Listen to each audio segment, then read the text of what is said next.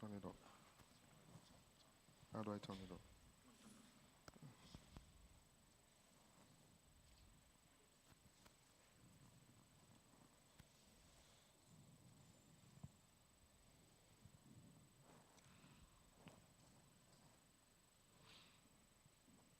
Good morning, everyone.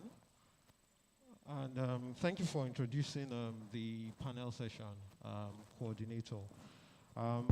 Please, I believe I'm quite audible, and everyone here can hear me.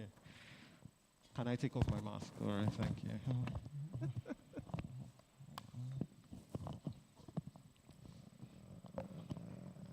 Thank you.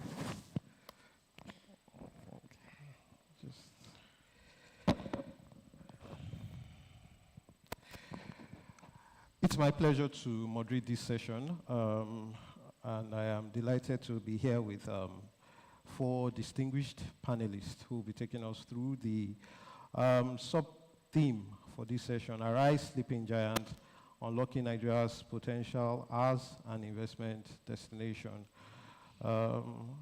First, to my left is Ms. Tinuade Awe.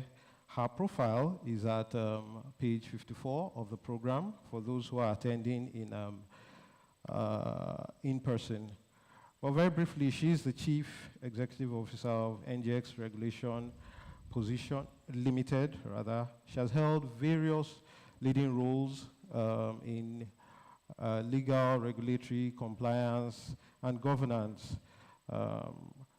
She has been responsible for providing effective leadership to ensure that the exchange carries out its regulatory activities in a legally compliant fashion.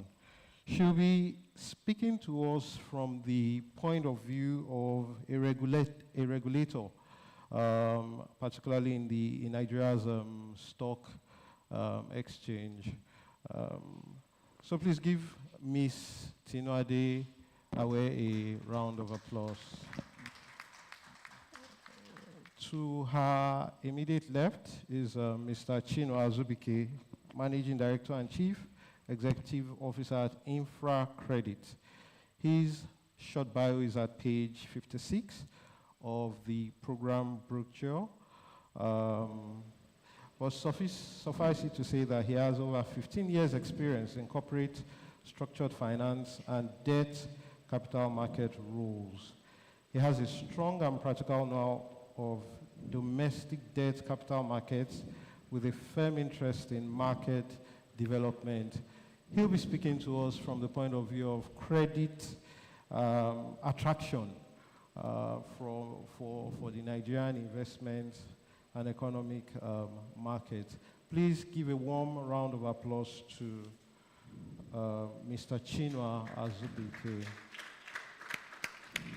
To Mr. Chinua's left is Dolapo Kukoi, partner at Detail Solicitors, where she leads the firm's energy, power, and infrastructure practice. She has extensive experience advising clients on a wide range of complex transactions. Her bio is at page 55 of the program brochure. Please give her a warm round of applause. Thank you. She'll be speaking to us from the point of view of legislation, how legislative intervention can be crucial in unlocking Nigeria's potential as an investment destination. And finally, to my right is Fola Fagbuli, Senior Vice President, Africa Finance Corporation, where he currently serves as Head of Financial Advisory with overall responsibility for corporate finance advisory, M&As, capital raising, and other technical advisory assignments. He'll speak to us about investments, investment flows generally, and how Nigeria can be an investment destination in terms of critical economic infrastructure. Please give him a warm round of applause. Without further ado, I'll pose a few questions to Ms. Awe in opening this panel session. Ms. Awe, some of the untapped, underutilized sectors of Nigeria's economy include energy, ICT, and healthcare. These are critical for sustaining any economy. What do you think are the opportunities that can be maximized from these three key sectors and towards driving investments and contributing to the growth of the Nigerian economy? Thank you very much, Rotimi. And I'd like to start by thanking the Nigerian Bar Association, the Lagos branch, for this opportunity to speak on this panel. The three sectors that you spoke about are actually key drivers of the economy. I think it's quite fortuitous that we're actually speaking about the energy sector today, because I think the impact of the energy sector is being felt by all of us in a very real way right now. The challenges that are in the energy sector. As I think we all know, the energy sector has oil, it has gas, it has electricity. The oil sector we've tapped quite significantly in Nigeria. The gas sector, where we've started in there, but certainly not to the extent that it is necessary to do, both from a sustainability perspective and from the perspective of harnessing the energy there. And then the electricity sector, we've been in the electricity sector for a long time, but we all know the challenges that are there. So as far as energy is concerned, there are a lot of challenges. And if you don't have appropriate energy, you really cannot fuel an economy.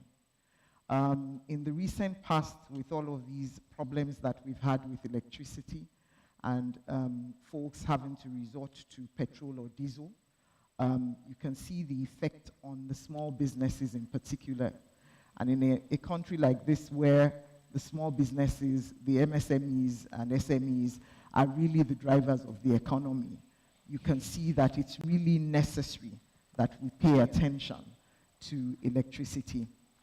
I think some of the things as lawyers that we need to try and look at are, what exactly are the arrangements, the legal arrangements, with respect to the DISCOs, with respect to the GENCOs?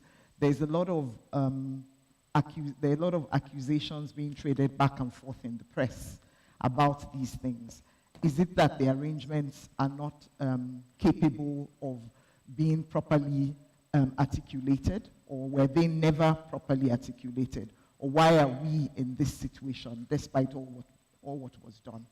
Why do we have only 5 refineries? And why are the refineries not doing the work that they should do to the extent that they should do it, such that we are now having to import refined products? And we know a couple of weeks ago the challenges that we had around the importation of petrol that was it was bad in essence, and the effect that that had again on people's lives and on businesses. So these are things that we need to pay attention to if we truly want to unlock these sectors. First of all, the legal basis that underpin these sectors as far as energy is concerned.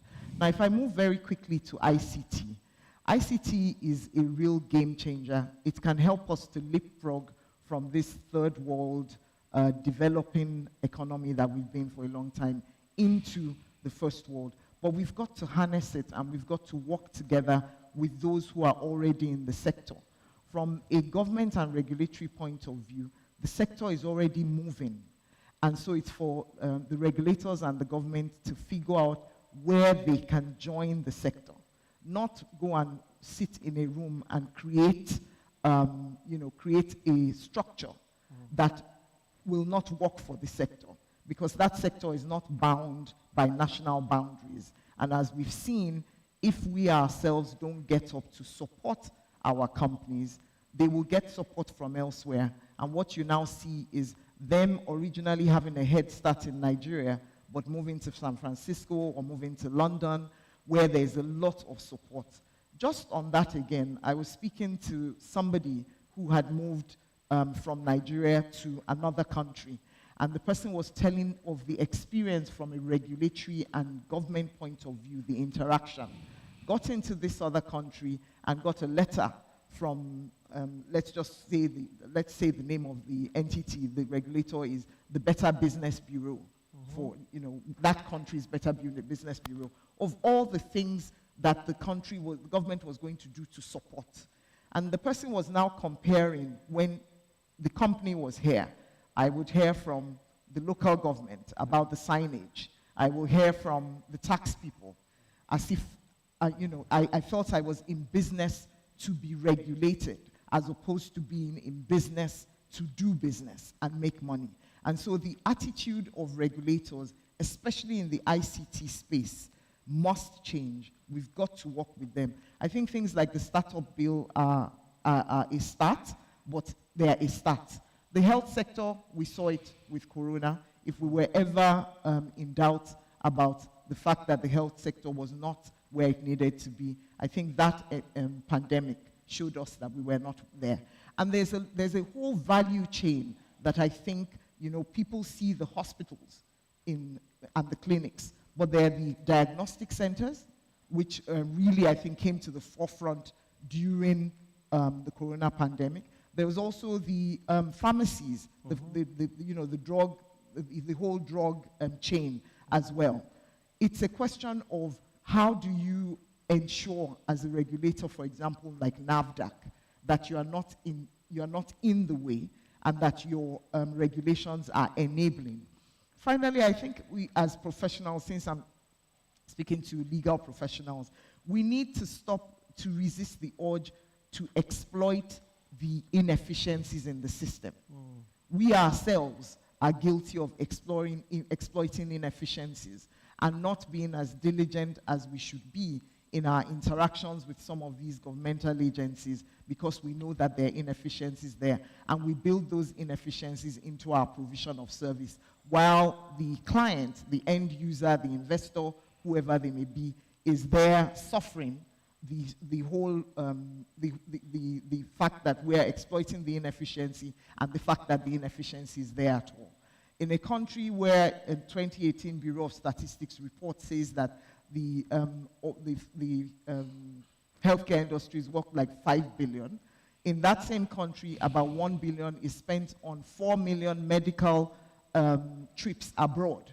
So clearly, if the worth in the country is 5 billion, and you're spending 1 billion to go abroad for 4 million medical treatments, there's a room for expansion within the country, if we can get it right. And how do we get it right? The enabling legislation and the lack of multiple regulation as well.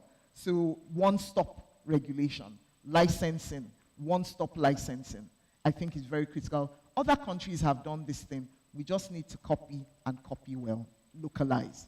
Thank you. Thank you very much, Ms. Awe.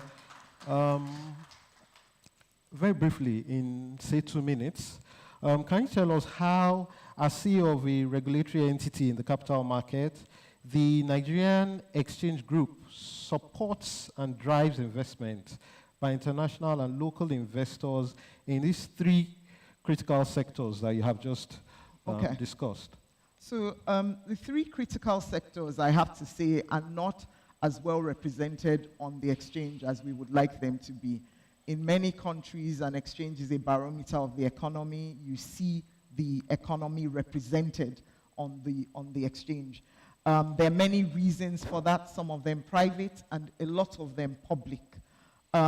Notwithstanding that, we do have a number of companies that raise money on the exchange. So recently, if you're talking about the ICT space, we're all aware of the MTN, the PO, that used technology to raise, the use of technology, buy a technology in raising a significant amount of money, and even raising, a real more than they had expected to raise, and having to do the rationing of the interests. We also have a number of healthcare companies listed on the exchange. In the energy sector, we have a number of oil companies, at least we have Seplat. We also have a power company that has listed a bond, a green bond.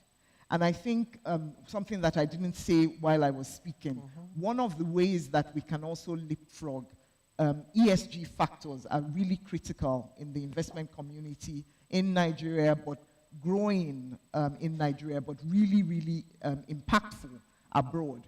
And I think that's an area that people can look at if one wants to raise capital.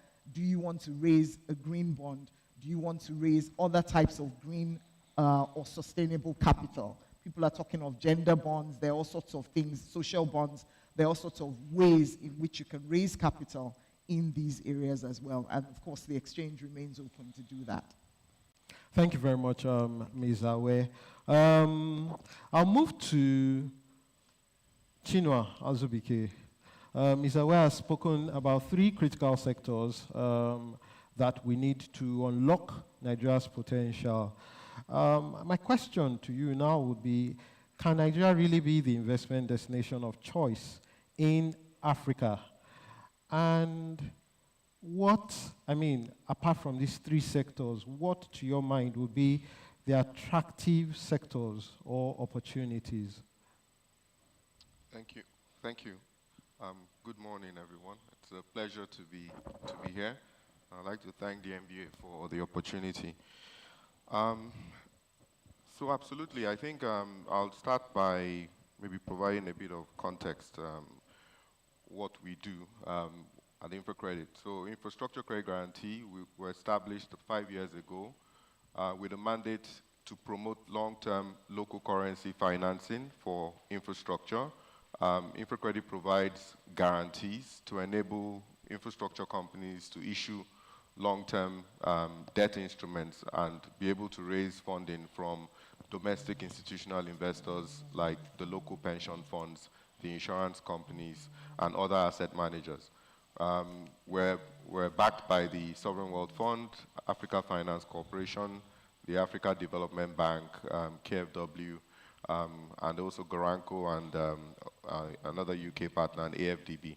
Now, over the past 5 years, again, back to our mandate, if you observe the opportunity, so, when you look at Nigeria, despite all the challenges we face today, the size of the economy, the size of the population, and also the fact that we actually have a fairly developed debt capital market presents a unique opportunity to leverage the market, to allocate more funding to the sectors that require this financing. And infrastructure obviously plays a very critical role because of the impact, the multiplier impact it has in job creation and also supporting local economic growth. To date, we've supported a couple of sectors, and maybe I'll use those sectors as examples. One is the energy sector. We've enabled companies, both on-grid and off-grid, to raise up to 10-year financing with our guarantees. We're rated AAA in local currency. That's essentially the same rating with the federal government. And as a result of that, when we provide these guarantees, institutional investors like pension funds are more comfortable to invest, allocate funding that otherwise they may not have invested in these projects. Now, enabling companies to private companies, or I'll say corporate entities, to access 10-year financing, 15-year financing, fixed-rate borrowing that otherwise they can't get from the banking sector is quite significant. And when you look at the market that they're accessing, look at the demographics, right? We're a very youthful population. And that also means that when you look at the pool of savings in the pension scheme, the contribution, it grows at about 15% per annum. Currently sized about 14 trillion. Now, 35% of the assets under management can be allocated as domestic credit to the private sector, through lending from that market. Now, how are we able to unlock a lot more of that funding to address the deficit that we struggle with?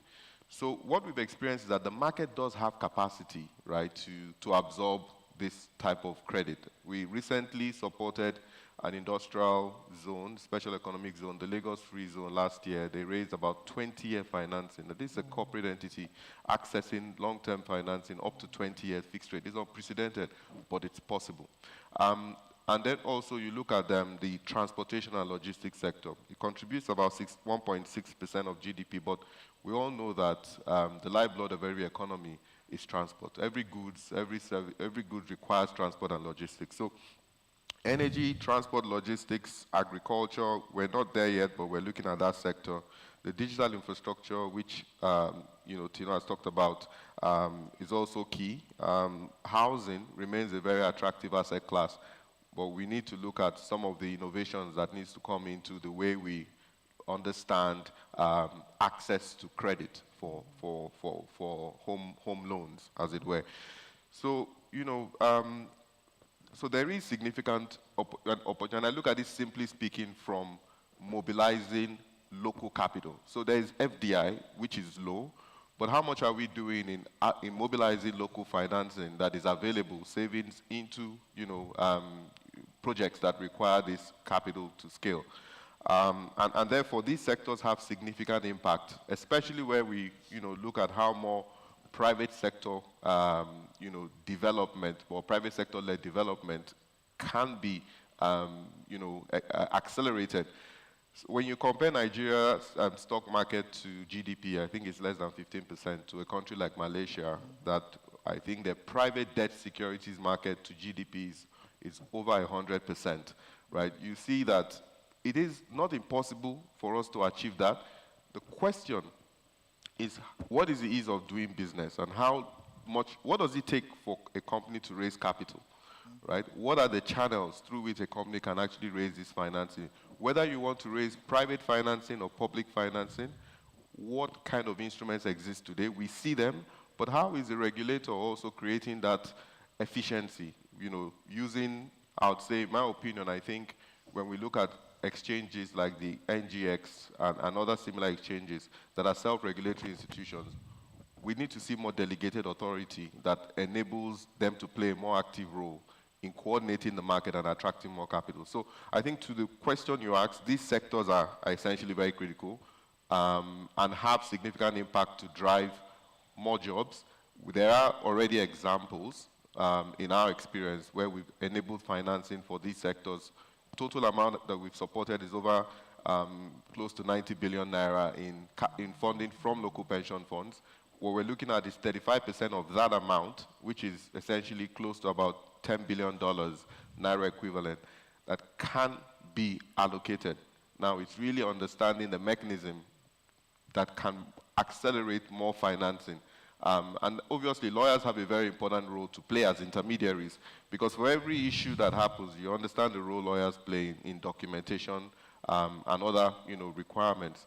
So I think the opportunity sits to the extent that we have these examples. To scale that up, obviously, requires some more strategic approach rather than having the same conversations every year. I think we need to identify these pillars that we can really drive. All right, thank you. Thank you. You spoke about financing, 10-year financing, 20-year financing. I want you to focus a bit on PPPs. Many believe that Nigeria is not ripe for PPP yet, and that many of our PPP initiatives may be considered as a waste of resources. Yet, on the flip side, government cannot afford to breach the gaps that exist, perhaps in infrastructure and other sectors. What are your thoughts on these? Very briefly, 2-3 minutes. So I believe PPP is a very critical tool to unlocking more private participation in funding infrastructure and investments generally. And I think we already see private-public partnerships already happening.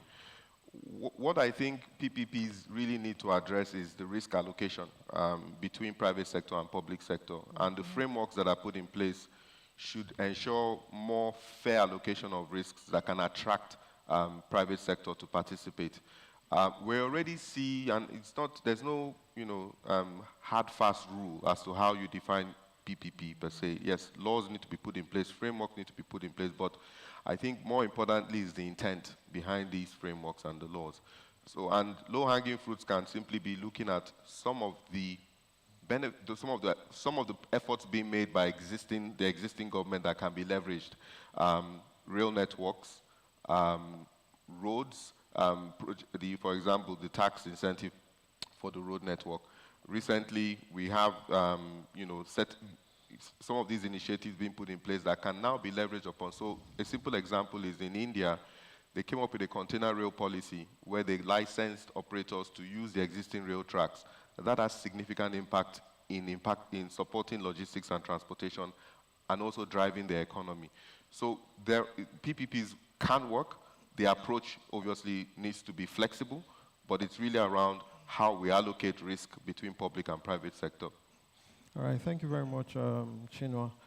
I'll turn to Fola now. Infrastructure is a key enabler of investment and a major driver of investment flows globally. How is Nigeria doing as an investment destination in terms of critical economic infrastructure? I hope you can hear me clearly. So infrastructure is what we do at Africa Finance Corporation, where I work. And we're working in about 30 odd African countries, financing infrastructure projects, investing in infrastructure projects, and that includes everything from roads, bridges, power plants, heavy industrial assets. I hope you can hear me clearly. Heavy industrial assets, oil and gas projects, mining assets, airports, seaports, large transport infrastructure. So we have a bit of context in terms of how infrastructure as an investment is doing across the continent, and I can bring that perspective to what's happening in Nigeria as well. As Rotimi says, infrastructure is a key enabler of a positive investment environment, where you have roads that work, where you have electricity, where you have highly efficient seaports, where you have a good airport. You are more likely to see businesses developing, you are more likely to see an attractive environment for business. And I think we can all agree that infrastructure is one area where Nigeria has struggled significantly. But at the same time, in addition to being an important enabler of investment, infrastructure itself is an investment opportunity. And many countries of the world have achieved significant amount of developmental impact by focusing on infrastructure itself as an investment asset class, right all the way from the development of the United States itself as a country. A lot of their early investments were in infrastructure, in railroads, in roads, in bridges, in canals, in turnpikes, and things of that nature. And the situation is no different in the modern economies of Africa. The first thing to say is that Nigeria has actually not done terribly in terms of being an attractive destination for infrastructure investment on the continent. If you look back the last 10 years, including all the challenges that we've had in the world. Originally, you had the global economic crisis, and then you had the COVID pandemic, and then now we're dealing with the crisis in Europe with the Russia-Ukraine situation. Taking all of that into context, Nigeria is still one of the top 10 destinations for particularly foreign direct investment into Africa in the last 10 years, alongside, major destinations like Egypt, like South Africa, like Ghana, Cote d'Ivoire, Kenya. Nigeria ranks high up there. Nigeria has also seen a lot of investment in infrastructure in particular, in railroads, in airports. I mean, the president is in Lagos today and he's inaugurating a new airport terminal in Lagos. He's inaugurating the Dangote fertilizer plant down in Lekki. These are all projects that have come up in the last 10 years, and there are many others like that. But the question is, are we doing enough, even with what has been done? And I think the answer is a clear no. If you think about the massive opportunity that Nigeria is, and if you think about the deficit that we continue to have in terms of the quality and the availability of infrastructure in the country, in terms of the areas where other African countries are doing much better than us. If you look at telecoms infrastructure, if you look at energy infrastructure, if you look at transportation infrastructure, significant volumes of capital that are flowing in that direction. Nigeria needs to be doing a lot more to attract cash ourselves into those areas. And I'm happy to talk about some of the things that we need to be doing and we can be doing to improve our positioning. But to summarize, yes, infrastructure is an important enabler of investment in a country. Nigeria has not done badly in terms of attracting infrastructure investment in the last 10 years, particularly foreign direct investment. A lot of it has been state-backed, where you have the government borrowing on its own balance sheet and then investing in the infrastructure as opposed to being private sector driven. But nonetheless, the infrastructure has been built. We also have significant private infrastructure projects, like, again, the massive Dangote complex that is going on at the moment, amongst others. But there's still a lot that can be done, and I'm happy to talk about some of those things. Thank you very much, Fola.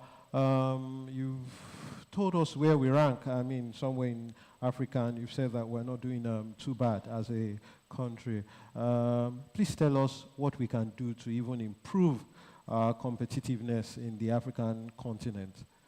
Yeah, so I think the obvious area for improvement for Nigeria is an attractive private infrastructure investment inflows, as opposed to this always being done on the back of the government's balance sheet.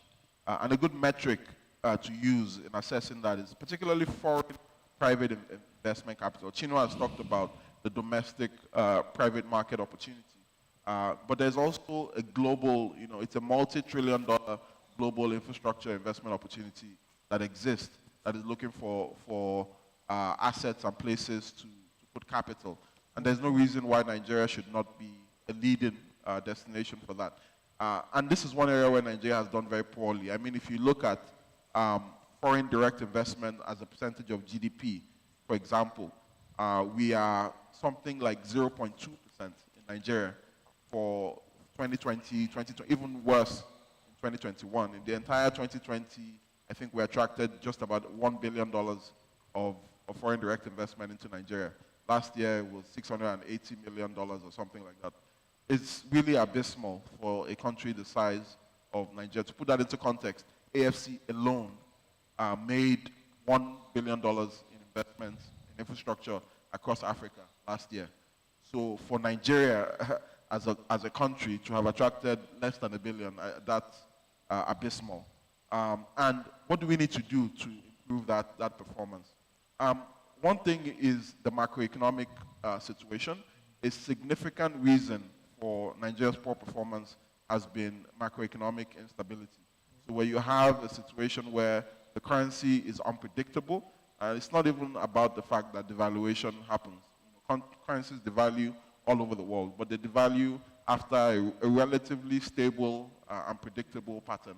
What you've had is a very violent and unpredictable behavior of the currency, where you have government regulations that move in different directions. One day it's this, the other day is that. When you have inflation being as high as it is, which is a significant hindrance to capital formation in any country, when inflation levels are at 15, 16%, it's almost impossible for domestic capital to form in an environment with such high inflation rates. and when you have some of the other challenges around insecurity in particular that we've had in Nigeria, it becomes very difficult for you to be a credible destination for foreign direct investment. So in reality, I do think that what we need to do in Nigeria is a huge challenge, but at the same time, it's very simple things that are known. It's about organizing ourselves better. It's about improving our macroeconomic performance and macroeconomic stability, bringing inflation down, getting our currency to be much more stable and much more predictable, getting the government to be less sort of up and down in terms of its regulatory behavior, to be very, very predictable, very well understood. And we've achieved this before in Nigeria. If you look at a lot of the macroeconomic indices and the regulatory environment in the late 2000s, in early 2000s, all the way into the mid-2000s in Nigeria, where a significant amount of reforms happened in pensions and banking and what have you. Nigeria has projected to the world in the past a very stable, confident, and easy to understand macroeconomic picture. And we can do that again, and that's absolutely what we need to do. And it's about organization of how we set our country up. It's about making the right decisions at the right time. It's about avoiding some wrong decisions and not doing those things. And if we do that, I do think that it's a wide open opportunity for Nigeria, because the capital exists globally and it is interested in financing the things that we need to build in Nigeria: roads, bridges, power plants, heavy industrial assets, seaports. Everything needs to be built, and the opportunity is there. Thank you very much, Fola.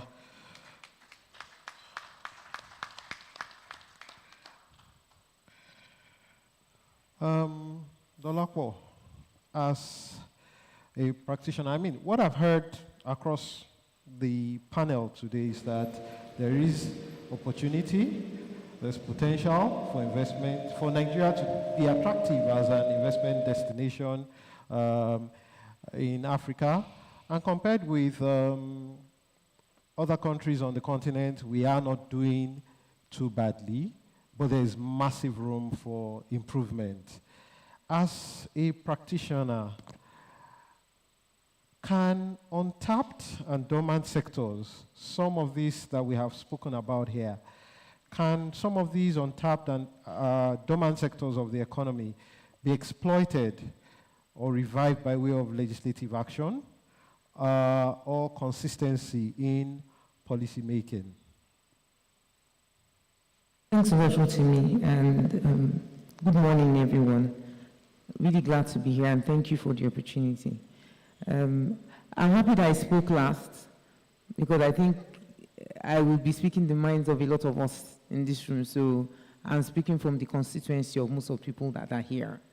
Although we have a number of lawyers sitting at this side as well, and some of them who have become, regulators and financiers, like Isawe and Chinua. That said, I will be speaking from the practitioner's angle, and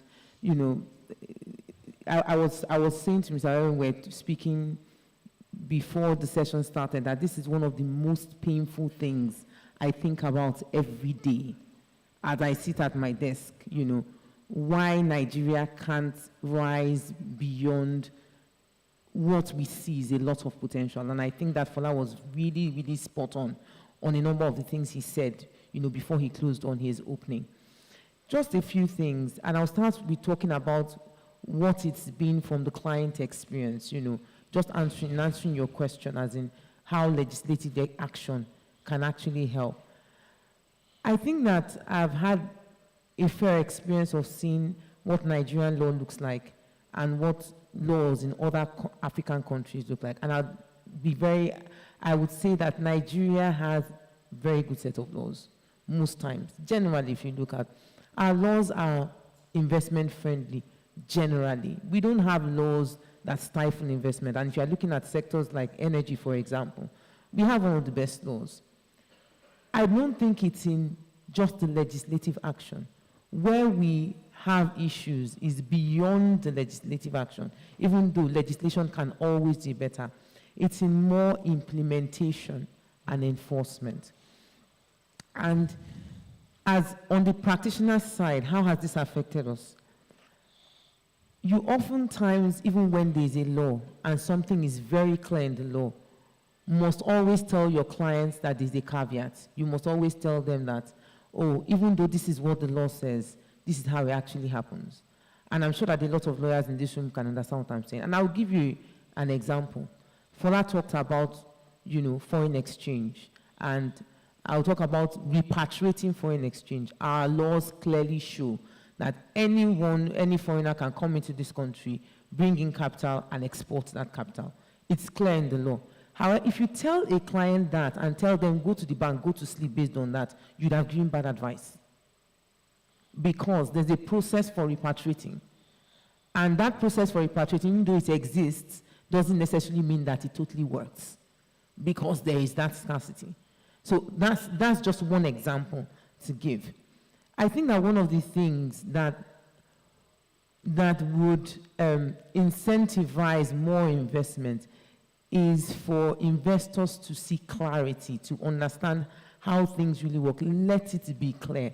It's oftentimes confusing that even we who are the custodians of the law, if I could put it that way, sometimes know that something happened, that this is the position today. By tomorrow, you may not be sure of the position. We can't keep having key regulators, and I will not mention it, but we can't keep having key regulators who wake up every morning and decide that this is how things that are very, very vital to our macroeconomics will work. It's also very stifling for new areas of, new areas. We're talking about things like ICT. We are talking about our knowledge economy, which includes people in the technology space. A lot of us know what has happened in the last, 6 to 9 months about the Twitter ban and the aftermath of the Twitter ban. We can't afford to always send conflicting signals, to investors and to people, and whether local or foreign, about how business operates in Nigeria. They can't always think that you never know what will happen the next morning. And this is not only on the federal level. This is everywhere. I remember one time in Lagos, I think this was last year or 2 years ago, when we had a lot of bike hailing, or what I call them, companies, and one day they were banned. Things like that. Not like there was no law, but there's a lot of discretion. There's a lot of discretionary power that happens that makes a lot of investors skittish. And money follows the path that flows well, not where there are obstacles. The other thing I'll talk about is, our systems for permits and licenses. How that works. Again, is talking about still implementation. We've done a good job, to be honest, somewhat a good job in enabling technology in a lot of our agencies. But that said, there's still a lot of work that needs to be done. And that's another pinpoint for business people. They need to be able to know that if they're going to get a permit or they're going to do a search somewhere, this is the amount of time it takes, and there are no other issues to do with it, particularly when you've enabled it by technology. But what we have is, we have enablement by technology, and then we still have human angles. You can go to some agencies and they'll tell you, which one do you want to follow? Do you want to follow the computer one? If you want to follow the computer, be telling the computer. You hear things like that.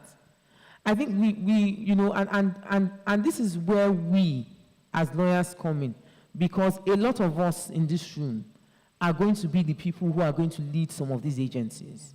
And we have to make very bold decisions. There's a lot to do with it. There are a lot of the parts of the sectors that we need to make technology enabled, to enable some of the deals that Chinua was talking about, and some of the deals that Fola is talking about. You won't imagine that something that could kill a transaction such as Chinua's could be taking security, where he's not able to take security on assets because you can't register the asset in the lands registry.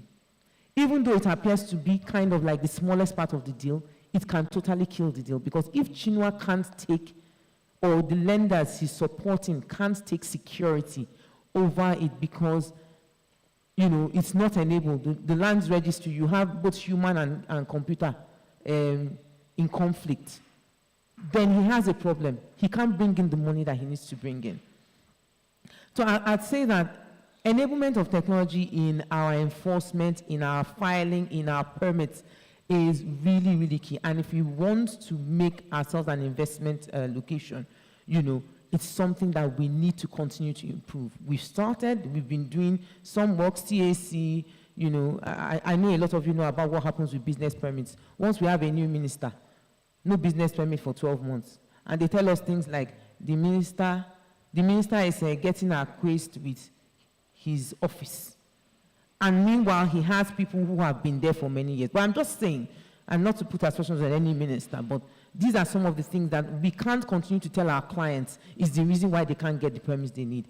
I'll just say a few things about on the government part. So I've talked about generally about, you know, some of the issues, but just some, would I say some suggestions from government? I don't know if you have another question for me, or I can just go ahead. No, you can go ahead, please. Okay.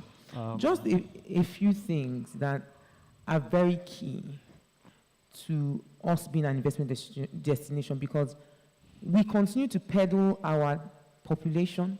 We continue to peddle the fact that, you know, we are, you know, over 200 million people. You can't miss this destination. But money is going away. Money is going away. And we have to make certain decisions. One is that government needs to decide that it needs to be an enabler, not a stifler. You know, government needs to be a facilitator of business. We need to have less policy somersaults. There needs to be less rent seeking rather than, you know, facilitating, where you find that businesses are just inundated with different taxes. Different things. You do federal, you do state, you do local government, you know. There needs to be a holistic, the whole chain, every part of government, where you see that agriculture is important. Let's support agriculture throughout. State government, let's follow the policy. I'll stop here because otherwise I'll talk tomorrow, but it's a very painful issue, and there's so much more that we can do as a nation. Thank you. Thank you very much, Dolapo.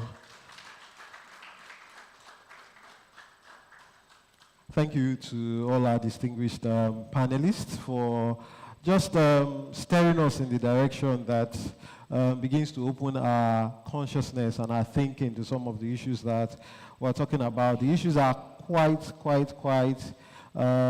much, and the limited time that we have to speak to these issues will not do us justice. I don't know if there is room for questions from the audience. I've been the one asking all the questions all along, so it would be nice to have some audience participation by way of questions,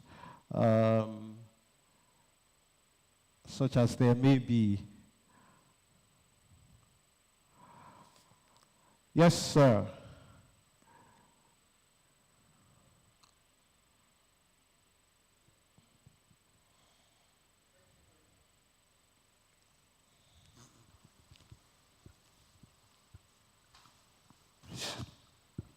Yeah, thank you very much. I'm Professor Abiola Soni, Senior Advocate of Nigeria. I teach in Faculty of Law, University of Lagos.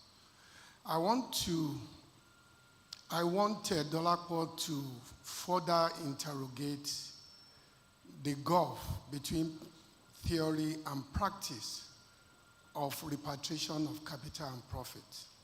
It looks good when you read it in the statute books.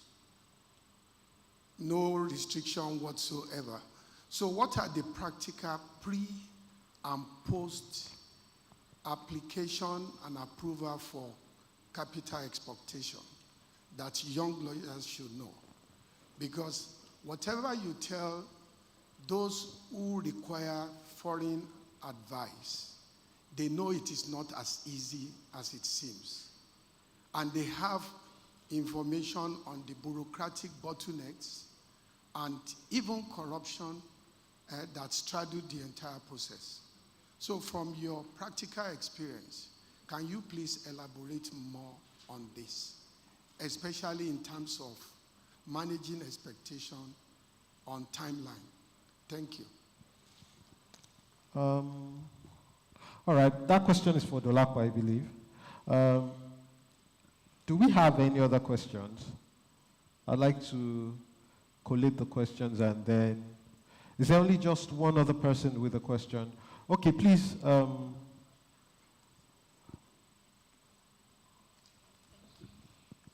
Good morning, panel. Thank you for this opportunity. My name is Olga Okeulon, and I'm an associate in Bawani Godalu. My question is really to the entire panel, but mostly to Mrs. Awe. Thank you so much for your submission. I'm very curious because you mentioned that it would be good to consider having a one-stop regulation center where people can get a collation of information on, how to deal with agencies, just so that it facilitates ease of doing business. And so reading into what Mrs. Kukoi said, what exactly do you suggest that we as lawyers do, especially when approaching regulators who present themselves as bottlenecks? So for instance, if you have a regulator who, despite what is stated in the law, has determined to do things a certain way, and in the spirit of not trying to enforce the negativity that exists in system, you now have clients who suffer on the other hand. So until we get to that point where we achieve is a balanced system that works, what would you suggest that lawyers of today do in order to ensure that they do not facilitate today's seemingly bad system and also encourage tomorrow's system, which we are currently working towards? Thank you very much. All right, thank you. We'll take those two questions first, and if we still have time for more, then we'll take those questions. Dolapo, please. Thank you, sir, for your question. So, elucidating more on capital repatriation. So, everything that the laws and the regulations say is correct, which is that you can repatriate. It is now practically what happens. So, even the laws and regulations say that you need to get an authorized dealer, if you're advising your client, in order to be able to repatriate capital, needs to ensure that, they get what is called the certificate of capital importation from the authorized dealer, which is a bank. So you do all that, fill all the forms. Of course, you need to, so speaking to a young lawyer now, there are requirements by banks, and you need to find out what those requirements are because they could change. So not only just looking at what the laws and regulations say, it's always good to call a bank, ask a bank, what their requirements are, get those requirements. But what are the issues and what are the caveats you must give your client? One is that the fact that you brought in that capital doesn't mean that you take it out at lightning speed and at any time that you like, because oftentimes there is not enough. There is not enough, that's what we hear, that there's not enough foreign exchange in the system. So you have to kind of wait on a queue. And then we have a lot of clients who find out that they brought in foreign exchange, they are making money in Nigeria, which means that the services that they're providing, whatever is paid in Nigeria, but their shareholders need to get those funds out. And what often happens is that those funds just stay in bank accounts here in Nigeria, because it could take up to 2 years or more than a year to even get your money out, and you may not even get all of it out. So sometimes what they do is that they use it for their Nigerian operations here. So those are some of the things that you need to warn about, or the caveats you need to give. That if you do need to take it out, if you go through the CCI route, you are not assured about when you will take the money out. However, if you are going through other routes, which is a combination of parallel market, NIFEX plus parallel market plus premium plus this, then you may not be taking it out at the rates that you envisage. You would have taken it out on that CCI. It's basically, it comes, one, with experience, but also with exposure and asking a lot of questions before you advise your clients. And it's also always helpful that if you are a very young lawyer, you find out from people who've done it before. So that's what I'd say. And the fact is that things change every day. I mean, 3 or 4 months before, we had on transactions a platform that we could use as, in agreements and say that this is the rate of exchange. Now we have none. And you cannot imagine what that single thing has done on transactions. I mean, even for us as lawyers. where our clients tell us, I can't just say parallel market in an agreement. Even for your fees, I can't just say parallel market. I have to be referring to a verifiable platform, a verifiable source. So these are some of the things that we are dealing with. Thank you. Thank I you hope very I've much. answered your question, sir. Thank you very much, Dolapo. Ms. Awe, the question on the one-stop regulatory agency you spoke about. Okay. Thank you. Thank you very much for that question. So, in my view of the world, I think it's kind of along the lines that Dolapo was talking about, where if you're taking a sector, so you say, for example, the agricultural sector, or you're taking the creative sector, Nollywood and music and all of that, you then create an agency or an amalgamation of agencies that are working together. And it will require a certain level of collaboration, as well as a certain level of realizing that your tough is not your tough. Your tough is not important if the economy is not benefiting. So there's no point you're being the regulator of this small space and you're doing whatever you want to do in that small space, but you don't care how the folks who are using the regulatory services that you are providing are able to jump through other hoops to get their business done. And I think that's one of the greatest problems. It's an attitudinal problem. And it's not only because the people who are in the regulatory institutions, they're Nigerians. They're not, so it's an attitudinal problem that we have as Nigerians. And I think that as lawyers, one of the things that I work with a regulated entity as well. And then we also have, because we service a market, have contacts with all the regulators of the entities that are involved in that market. And one thing that you find is, as lawyers and as anybody that has to deal with regulators, the regulatory engagement, you can never be tired of regulatory engagement. And that engagement, in my own view, should come at all levels. So regulatory engagement doesn't mean things like, bribing or sending people off for seminars, unless, of course, it's part of a capacity building initiative that you have across to achieve a particular purpose. That's a different kind of thing. But it requires a lot of engagement at different levels within your firm. So who are the first year and junior associates? Who are their contacts within the regulator that you are interested in? Who are the contacts of the mid-levels? Who are the contacts of the senior associates? And who are the contacts of the partners? You really have to engage through the entire rank. You also need to understand, there's a certain opacity that is deliberate, in my view. So one of the tasks of a lawyer, unfortunately, is you need to understand the way that their processes work. So if, for example, there's a regulator that usually does their directives via circulars, how do those circulars get created?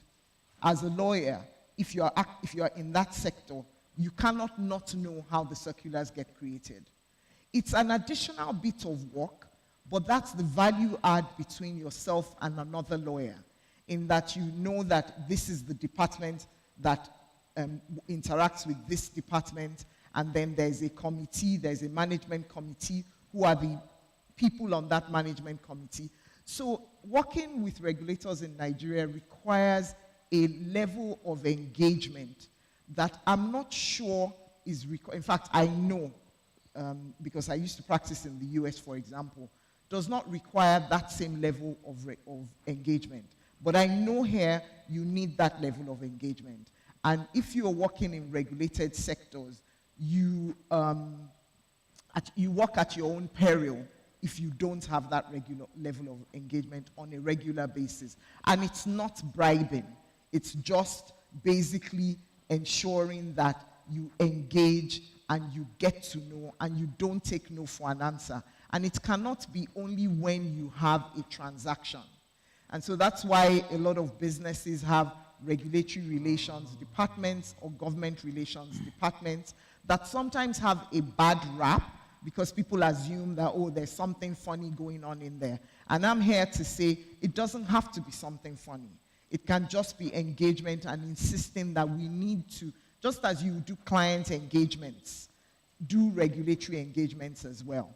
With the point I made about one stop, I think it's still a far way away because we still think we're very tough-minded. But we will get regulators as we continue to engage with the political process. And so it's a long story that is beyond this panel, how you get the kind of regulators that you want. It's an engagement with the political process that ensures that the political process selects the appropriate people. We've seen, for example, Yewande Sadiko at the NIPC. We saw what she did there. So it is possible, but it's hard. Thank you very much. Thank you very much, Ms. Awe. I would have a little more time to take perhaps one question, if we did, from our virtual participants, but time is really, really, really far gone. On behalf of these distinguished panelists, I'd say thank you for having us, and thank you to everyone who has made this session a huge success. I'm sure Yewande would wrap up with her vote of thanks. A very big round of applause for our distinguished panelists. Thank you very much for setting the tone for today's discussions. I think we would all have loved this discussion to continue, but I guess we will continue in other sessions. Thank you so much for sharing your morning with us. A group photograph will be taken next with the executive committee of the MBA Lagos branch, as well as members of the planning committee for the MBA Law Week 2022 that are in the room. Please come upstairs for a group photograph. Thank you very much.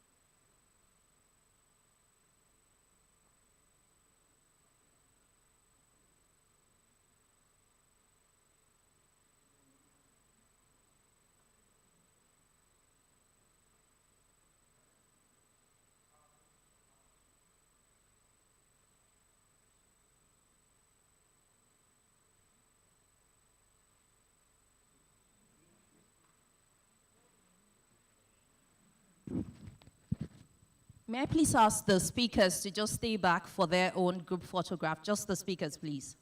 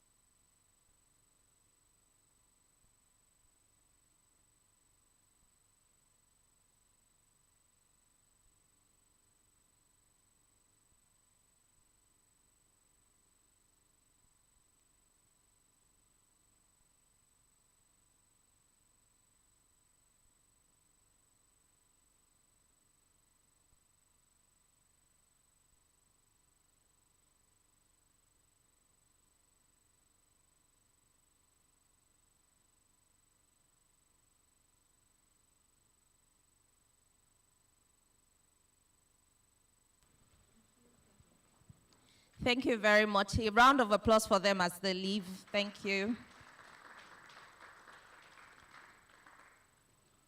Our next panel session will be taking off from where we started, and that panel will be exploring the new provisions of the Companies and Allied Matters Act 2020 in relation to company rescue, and the topic that they will be exploring is giving life to the business rescue intent of CAMA 2020 under the present legal order, implementation challenges.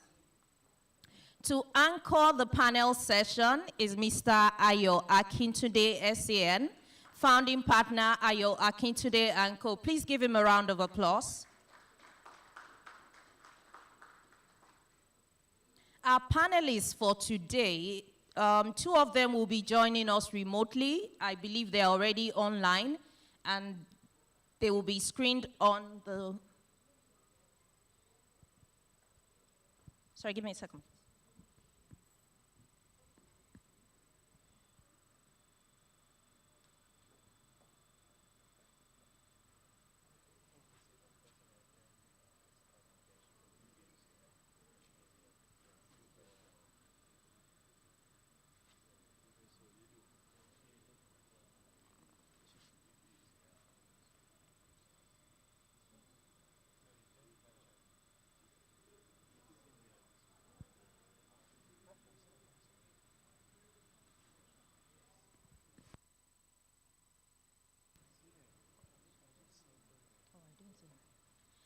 Our panelists today, we have Dr. Anthony Idigbe, SAN. Please come up to the stage, sir. A round of applause for him. Thank you very much for coming, sir. Also, Professor Godwin Oyedokun, Professor of Management and Accounting, Lead City University from Ibadan. Please, a round of applause for Professor Oyedokun. Thank you very much for joining us, sir.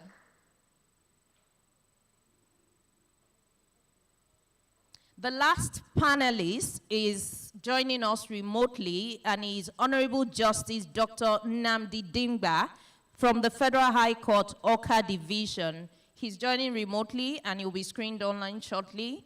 A round of applause for our distinguished panelists as they come on stage. Thank you very much. This panel session will run for 1 hour, 45 minutes for the actual discussions, and 15 minutes for questions. We have online participants who are joining us via Zoom, and they would also be dropping their questions remotely, and we'll make that available to the panel.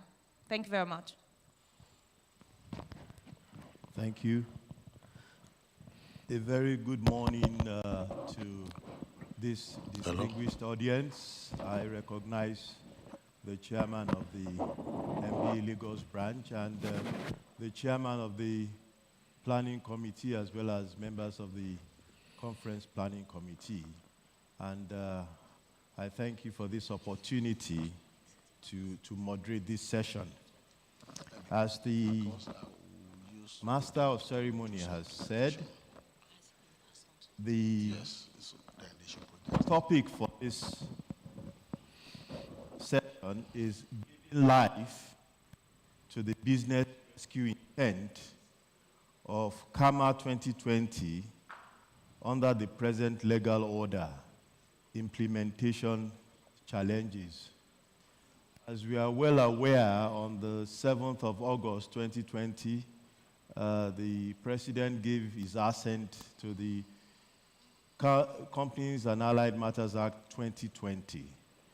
And a look at that legislation, one will see that it is one of the significant business legislations that have been enacted in the last 30 years. And why so? Because in that legislation, there are quite a number of transformational and reformative provisions in respect of operating business in Nigeria. And one of the significant portions of that legislation was provisions relating to business rescue. I'm happy that this panel is is on the back of the last panel when we're talking about investments. We must recognize and realize that even when we have investments, when companies are thriving, companies can also fall sick. Companies can have ill health. And this panel, I have a distinguished panel here that will examine carefully the provisions in CAMA 2020 relating to business rescue and the implementation challenges. On my right, I have the distinguished pleasure of introducing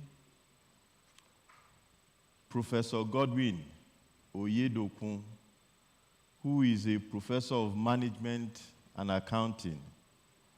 He is currently a professor of management and accounting in the Department of Management and Accounting of Leeds City University, Ibadan. He's also a visiting professor of forensic accounting and finance at Charisma University, Turks, and Caicos Island, West Indies. He's also currently a faculty member for the supervision of postgraduate students at the University of South Africa, UNISA. And he is a revered intellectual who has presented numerous technical and seminar papers at several and local international conferences. He will be speaking to us this morning and giving us a general overview of the business rescue provisions and mechanisms that are currently in CAMA 2020 and giving us some recommendations and suggestions as to how to implement those provisions. Also participating in this session is our distinguished Chief Dr. Anthony Idigbe, Senior Advocate of Nigeria, Senior Partner, PUNUKA. Dr. Anthony Idigbe, SAN, is the President of PUNUKA Consulting, Incorporated, in Canada, and a Senior Partner at PUNUKA Attorneys and Solicitors, a full-service law practice with offices in Lagos, Abuja, and Asaba, Nigeria. He also has the distinguished honor of being a past president of the Business Recovery and Insolvency Practitioners Association of Nigeria. He has been involved in various insolvency and commercial arbitrations, including ICC arbitrations in the capacity of chairman, member, counsel, and party representative. Dr. Idigbe SAN holds a GPLLM postgraduate degree from the University of Toronto, 2015, LLM from Robert Godson University, Aberdeen, Scotland, and many other degrees. He's licensed to practice both in Nigeria and Canada. He will be speaking to us from the perspective of a practitioner, the challenges that we as practitioners have in the implementation of these business rescue provisions in CAMA 2020. Our third panelist, Justice Dingba, unfortunately will not be able to join us because he's having he had some challenges with traveling from Accra to Lagos today. So he has asked Chief Anthony Idigbe to speak to some of the points that he had wanted to address us this morning. So Chief Anthony Idigbe will deal with that. So right away now, I will invite to the podium Professor Godwin Oyedokun to give us an overview of the business rescue provisions in CAMA 2020. Prof. Yeah, thank you. We are still in the morning, and I like us to just put some smiles so that we are not too serious about this issue of Law Week and traffic in Lagos. Your Excellency is the chairman of our panel and the president of my association, Dr. Dingba. Thank you for coming, and my doctor of ASR. Permit me to quickly give honor to the executive of this Lagos branch of MBA, and also permit me to recognize one of my bosses, one of my mentors, Professor Abiola Soni, SAN, for giving some of us life when it comes to the name we bear. I'll quickly be introducing us to what you know best, what you do better than some of us. However, just to call your attention to that or those aspects of the law you know better, but that has to do with what we accountants mostly relate with, and that is going to come in form of a topic called Giving Life to Business Rescue Intent of CAMA 2020. Okay, all the questions that has to do with law session, back to them here. Just allow me to just do my own, but when it comes to the question as to why session 1 is session 2, subsession, those that God has destined to be doing that will be doing that for us.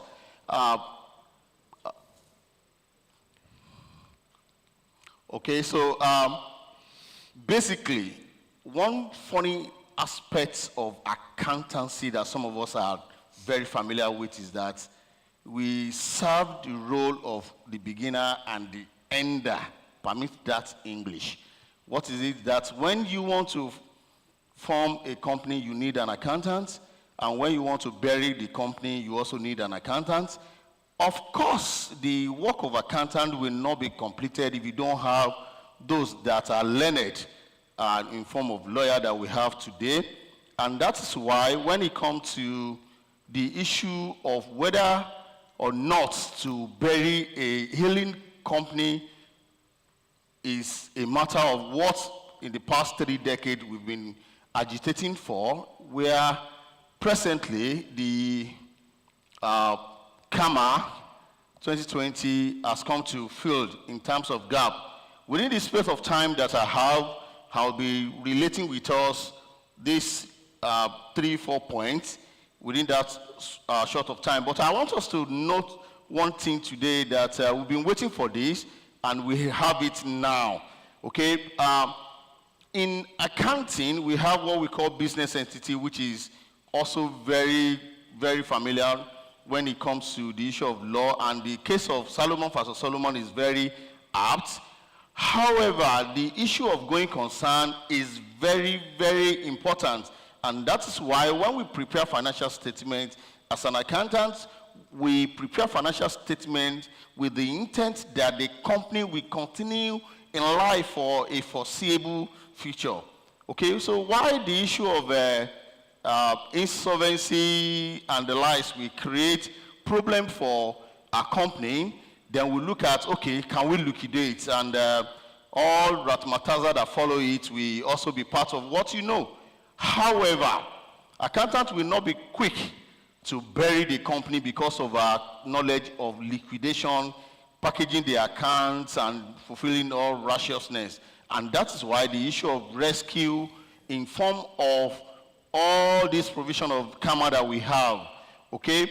Now, rescue will come because of the provisions that we have in CAMA, and we have been able to know that CAMA 2020 can be described as that significant business-related legislation in Nigeria in the last 3 decades, like I said the other time, and it contains changes to Nigerian insolvency legal system to the extent that its philosophy can be related to what we are relating to the fact that if we can make effort and explore, I don't want to say loopholes in law, provision of law, we could bring back a company that is destined to die, and artificially it can continue in life.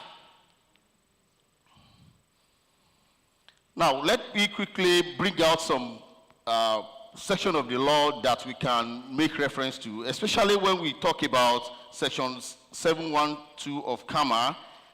This provision wasn't part of what we have in that of previous CAMA that was repealed, and it talks about what you do when you are trying to move away from the issue of extinctioning a particular company when it has a problem, and a kind of moratorium is also given, such that when you exploit it, you could do a kind of, I don't want to call it abracadabra, and the company will come back to life.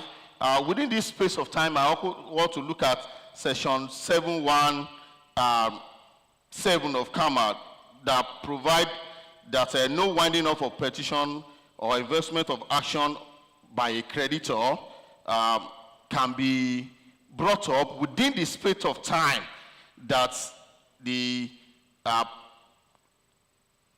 rescue is being done, unlike what we have before, that secure creditor can just come up and just go to court and activate some provisions. But within this period of time that we have rescue provision, the stay of execution that lawyers normally call it will not come to be. However, if you have situation whereby companies, secure creditor already has clear assets that are not part of the scheme of arrangement that the liquidator or the manager we have in place, the secure creditor can actually go ahead on that, and there are some documents that must be provided before that can be done. But this is with moratorium.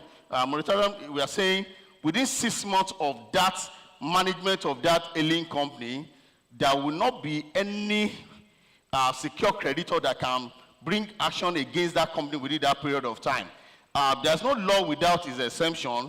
The exemption is that within 3 months, if there is any sure secure creditor that has a distinct asset, a mark for taking over within that period, such can be done, but within 3 months. So it allows the receiver or manager to actually manage the company within that period of time without any issue. But we can also look at the issue of limited impact of avoidance and what we call attachment. And this can be seen in Section 577 of CAMA 2020, and it was likely to what we have in Section 414 of the Repeal Act. And this one now includes a kind of proviso that effect that where a company is being wound up, only if its charge holder or any other validly created perfected security interest holder other than floating charge holder will be able to enforce security within that period. What this session is actually telling us that, look, when we are having issues with a company that is having problem and the receiving receiver or what we call manager has been appointed, do not come with anything that will distort the rescue mission of the manager, who is to manage effectively that within that period. But if you have floating charge on any of the assets, you do not have capacity to distort the progress that they have in that. And the aspect of fraudulent preference and fraudulent trading is also attended to in Section 658, subsection 1 of CAMA, where it was provided that where a company at any relevant time within the period defined in that subsection 6, does anything or procure anything to be done which has effect on putting a person or being one of the company's creditor or surety or guarantor on due advantage shall be deemed to be a preference. What this aspect is saying is that during the period of rescuing mission, the issue of fraudulent trading will not be accepted, because some people actually have insider information that this is the position of the company at that period of time. This section prevents them from leveraging on that information in order to profit more than every other person within that space of time. Whereas the issue of procurement and the likes will be guided with what we have in subsection 1, 2 of that particular section. However, within the space of managing of that ailing company, there are some services that are very important to the continuity of the company. But getting these services available for the company may be difficult, because at that period of time it is expected that the company has lost its ability to attract new funds, and then people that supplier vendor may not want to actually come closer because of the stigma on the company. The provision that we have in section 665 has made it very easier for the manager who is expected to manage the company well to go ahead and have suppliers for the purpose of maybe purchase of gas, water, and electricity, and the manager can go ahead and also give guarantee that may be subordinate or let's say superior to all other prioritized debt. So within the spirit of this, the administrator of the company can give a kind of what we call payment guarantee for such supply, because it is expected that they are necessary for the day-to-day activities of the organization.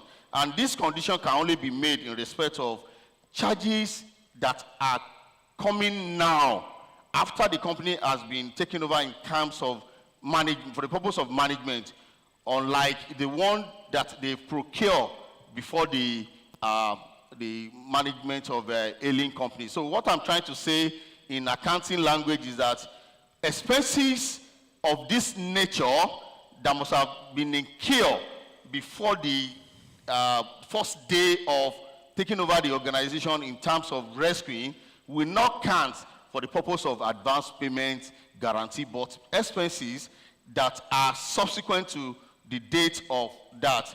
Another 2 points before I will leave stage for my boss here is the issue of voluntary arrangement, and this can be found on chapter 17, and the issue of administration, which can be found on chapter 18 of the CAMA. Of course, the voluntary arrangement has to do with the situation whereby the creditor and the company can come together to draw a kind of scheme, and this can be found in section 434, subsection 1 to 3, and this will be available during the problem of the company or when the administration order or winding up has been ensured. The process is what I'm projecting there, but when it comes to administration, is kind of procedure that's available for a company that is having a solvency problem or is likely to become insolvent within the period, and then the process whereby insolvency practitioner will be able to come together to protect the asset of the organization for the purpose of running same in the interest of the company and the creditor, and how the company can continue in business as though there was no problem before. The purpose of this is just to rescue the company and make it to continue into a foreseeable future as though they were not having problem, and it will enable the organization to have better life. I put some benefit forward, which I will not be able to go through, but during the question and answer, I will be able to do that. And I want us to note specifically that objective of business rescue is just to save company so that the company can go on in business. Is also to ensure that the restructuring that is imminent can be done and the company can continue in business. I have some recommendation, but I want to leave that to my doctor here to take us through that. But it is better to ensure that we save company because of some qualitative factor that is attached to it. If company die unnecessarily and it is buried, what happens is that a lot of staff will lose their job, and if one staff lose job, so many people are also attached to that. Distinguished ladies and gentlemen, permit me to rest here while the proceeding continue on the panel. Thank you so much. Thank you very much, Thank you. Professor Yedokun. I would now invite Chief Anthony Digbe to please speak to us as to whether before KAMA 2020, were there any business rescue provisions in the old regime of KAMA 1990? And in KAMA 2020, I would like you to speak to some of these business rescue mechanisms, company voluntary arrangement, administration, moratorium, netting, and things like that, so our audience can understand these new innovations in KAMA 2020 to enable businesses be rescued as opposed to liquidation. Thank you very much. And then you can then address the implementation challenges. Thank you so much, Ayo. The chairman of MBA Lagos branch, I just want to express my pleasure to be here. I had to fly in just because of this occasion.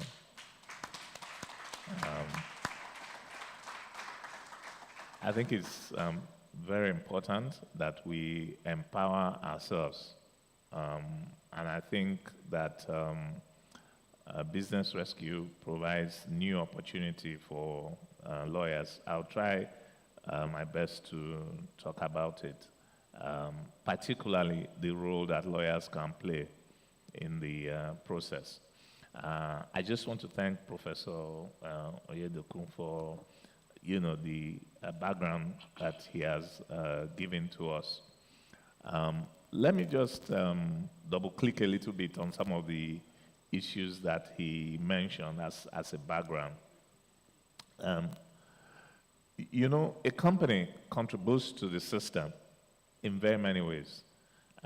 First, they make profit for the shareholders, and then they pay tax to the government, and then they pay salary to their staff, and at times they participate in community activities, empowering their host community, etc.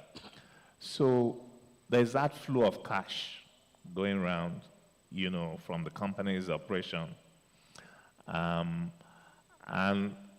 naturally, there are many stakeholders, not just the owners of the company, but the government, the community, the workers.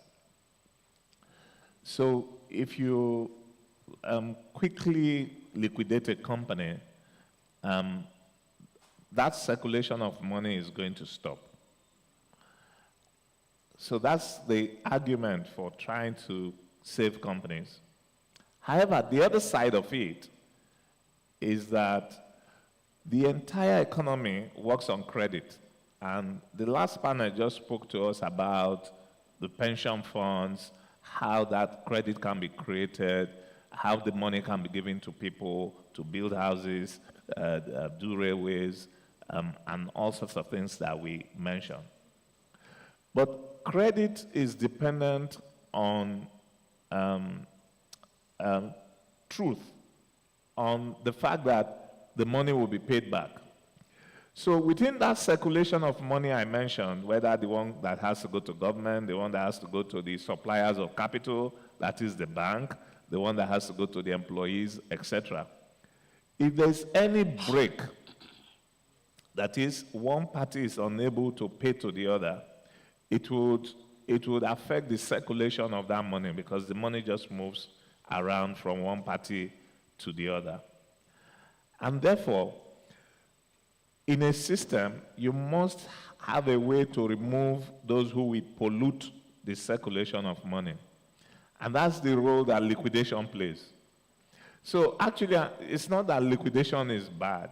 If a company is so bad that it will pollute the system, then you should remove it from the system through liquidation. But at times, there is a difference between the business and the company. At times, the business itself may be viable, but maybe those managing the company are not managing it very well. So you may need to save the business and let the company die, right? And at times, you may need to kill the business and let the company survive. So it all depends.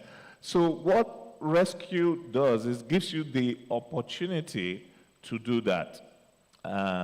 In the previous system, you couldn't really, there were limitations in terms of the ability of a lawyer to intervene and make a business survive.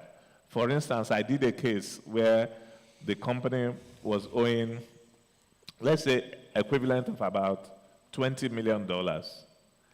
And then the bank went, seized their yard in Port Harcourt, oil and gas service company. And meanwhile, they had a $200 million contract. And then the IOC that gave them that contract was threatening to cancel the contract because a receiver had been appointed. And the yard that the receiver took over, if they sold everything, they won't get $10 million.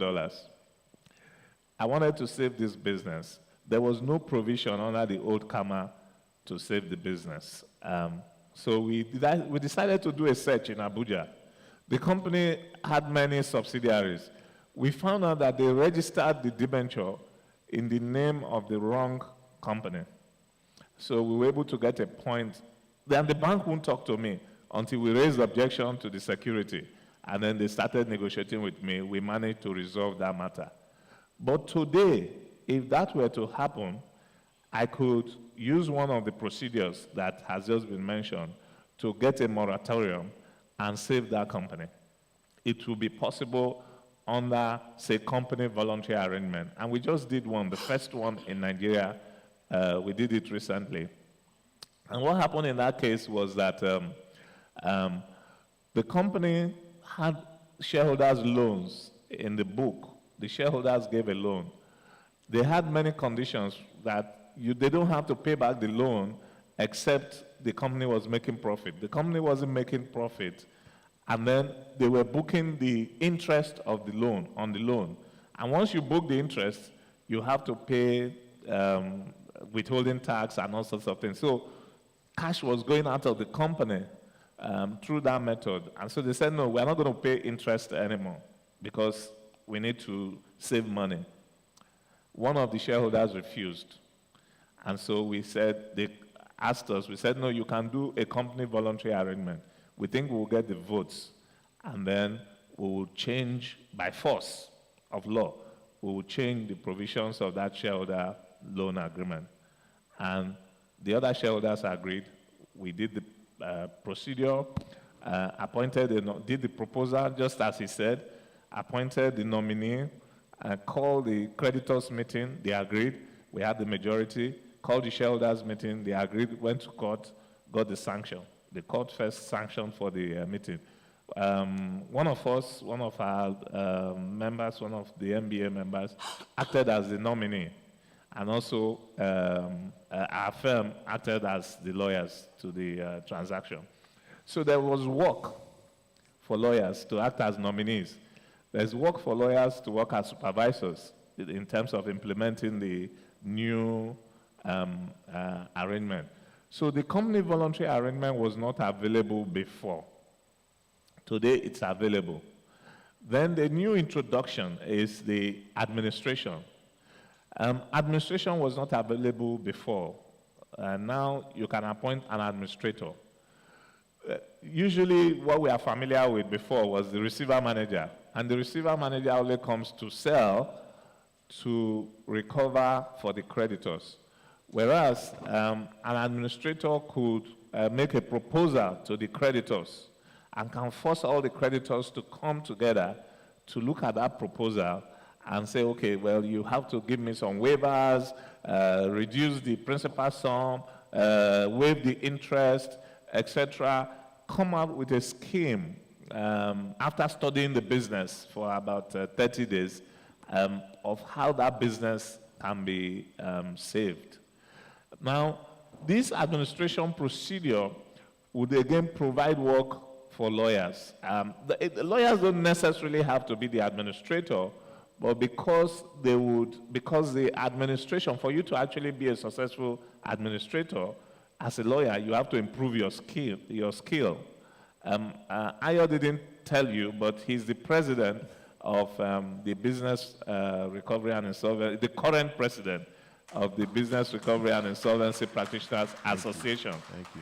So one of the things we need to do as lawyers is to improve our skill and our knowledge, particularly our knowledge in turnaround management, in ability to go into a company, study the causes of decline, identify them, and then come up with solutions for those, and then be able to actually prepare a turnaround plan. For you to be able to have some of those skills, you may need to join Brightpan, where they do a lot of training. So that is one area of job you can get, or you can act as the lawyer supporting the administrator in going to court to get sanctions, in negotiating with the creditors, in arranging the creditors meeting, etc., and preparing the proposals, particularly the legal aspects, because insolvency has impact on normal contracts. It usually adjusts the contract. I'm talking of the rescue plan. In a rescue plan, the agreement can discharge an obligation under a contract or modify the obligation under a contract. So these are legal issues where you need lawyers to advise and play a role. And by adjusting those rights under the contract, you reposition the company to be able to survive and meet the new obligations, not the old obligations which would have collapsed the company. So, what are the, those are the two main new introductions, that is company voluntary arrangement and administration. There are others that have always been there in the old CAMA, like the scheme of arrangement, arrangements and compromise, etc. But those didn't have the support mechanism, like they didn't have the moratorium. Our jurisprudence also didn't help, our previous jurisprudence. So if you look at a case like they have the FBN against NDIC, where the court decided that you couldn't get a moratorium except only for the case that is in the Federal High Court.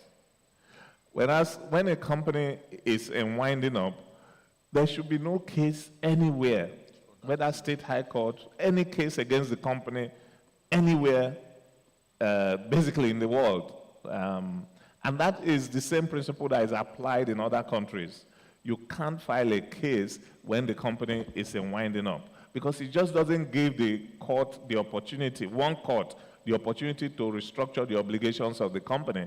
If we are trying to do a restructuring and somebody is in Zamfara trying to get judgment, which will upset the whole thing that you are putting together. There was also another case that came from the Supreme Court. I think that was Savannah Bank and NDIC. We said that you cannot you cannot appoint a provisional liquidator under the old law until there is leave granted to advertise the petition. Now, it was a very bad case from the Supreme Court. The reason is this. From my practice, and I think for those of you, you know, if once the petition to to wind up is advertised, you know what will happen to the company? Basically, all the banks will stop cooperating, all your suppliers will stop supplying. They say, oh, you have problems because they saw in the newspaper that they are going to wind you up. So at times you appoint a provisional liquidator to go in and negotiate with the creditors so that you don't necessarily have to appoint a provisional liquidator after the advert has been made, because by the time the advert is made, you've killed the company, essentially, because all creditors will be on the alert and they will not cooperate with that provisional liquidator. But that was the decision before. Now, CAMA has changed the environment such that you can actually appoint an administrator, and there's no, even the directors can appoint an administrator, the creditors can appoint an administrator, the shareholders can appoint an administrator, and even if the creditors appoint the administrator, it's not going to be working to recover the assets for the creditors like a receiver manager. The first thing he will do is to do this turnaround analysis, and then if he thinks that the business can be saved, to prepare a proposal and send to the creditors to consider. So it's really quite a change. But what are we seeing in terms of implementation of the new CAMA? There are a couple of challenges, which you can say some are cultural, some are institutional, and some are just practical challenges. The cultural challenges we are having stem from the fact that, for instance, most of our top creditors, like our bankers and the rest, are still liquidation focused. You know, their mentality. Once I went for a program, and it was an INSO program for African countries. And the question, they gave us a case study, and all the bankers from Nigeria would not adjust the terms of the agreement in order for the company to survive. But all the others from the other countries, all the other countries in Africa agreed. So the cultural attitude is still very strong towards liquidation. Even the lawyers, even the receiver managers still have that creditor-focused and not debtor-focused attitude. So that's a practical problem. Also, our companies, I'm sorry, just 2 minutes. Our companies, they need to do more corporate governance, more financial literacy, keep better books of accounts, etc. On the institutional basis, our courts need to do better. The Federal High Court is the insolvency court, but there needs to be more effort at training, and our jurisprudence needs to be more consistent. Hopefully, we can go past some of those bad jurisprudence that I've mentioned, and if we can empower our judges, maybe through cross-posting.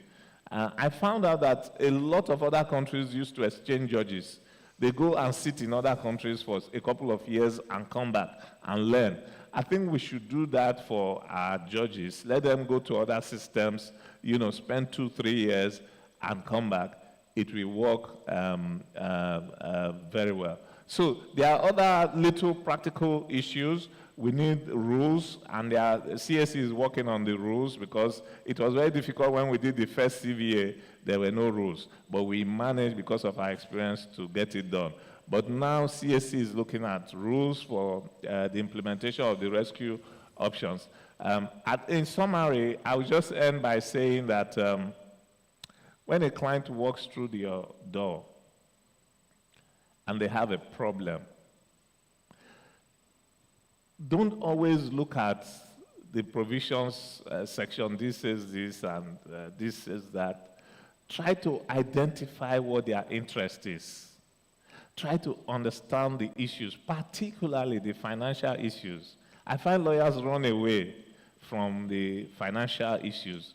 Once you understand what the financial issues are, you may, and if you understand these rescue provisions, you may be able to give them solutions that will save the business. Thank you.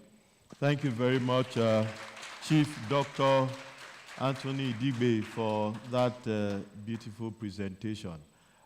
We are running out of time, so I have been asked to direct the audience to kindly, we are moving on to the Q&A, so I'll urge us, if we have questions, to please direct it to the panelists.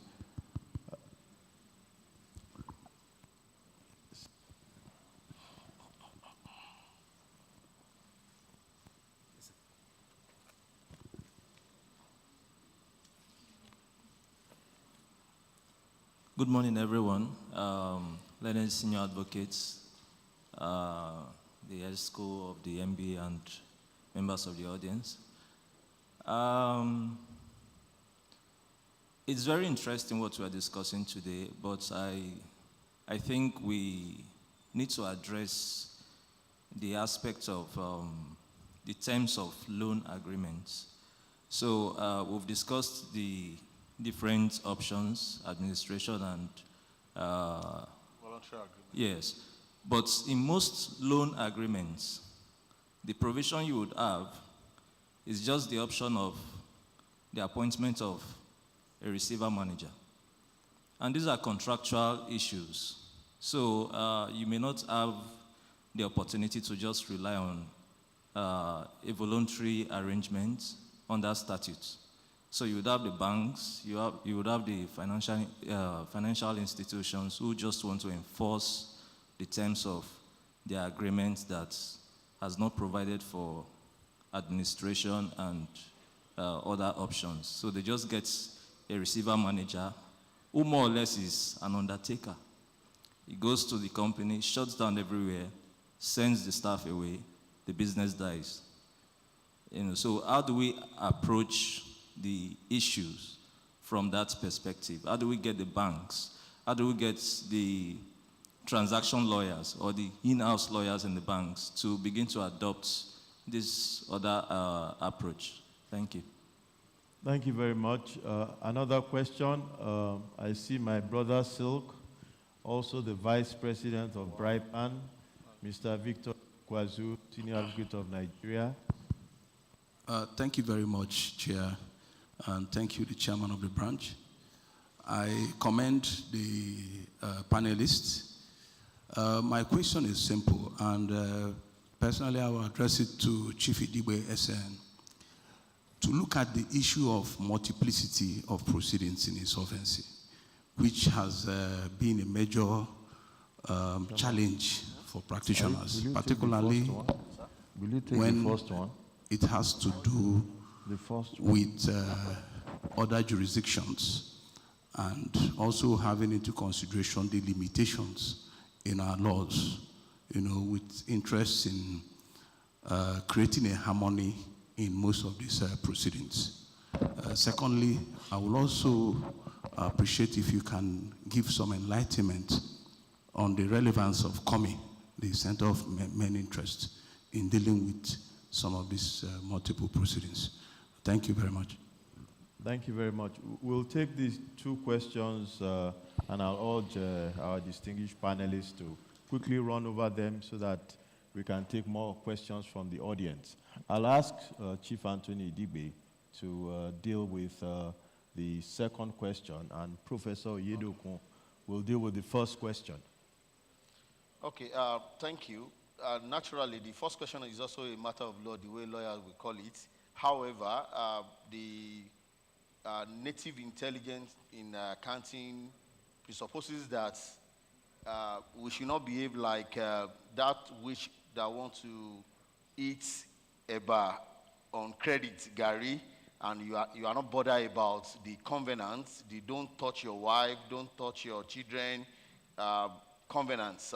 So what I will advise is that whenever you want to negotiate loan agreements, please just make sure every aspect of your body is open, and don't be in a hurry that a company wants to finance its activities, and just because of that proposal you have done, the beautiful projection should not overwhelm you. I'm talking about whoever is negotiating. And don't forget that there's this guideline by CBN on what bankers can charge. I think we call it bankers tariff and the likes. Some of us don't check it before we sign. And my little time in practice as auditor has shown me that there are some small write-up under some agreement that we don't seem to look into. Please, we need to be careful of that. And I don't want to believe that there's anything to rush when you want to get loan agreement from bank. They are in business, you are in business. They also want to make money from you. So it's a matter of take it cool and let it be reduced to black and white so that everybody can see what is there. You will agree with me that at the end of the day, when you go front and back, you'll be able to understand that. And I want to also believe that once you are called lawyer, it means you are past all those tutelage that can preclude you from understanding basic things. So once you are going to that, go with all the instrumentality of law and our training to understand the contracts. And don't forget that contract is not just ordinary agreement, it's agreement that law will enforce. Thank you. Thank you very much. I'll yield to you, Chief, and to Digbe. Okay, thank you so much. Thank you, Ayo. I just want to add a little to what has been said by Professor Yeduku. I will advise lawyers to look at the provisions of CAMA, because if you look at it, there are some transitional issues. There's the going forward issue, and there's the past issues. So wise receiver managers can still be appointed based on an agreement that was existing before CAMA 2020 came into force. There's an issue as to whether they can still appoint a receiver manager or it will have to be an administrator, which would be quite different. So that issue, because the jurisprudence is still developing, I would rather leave it that way. But go and read the provisions of CAMA and read it as a whole. You will find that the situation going forward is different from the past situation. It's not as good because we were copying from the UK one, but for some reasons they didn't want to be definitive about excluding completely the ability of appointing a receiver manager. So, but the controversy will be resolved by jurisprudence over time. Also, check the presentation that was made by Oyedokun. He tried to distinguish between being able to take a fixed asset and being able to take a floating, secure a floating asset. So if you didn't have a fixed asset given to you, and you just have a floating asset, that is a floating debenture, the question is whether the moratorium will apply to you if you appointed a receiver manager. Can the receiver manager, if there's an arrangement and compromise going on, take over? Probably cannot under the new regime. So there are certain changes. You need to just familiarize yourself with the law. Now, on the issue of multiplicity of proceedings, I should just mention that, as you know, Honorable Justice Dimba did ask me to speak to his paper. So some of the issues I'm talking about also come from his paper. And he mentioned the challenges around trying to get a consistent jurisprudence and how to empower the Federal High Court, etc. So one of the ways to stop the excessive multiplicity of proceedings is quite simple. If there are many proceedings, you write to the CJ and list the proceedings and ask that all of them be before one particular judge, so that the judge would hear all the cases together. We use it in other cases, so why can't we use it in insolvency matters? So my suggestion is when you identify multiplicity, write to the CJ, draw the attention of the CJ to all the different cases, and then ask that they all be before one judge. Even if it's not a consolidation order, it will be before one judge, and the judge will be able to have a full view of the picture And then the decisions in one case may now affect the other case. You did mention, the second issue you mentioned was that of Center of Main Interest, Yes. the COMI. COMI is more relevant in the cross-border context, where, you know, the company has assets abroad. And the question is, which is the center of main interest for the purpose of insolvency proceedings?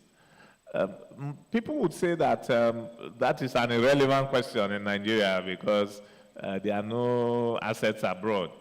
But the reality is that Nigerian businesses are going abroad. You have Nigerian banks all over Africa, etc. And many other Nigerian businesses are going all over. And the question is, if they had a serious liquidity problem or financial distress, where would they go to? It's even most probably that they will shop, they will forum shop for a jurisdiction that has a favorable insolvency or restructuring framework. And let me say that they may want to go to England, or they want to go to the US, or go to some Caribbean country to go and restructure their debts. And what will that be for us? We will lose money, we as lawyers. So we need to make sure that our own environment is made good so that the people will be coming to Nigerian courts to restructure their debt, just like what has just happened with the CVA that was done recently. We want to see more companies come to Nigeria to restructure their debt and provide work for us. But in terms of the technique, companies do forum shopping.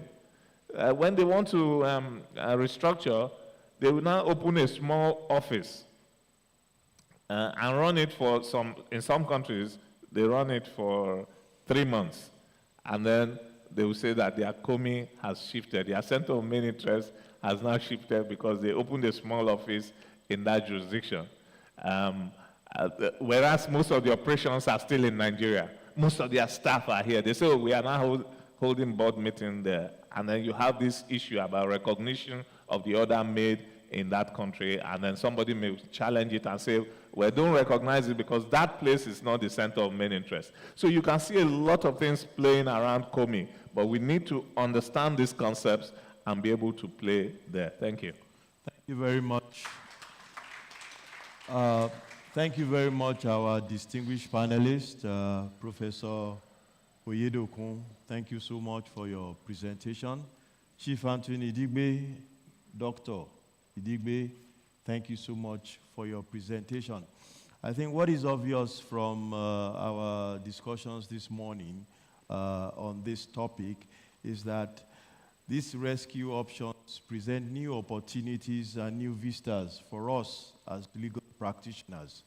If you look at CAMA 2020, there are office appointments there. There's Chief Idigbe talked about the nominee, about a supervisor. There's the provisional liquidator, there's the liquidator, civil manager. All these people, before they can hold that office, must be insolvent practitioners. And as legal practitioners, you are already qualified to be an insolvency practitioner, but you must be an authorized insolvency practitioner. And to become authorized as an insolvency practitioner, you have to take the training, and you also have to register with CAC.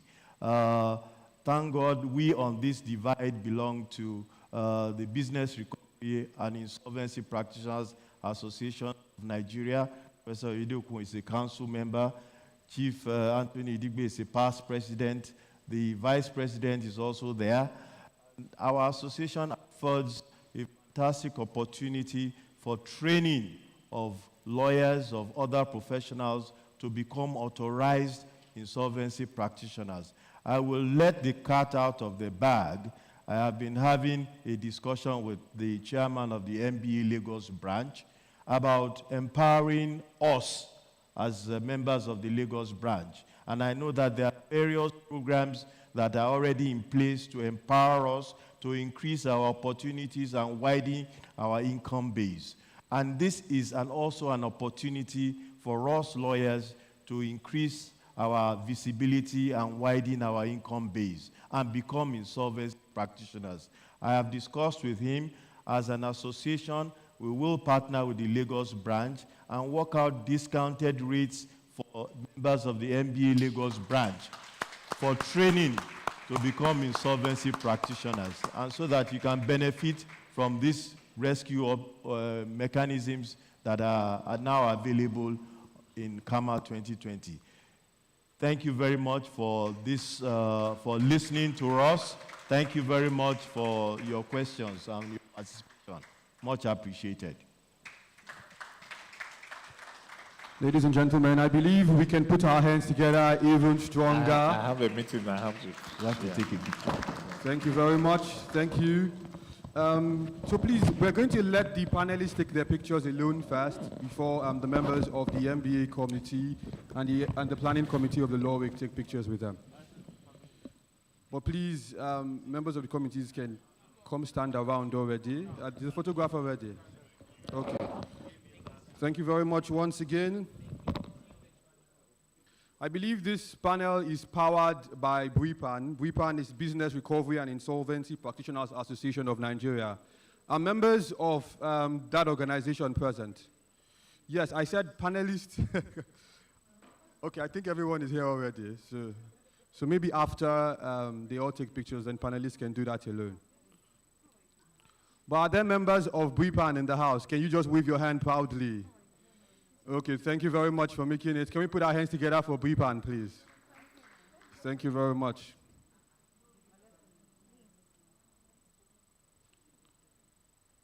Okay, so if you look at our program, the next item on our program is supposed to be our tea break.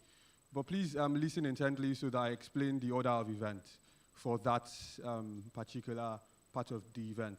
So please, everyone on this side of the hall, on my right side of the hall, you're going to use that door behind you to file outside, in case you want to have a tea break. And everyone on this side, my left side, will use these doors. So please, the direction from the chairman is that you take your tea and your whatever that is on offer, and you come back into the hall. So today, we will not allow people stand outside. So please take whatever it is that is on offer outside and return to the hall so that we can continue with the event. So please, those on this side, use the door there, and those on this side, use the door. And please return as soon as you can. Thank you very much. Yes, and then I've also been asked to remind everyone, please make sure that you fill your CLE form. Make sure that you obtain and seal your continuing legal education form. Make sure that you do that so that you can verify or confirm that you're a part of this very wonderful event. Okay, so the panelists are here now. Okay, I think that members of the, after they're done taking these pictures, members of the BRIPAN team can come to the stage and take pictures as well. So are they here? So members of the BRIPAN team, you can come join in the photo session as well. Thank you. I saw some people raise their hands before. Come forward proudly, quickly.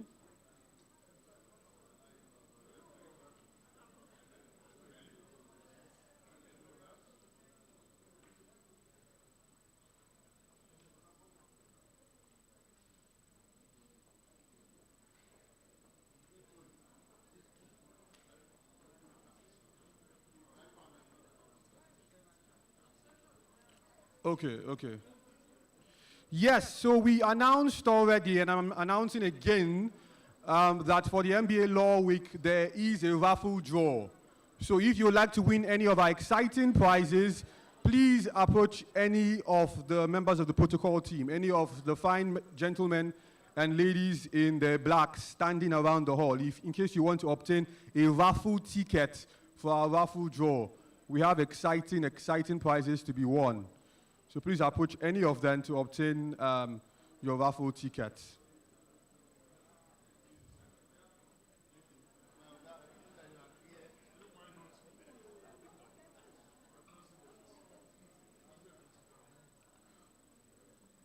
Okay, thank you very much. Thank you very much to this panel. Thank you very much, Professor.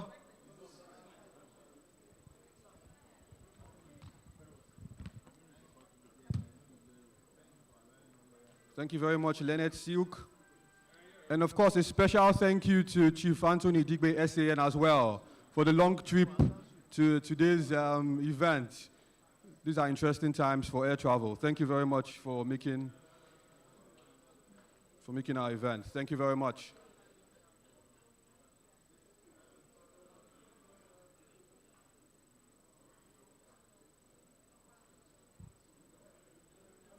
Okay, so while we all return to the hall, I should inform you that our next plenary session is titled Technology and Justice Delivery, the Bar and Bench of the Future.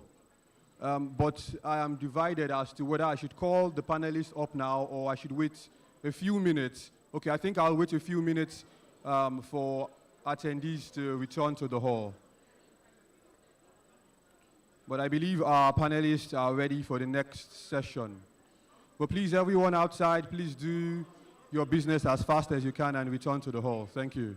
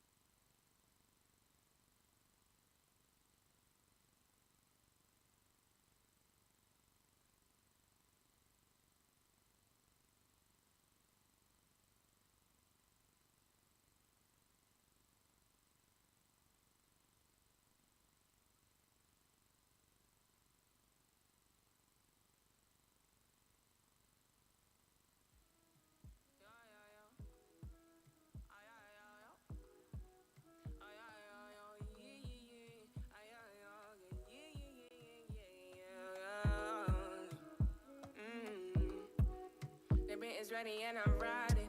When I come around, they ain't shotted. They all want a key to the garden.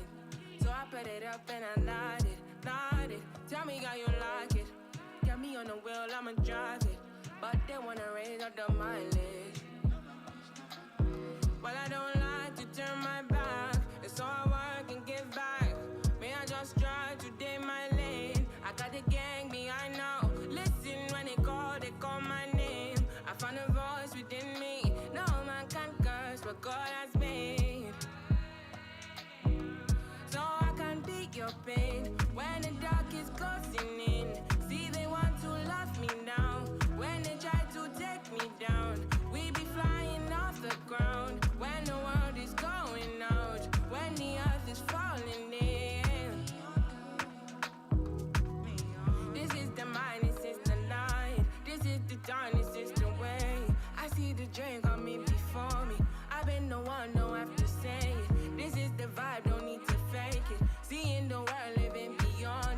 This is the key so I can save you. Well, I don't like to turn my back, so I work and give back. May I just try to do my lane? Got a gang behind now. Listen when they call my name. I found a voice within me. Now I can't curse, but God has made. So let me beat your pain when the dark is closing in. See, they want to love you now. When they try to take you down, we be flying off the ground. When the world is going out, when the earth is falling in. Yeah, it is getting cold. Their eyes are slowly closing. Their chains, they cannot hold me under the open sky. They are looking for a way, but I will keep you safe. Yeah.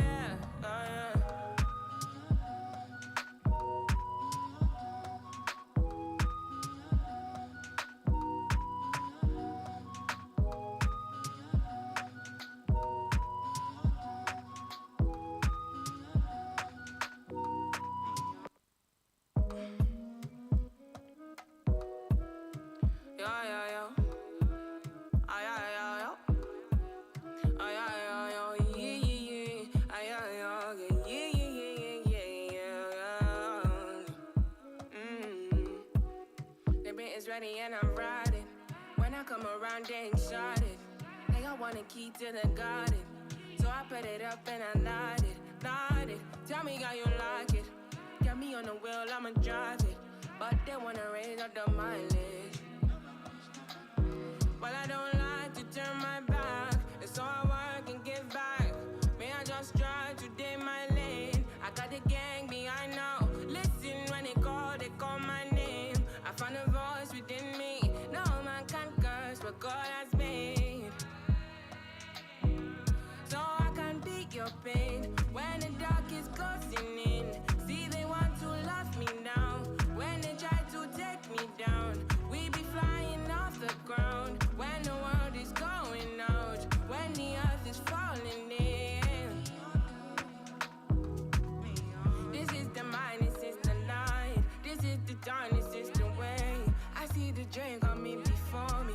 I've been the one, no have to say it. This is the vibe, don't need to fake it. Seeing the world, living beyond it. This is the key so I can save you. Well, I don't like to turn my back, so I work and give back. May I just try to do my lane? Got a gang behind now. Listen when they call my name. I found a voice within me. Now I can't curse what God has made.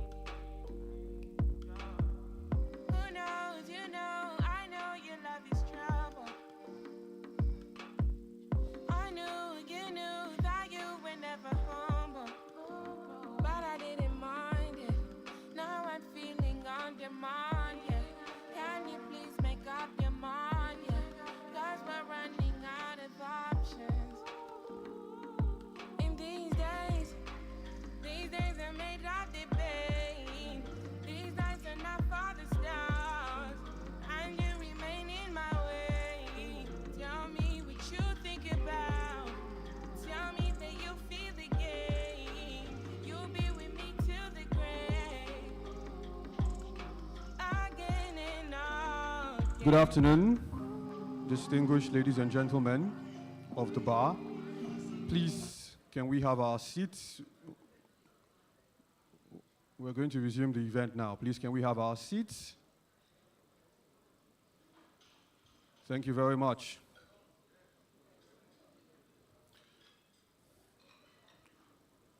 So the theme for our next plenary session is Technology and Justice Delivery, the bar and the bench of the future.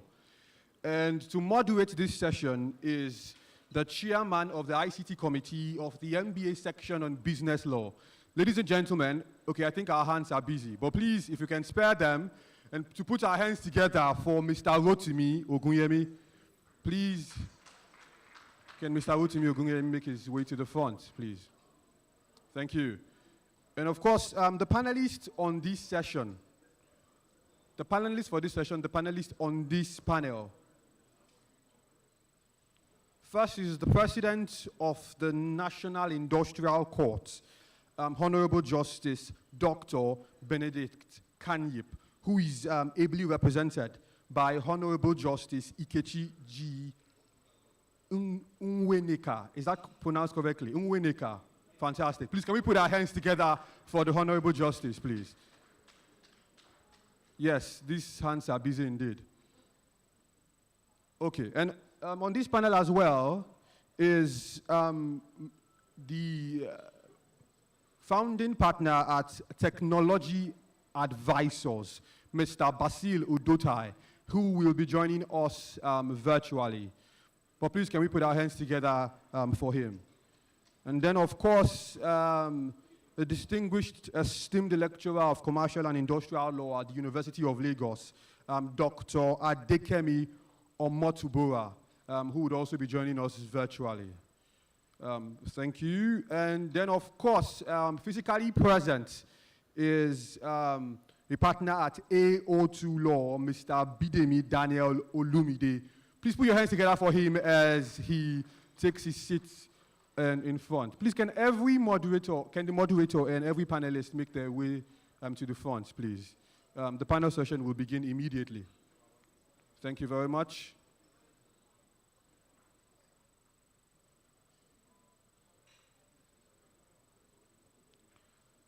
Thank you. So once again, this panel has 45 minutes for the discussions and 15 minutes for questions.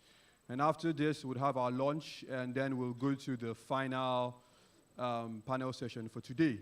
A gentle reminder to please obtain and fill your CLE forms, and also remember to get our raffle tickets from members of the protocol team so that you can participate in our fantastical raffle draw. Thank you, ladies and gentlemen.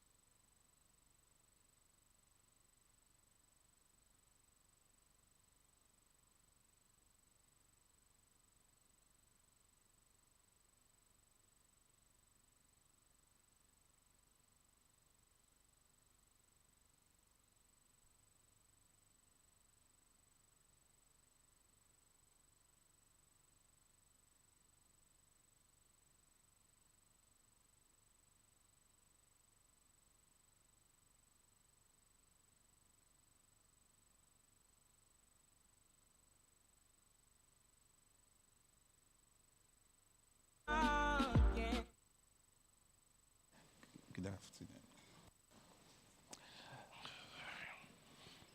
Good afternoon, everyone. Good afternoon. It's great to be here, and it's been a fantastic law week so far. The panels have been enriching. I have thoroughly enjoyed myself.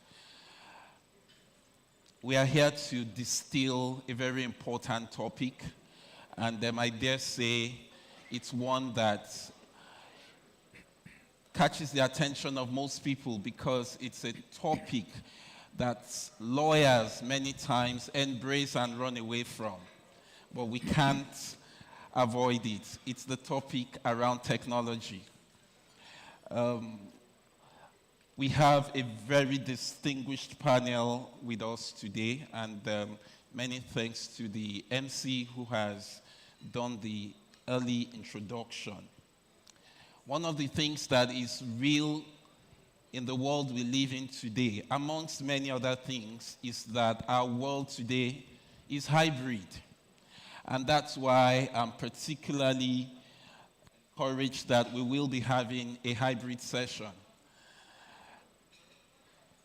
We came out of COVID, or we are coming out of COVID, and then the world decided to take another turn of its own that's somehow impacting travel. And so the reality remains with us that technology will continually be a part of our lives, and particularly so for the justice sector. And so, if you would permit me to rest on already established protocols, I will do a quick introduction of our very distinguished panelists here. First, we have the President of the National Industrial Court, Honorable Justice Dr. Kanyib, who is very ably represented by my Lord, Honorable Justice I.G. Nweneka. Thank you. We will be hearing from him, and I am expectant. Also joining us this afternoon virtually is my big brother and the managing partner of Technology Advisors, a leading voice in tech law and policy in Nigeria, Mr. Basil Udotai. Joining us also remotely is Dr. Mrs. Kemi Omotubura, a foremost technology law lecturer and researcher with the University of Lagos. And she is a Nobet Elias Research Fellow at the ZIF Center for Interdisciplinary Research. And of course, to my right is my brother, Bidemi Daniel Olumide, a legal and tax practitioner, partner at AO2 Law, and Chief Executive Officer of TaxAid Technologies. Great that we have a multidisciplinary practitioner on the panel today. I will be starting with my Lord, but permit me to lay a foundation for the conversations this afternoon. Much of the discussions we have around technology and justice delivery typically focuses on what I call the symptoms or the appendages. And perhaps not as much as I would like, we typically do not start from the root, the source. And I would like to start from the source this afternoon. And by the source, I mean the vision. The good book says, without vision, my people perish.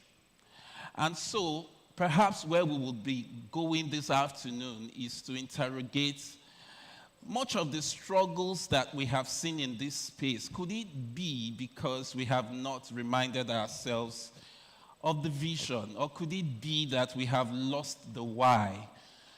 And at the heart of vision is always the question of policy. So, we will be starting the conversation around policy this afternoon. Nigeria, like most other countries, responded to the advent of technology, as it were, at the height of the COVID pandemic.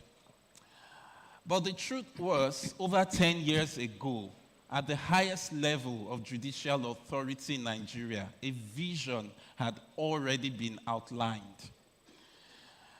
And perhaps it would be good for us to hear what that vision is. And then we will then move the conversation from there into perhaps is this vision still working for us today? But maybe I go ahead of myself. So if you would permit me, I would ask my Lord, Honorable Justice I.G. Nwaneka, to speak to the policy at the heart of judicial transformation, digital transformation in the judicial sector in Nigeria. My Lord, sir. Good afternoon. It is my pleasure to be here. I send you warm greetings from the President, National Industrial Court, Honorable Justice B.B. Kaim. It was his desire to be here in person to attend this event, but unfortunately he's engaged this afternoon, and he has asked me to send his deepest apologies. The topic today is technology and justice delivery. And while I was discussing with the moderator, I told him that 10 years ago, the National Judicial Council constituted a committee that in July 2012 came up with the Judicial Information Technology Policy Document. And I wondered if, as of 2012, we already had a policy document that outlines the need for automation of the judicial service delivery, also had a proposal for training of the staff and various aspects of our justice delivery. Why are we 10 years after still discussing incorporating technology into our justice delivery? And the answer is very straightforward. The justice delivery sector is a complex one. Unlike other sectors of the economy or other areas of our national life, you discover that there has to be a partnership between the bar, the bench, and members of the public that access judicial service. So it will need not just for the bar and the bench to buy into technology or digitalizing the justice delivery sector, but there has to be a commitment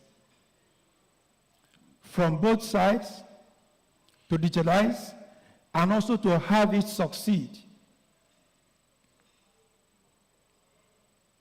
And that commitment will lead to a lot of engagement between the various stakeholders. That engagement will lead to a change in the way we do things. Permit me to highlight some of those areas where this change is needed. I said, unlike most activities or other sectors of our national life, the justice sector thrives on a partnership between the bar, the bench, and members of the public who access judicial service. The bar and the bench must not only buy into the idea of digitalizing the justice system, but must be committed to its success and develop requisite competencies. No amount of digitalization of the justice system will succeed, that is, result in the speedy disposition of cases at minimal cost and satisfaction of users of the system without the unalloyed commitment of the bar. A party given to dilatory tactics will still sabotage timely disposition of cases in spite of digitalization. In the words of Andre Gronswell, he says, a true digital transformation process goes beyond buying or using new tools or software. It requires an honest commitment from the organization to evaluate, challenge, and reconfigure business processes at a pace and pace that work for the company, its clients, and suppliers. So while we digitalize, a change management program is required, which will involve stakeholders' communication, change in work culture, mindset, and ways of working. The bar must come to a point where you accept, no matter the nature of your case, it pays the system for the case to be determined expeditiously. A case in point is the front-loading procedure, which was introduced to fast-track proceedings. Our experience today with that procedure has been less than salutary. Cases that are supposed to take 6 months, 1 year, 5 years, we are still in court. And you ask me, what was the essence of front-loading my evidence? What was the essence of front-loading my documents if I'm still in court 2 years, 3 years after? And that is what may happen if we digitalize, unless there is a complete change in the kind of persons we are used to be. We have to change the way we work, the way we think this is the only way we can practice. All that must change. It's not enough to buy equipment, not enough to put things in place. We have done that. Or we discovered that some of those equipment are rotting away. So what I have said in many words is that as good as digitalization is, it may not resolve the problem of delay in disposal of cases or reduce the cost of litigation unless there is a change in the way we practice law. Again, we'll all agree that digitalization is expensive. It's a very costly project. So many things are required, from network infrastructure to communication infrastructure, court technologies, which include case management software, e-filing, electronic document management system, etc., ICT skills, requirement, and capacity building. A lot go into each of the various stages of these other arms of digitalization. Various courts, including the National Industrial Court, embrace technology in some aspects of our work. But with the COVID-19 pandemic, complete digitalization of the entire court system became imperative.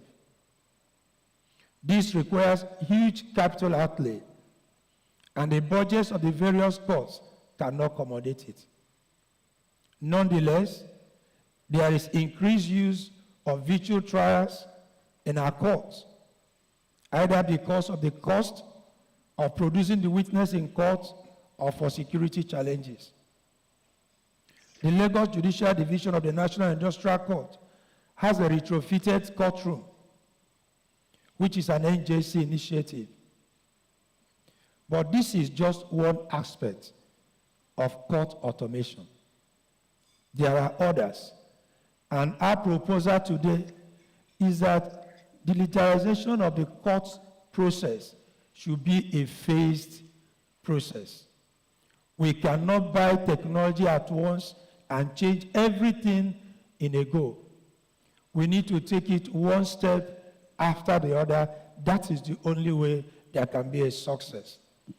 At the bottom of our quest for digitalization is the need to develop the right set of skills. Foundational skills and digital literacy are necessary.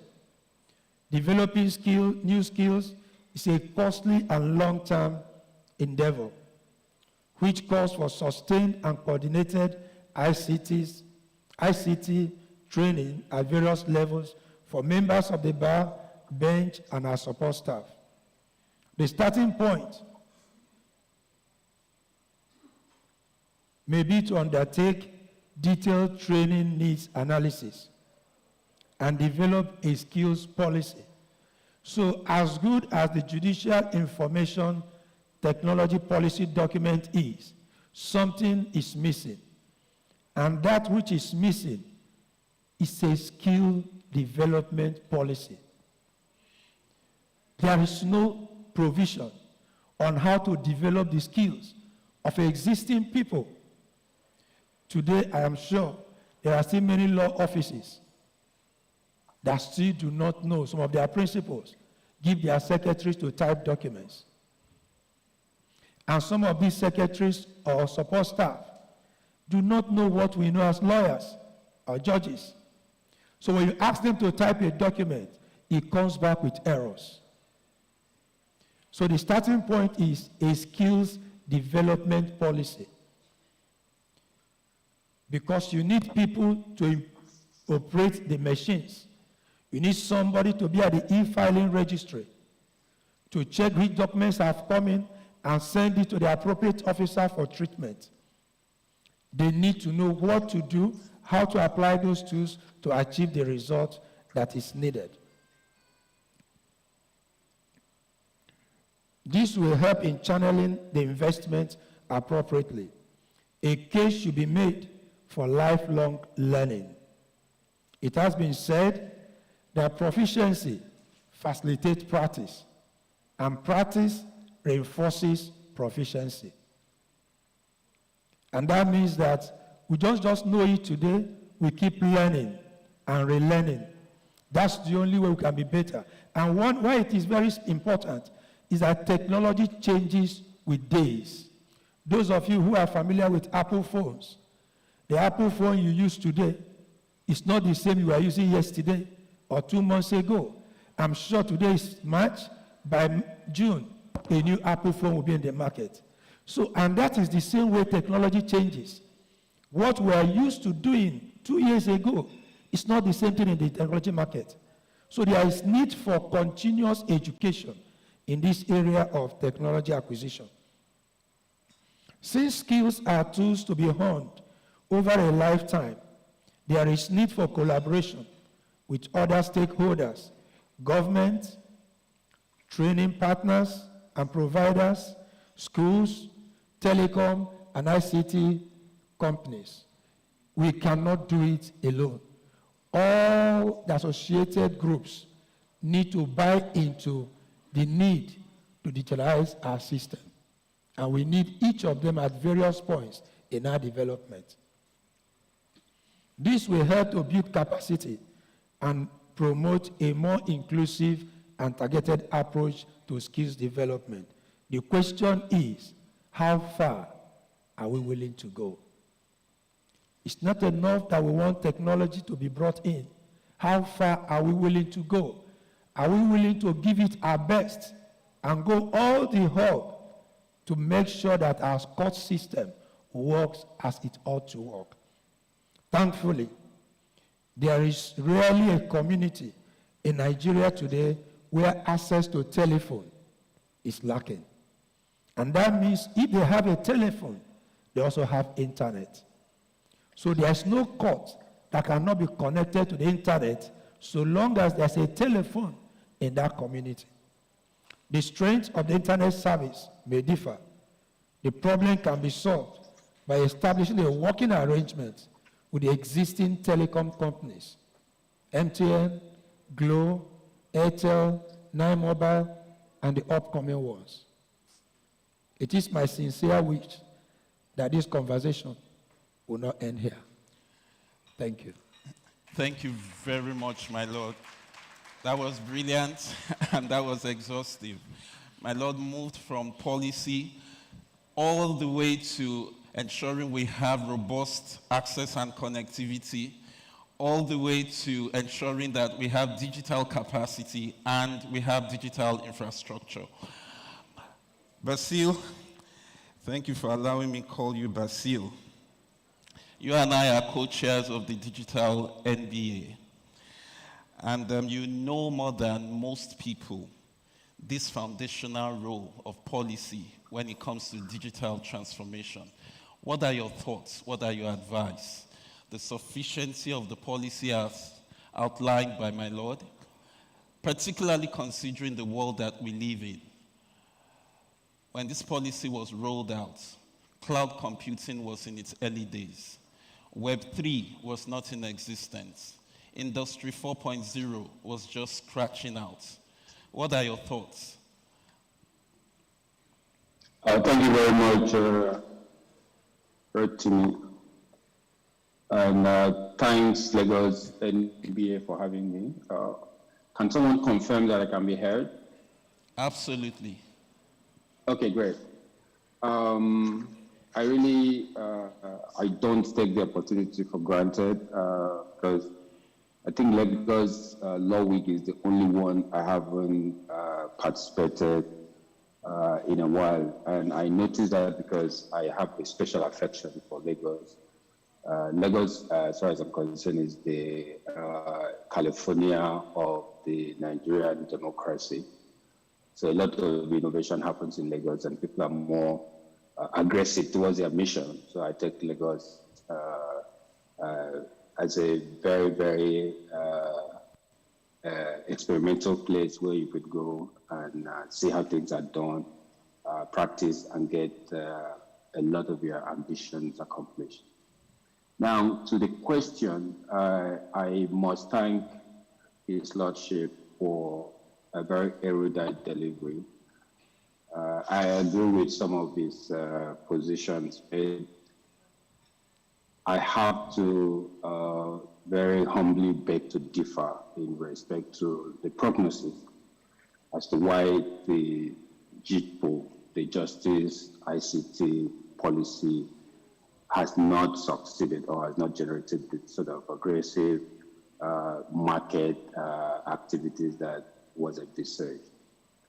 So His Lordship said it is because the justice sector is complex. Justice sector is complex, no doubt. But if you look at the policy that we're talking about and how the policy was formulated, even the policy document, if you're a policy expert, you would see all the challenges staring you right in the face. The very first thing we have to realize is that policy making ordinarily is an expertise, is an area of skill that is honed and developed over the years. Policy development in the tech space, much more so, right? So you cannot use commonsensical approach to develop a policy. You cannot use even the problem and the challenges you have to go into policy development, no matter how sincere your objectives are, no matter how much of goodwill you have towards enthroning a good system. You have to realize that just like the technology you are looking to integrate in the system you have in mind, the expertise around policy development is also very technical, and you have to bring the right entities, the right bodies into the room. So our policy for JITPO is so project-oriented, so project-driven. So you would, as a tech attorney, immediately see that the blueprint was developed towards delivering certain projects. Now, how would things have been done differently? The policy ought to have been initiated upon realization of a vision, a big vision for the judiciary. Now, that vision ought to have realized that the judiciary is not a standalone.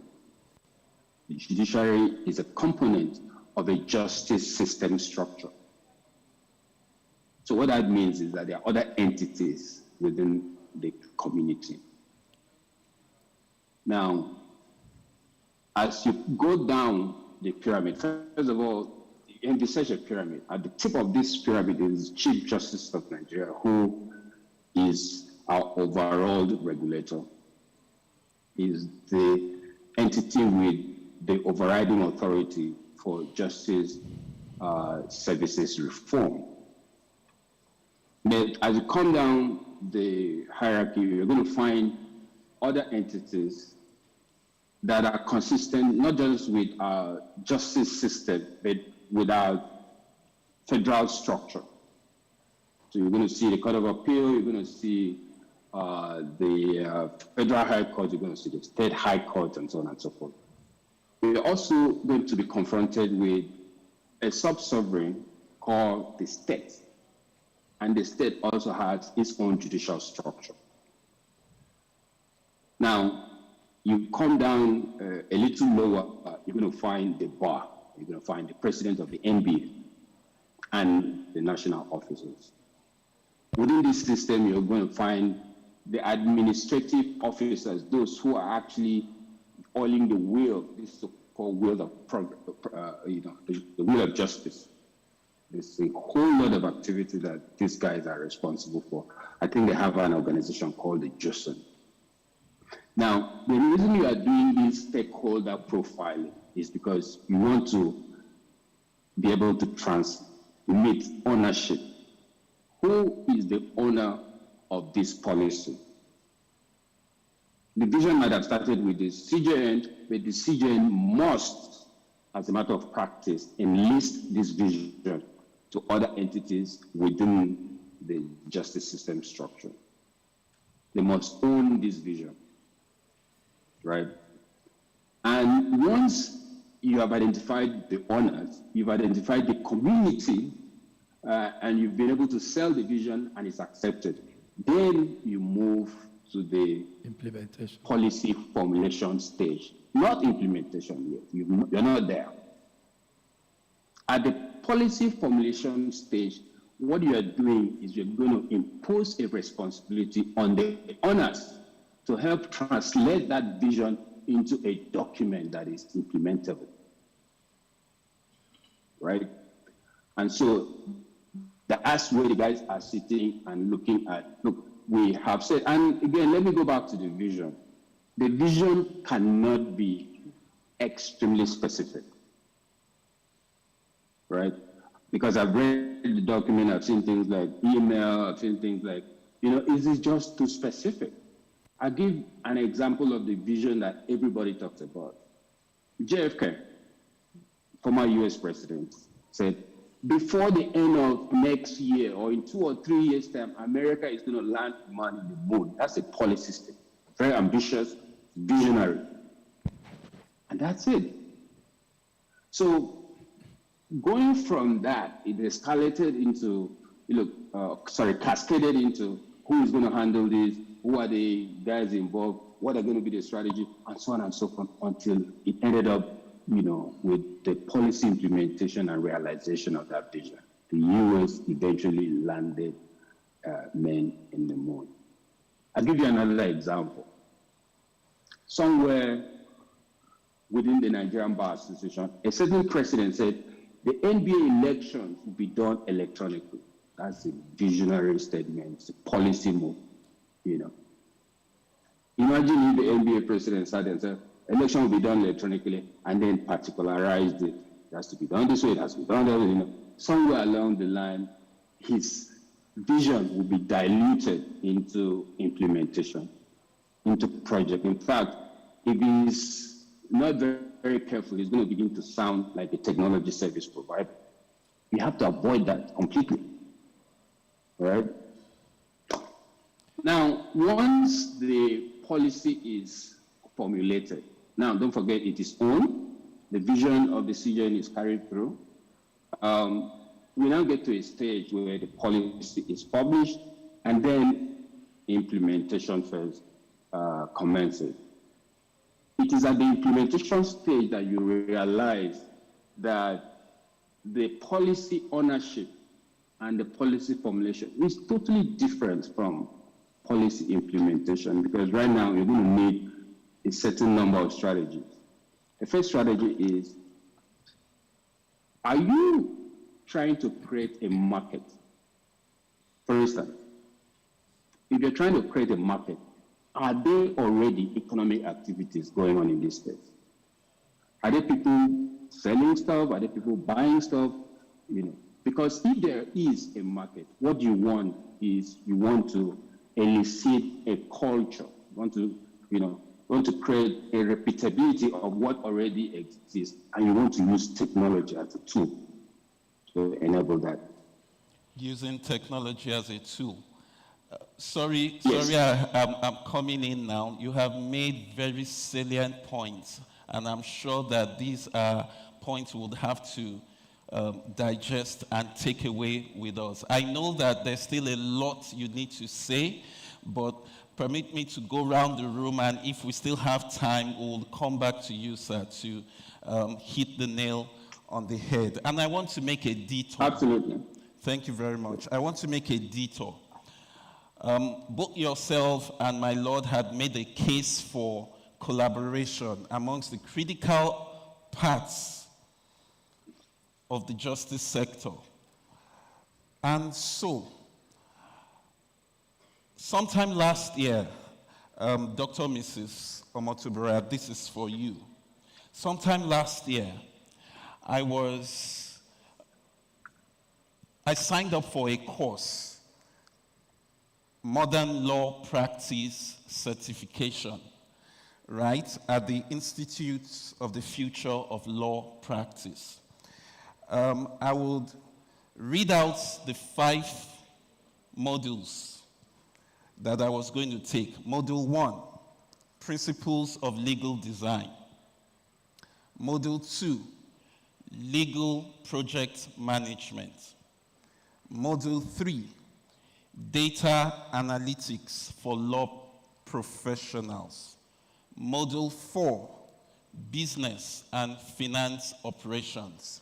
And Module 5, Understanding and Working with Legal Technologies. Question: are we producing the kind of lawyers with the appreciation for technology required to practice in today's world? Doctor, please. Okay, thank you very much, Mr. Oguyemi, and thank you, my Lord, for that great outline on the digital vision for the digital judiciary or the automated judiciary. And of course, Mr. Basil Udotai, for highlighting why we shouldn't particularize or be very specific about technology. So if I come back to your question, I can say, or I should say for now, no, the attempt is underway, but I have to sound a note of warning. Like, those courses you read out are really advanced courses, right? They are not, for example, the courses that we are going to be looking at teaching to undergraduate students. So having said that, I can start by saying, even my own journey into this kind of conversation started about 5 years ago. I recall that I presented a paper at the UNILAG International Research Fair. And the title of that paper was "The Robots Are Coming. How should legal practice and legal pedagogy prepare, for that?" And my idea in coming up with that particular topic was to try and point out actually how much technology is affecting the practice of law. So I found, many applications that were already used, especially outside Nigeria. And I don't know how much of that is also used by law firms in Nigeria and how quickly things can be done, by applications. So the idea is that the students we have need new skill sets. You need to be more creative and you need to bring more to the table. Because if things that new lawyers will be asked to do are now being done by applications, for example, artificial intelligence applications, then, who is going to hire you? That's the idea. If you needed 5 lawyers to do a search and you can do that, in 10 minutes with some kind of application, and they can read the cases and give you the answers that you want, why would you need, so many lawyers then? Why would you be hiring them? And, that conversation has been going on also elsewhere, especially in more developed countries where the lawyers or law students have to take loans to go to school. And the idea was, look, when they take so much loan and then they go to law school and they come out and the skill is actually obsolete, who would want to study law? So you can have this, the introduction of technology in legal practice can actually be problematic from the point of view of how lawyers then work, what kind of employment is available to them after they finish their courses. So the debate they were having actually is that no one will eventually want to go to law school because you can't spend a lot of money going to law school and then you come out and you don't have a job. So my idea then was that we can do 2 things, from the perspective of the academia. We can teach, use technology as a tool. At the time, I called this some fancy name like TAT, technology as a tool and technology as a subject. So when I say that we teach, we use technology as a tool, it means that right in our own classrooms, because it seems somewhat, I would say, counterintuitive for you to say, technology is doing this big thing, and the students are not saying that even in their own classrooms. They can't use the technology to search up cases. If you want to give them, excuse me, you want to give them articles to read, you are still saying print it out or make photocopies.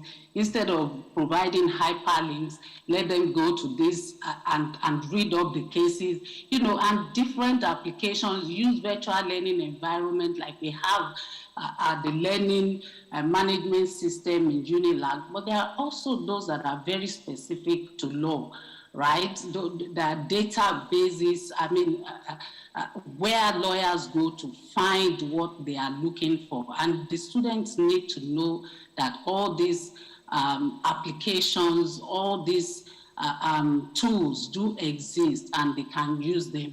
So that's my idea when I say we need to use technology as a tool.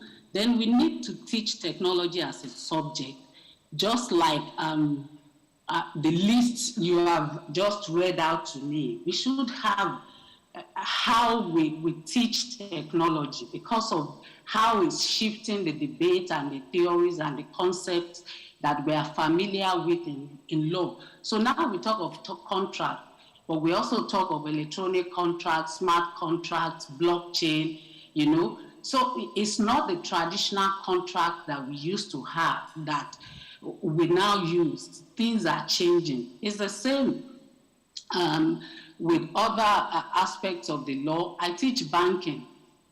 Some students don't even know what a check is because all they are used to is electronic payments.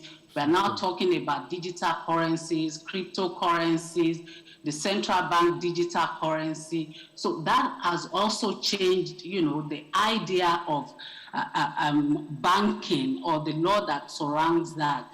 We need to teach cybercrime. For example, I remember when I started my LLM some years ago, the first question I got actually was about defining cybercrime.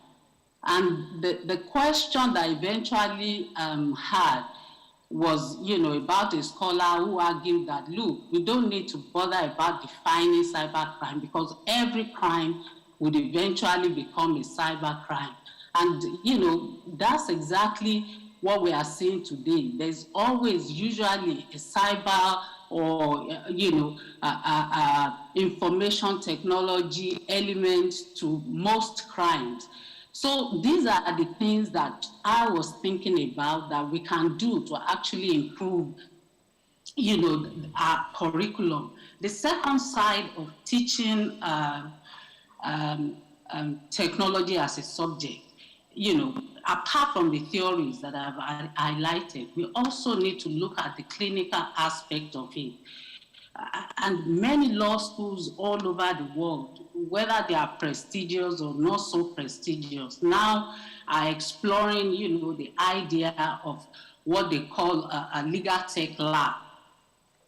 So they are not only teaching technology in terms of the theory, they're also teaching technology, the clinical aspect of technology. So the students learn not only the basic and even advanced use of the technology that apply to law, they're also encouraged to innovate. So these legal tech labs are like innovative hubs also for the students. They study the problem that is in the society, think up solutions, actually how can this be done? What kind of case management application can be developed, to address this specific problem? And I've followed many of these activities. I've seen, applications from road traffic offenses to custody applications that can manage custody battles and things like that. So these are the areas I think that, we need to be looking at in terms of our own curriculum. These are the areas that we need to develop. And as you have mentioned, technology, it doesn't stop. It's evolving every time. We are seeing new applications, new developments. And as we see that, of course, we need to start to change our own approaches. If the students are going to fit into the global, kind of evolving global practice, because it's not possible now to stay in your small world and say, this is what we do here. Sometimes you need to be part of the global community. And of course, what you do in your country will be a reflection of, how well you are able to fit into that community when you are asked to or when there's a need to do that. But, having said that also, I can say, it's not for want of trying on the part of universities and faculties of law. We have also, as you know, many things that we call the Nigerian factor. Maybe we have funding limitations. Of course, we have infrastructure challenges. So, for example, energy. You are using technology as a tool in your class. You always have to have the analog backup, because if power goes off, then you can't show anything. You can't, or the students come to class with phones or devices that are half dead or not charged, and it goes off during the class when they need it to use it, for something. And of course, you have, I think, what has been touched on, a factor that was touched on by my lord about the attitude in the judiciary, right? Because we are slightly more conservative. Sorry,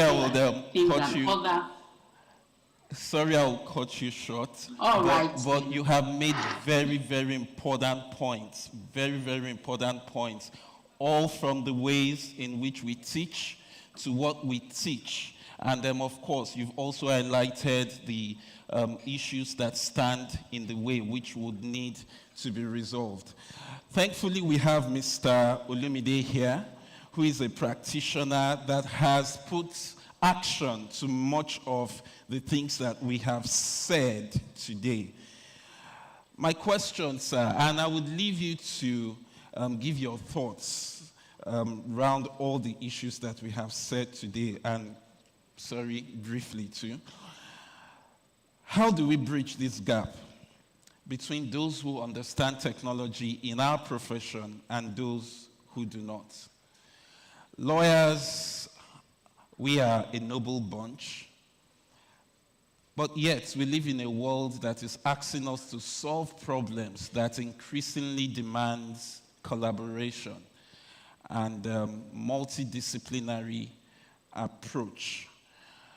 What are your thoughts from your experience? Right. Thanks, Rotimi.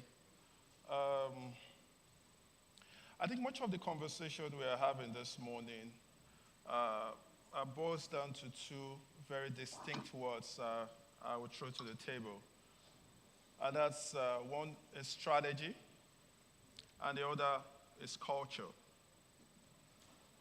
And wherever you want to look at it globally, I think the professionals in improvements, organizational improvements, will tell you that culture would always trump strategy.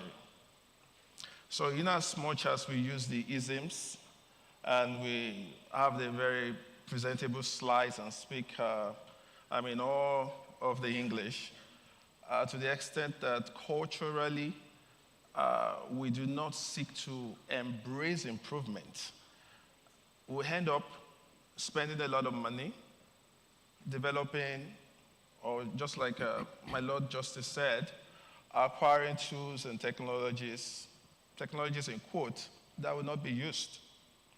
We'll end up wasting a lot of money. And I try to use a very typical example of my secondary constituency, that's the tax community. A time was when the Federal Inland Revenue Service thought of automating tax processes around the country. We invited the Canadians. They were here. They collected a lot of money. We came up with SIG tax then, very highfalutin, promised us the world. But then we really couldn't achieve much. But then the conversation changed from strategy to culture.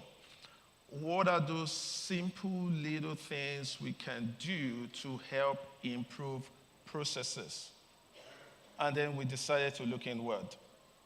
And as I tell you today, across Africa, the Tax Pro Max is being celebrated.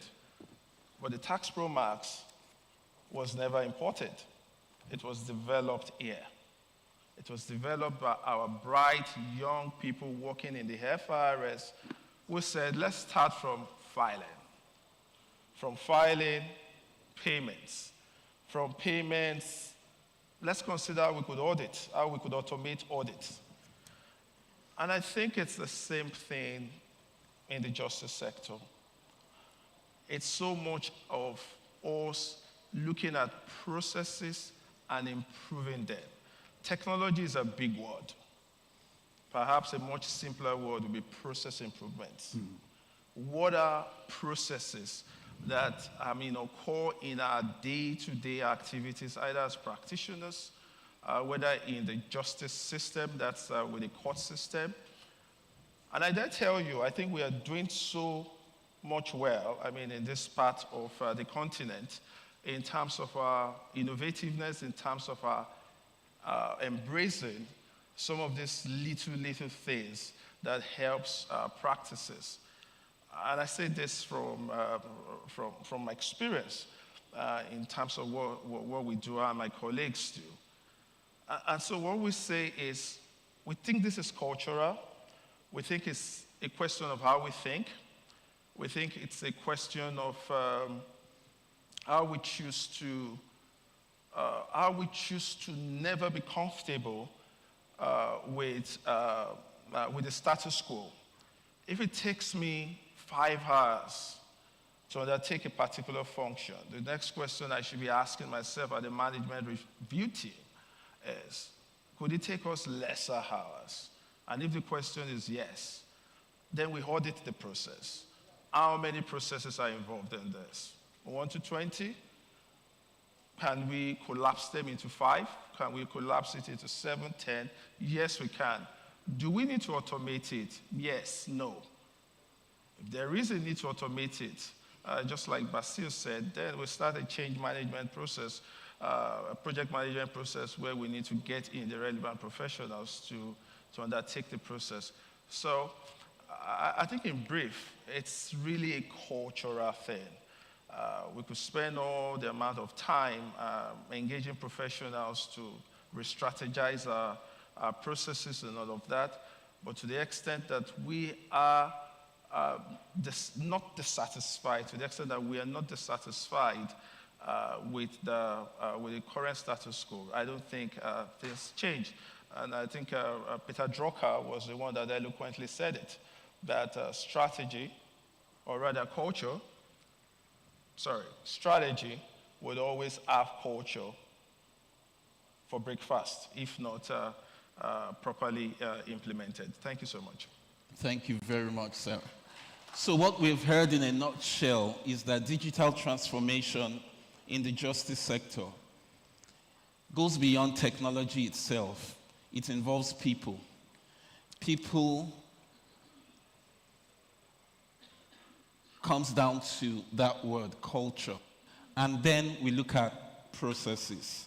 A lot more should and could have been said, save that time is not on our side. And I know that there might be questions, and to that extent, I will turn to the room to invite very quick questions, hopefully not submissions, questions to our panelists who would also in half a minute give responses. So at this point, I'll welcome 2 questions, hopefully. Did I see a hand at the back?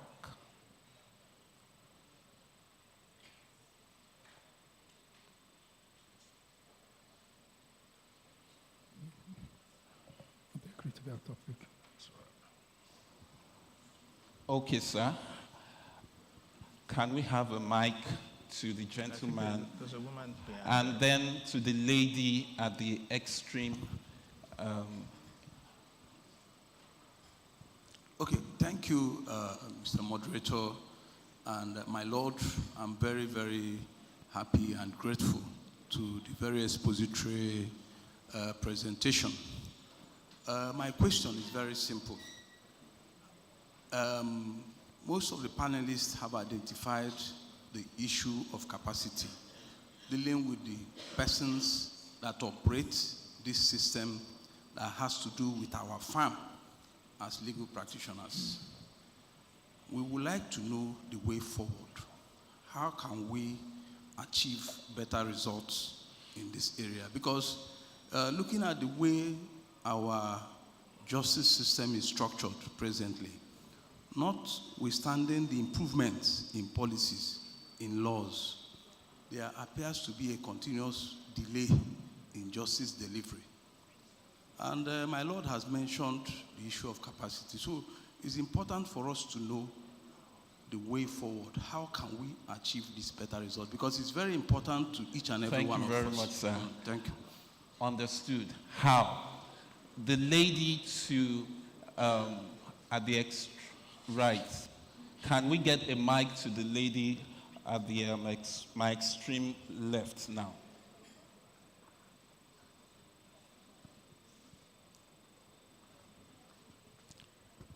Good afternoon, everybody. Thank you so much for this wonderful presentation. My question is, one of the speakers, I can't remember the name properly now, mentioned policy, making the policy, and then before implementation, there is ownership. I want to understand that little bit, ownership.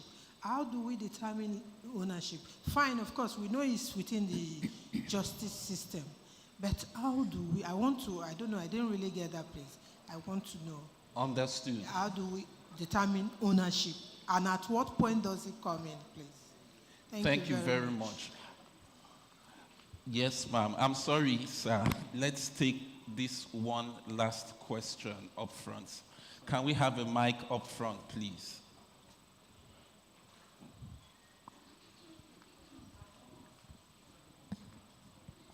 Thank you very much.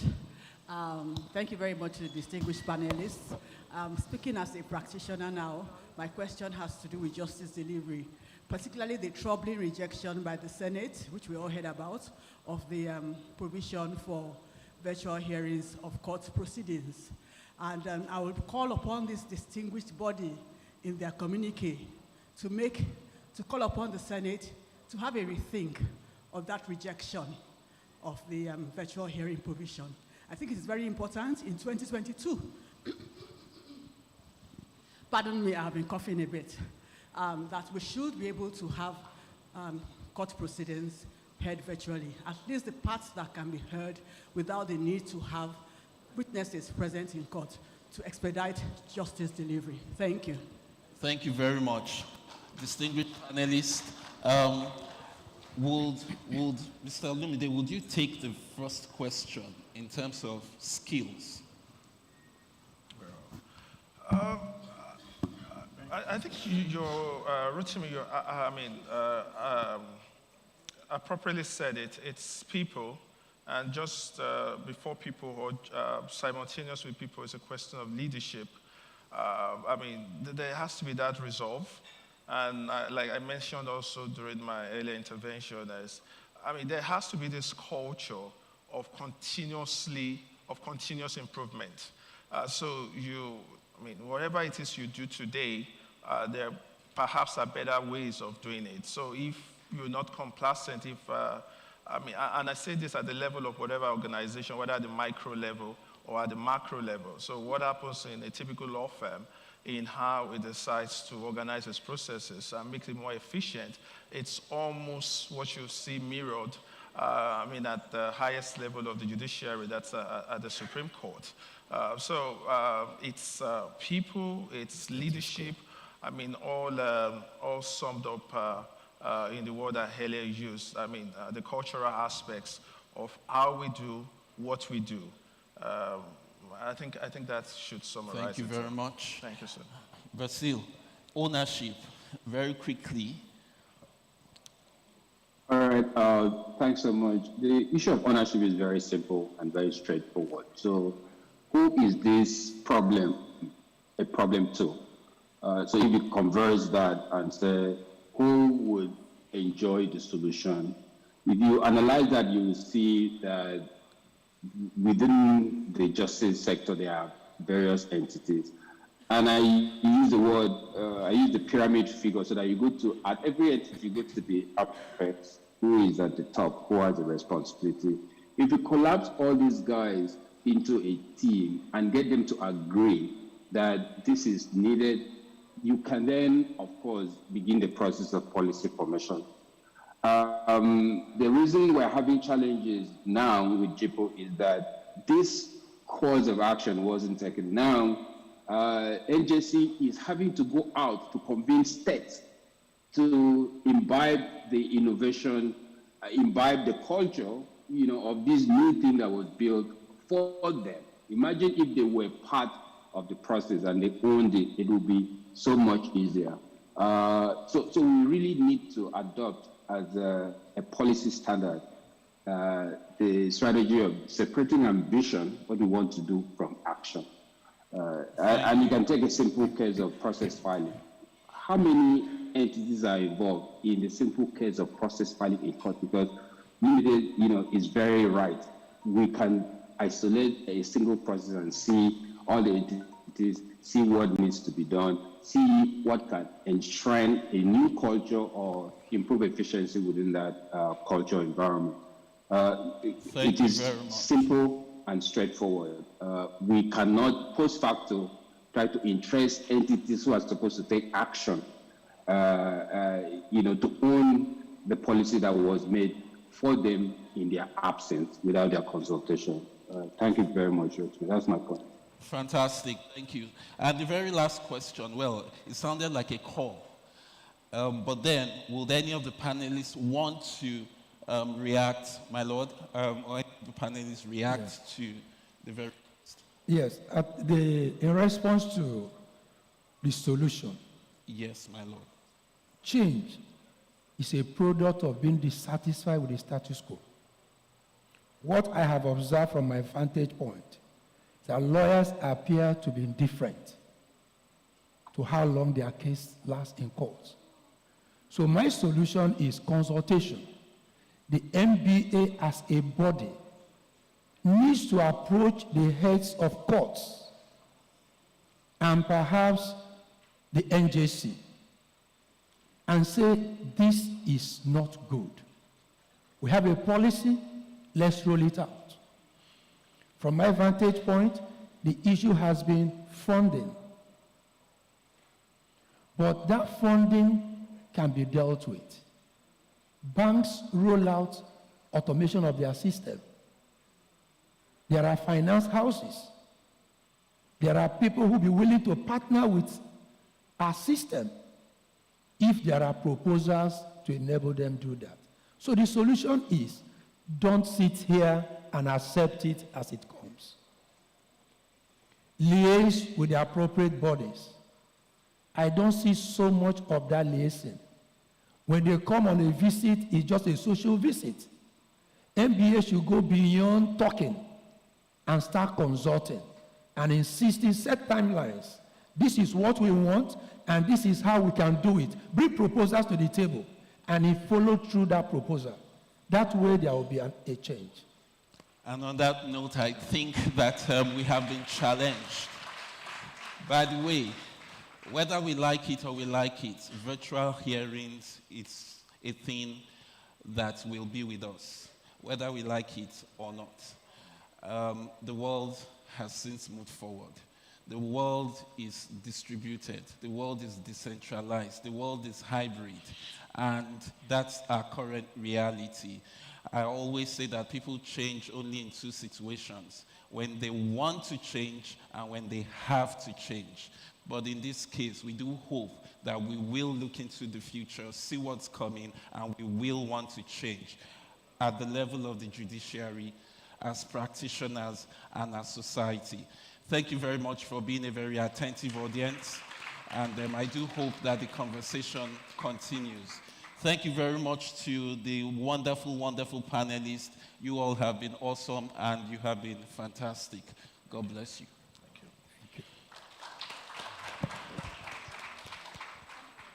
Thank you very much. Ladies and gentlemen, please let us put our hands together even louder for this panel. Thank you very much. I believe we all enjoyed that. And I believe we're all aware now that whether we like it or not, virtual hearings are here to stay. So can we have photographs, members of the MBA committee as well as members of the MBA Law Week Planning Committee? Can you come to the front? A lot of photographs have been taken between yesterday and today, and we will continue.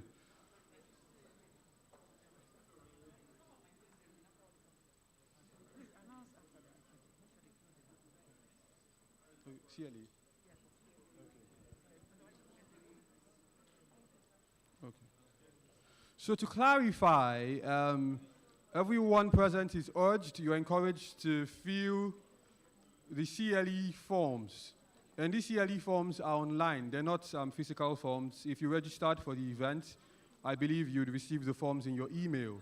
So please fill these forms so that you can receive your certificate. Thank you.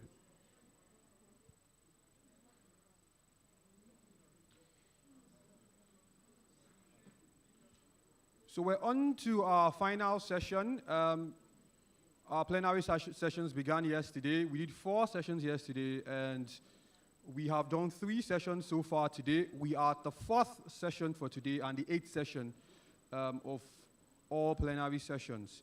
And this session addresses a very big elephant in the room, which is the role of the judiciary, the legislature, and the executive in the forthcoming elections. But I'll wait a few seconds for the pictures to be taken, and then I'll call up the moderator and panelists.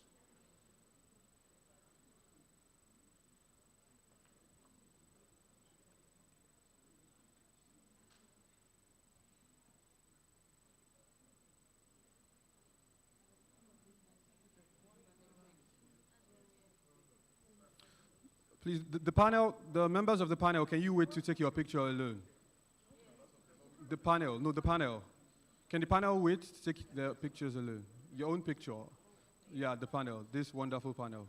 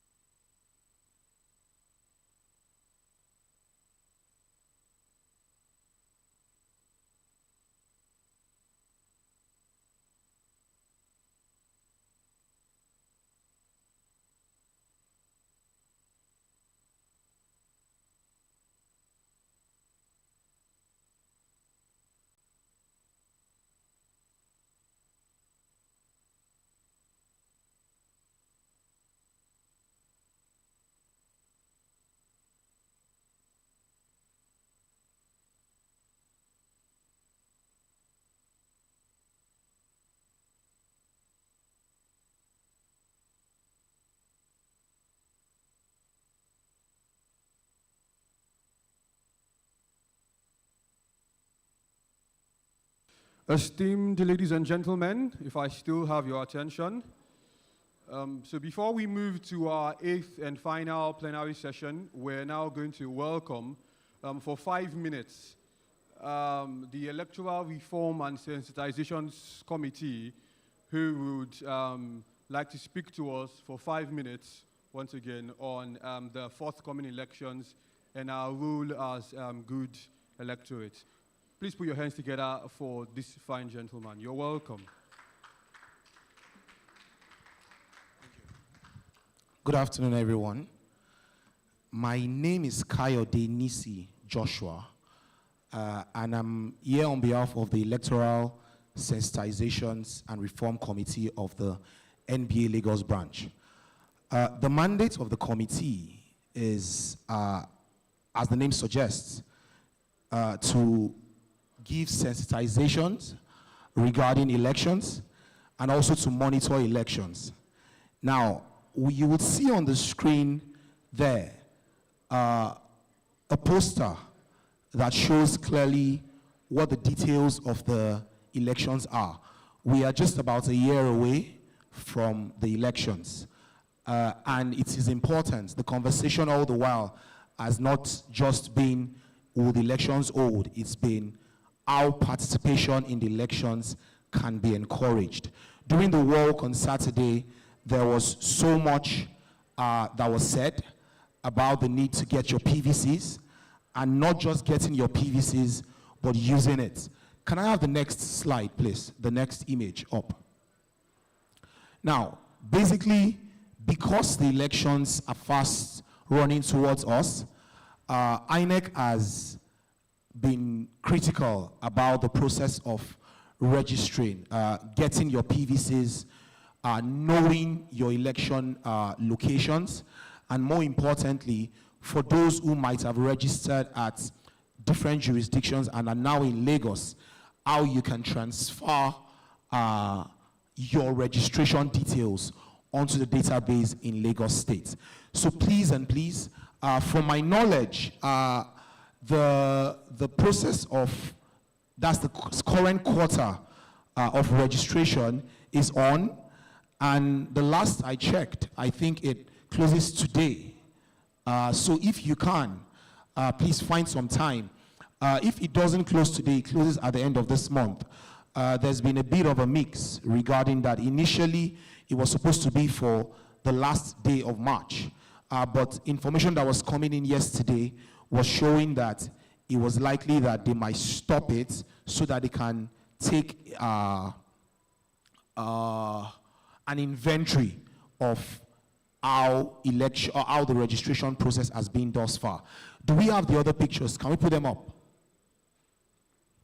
There are 4 other pictures which show shows information about how far registration has been. And if we cannot put that up, I will just have a run through on how much the process has been. Please give me a minute. Do we have the pictures up?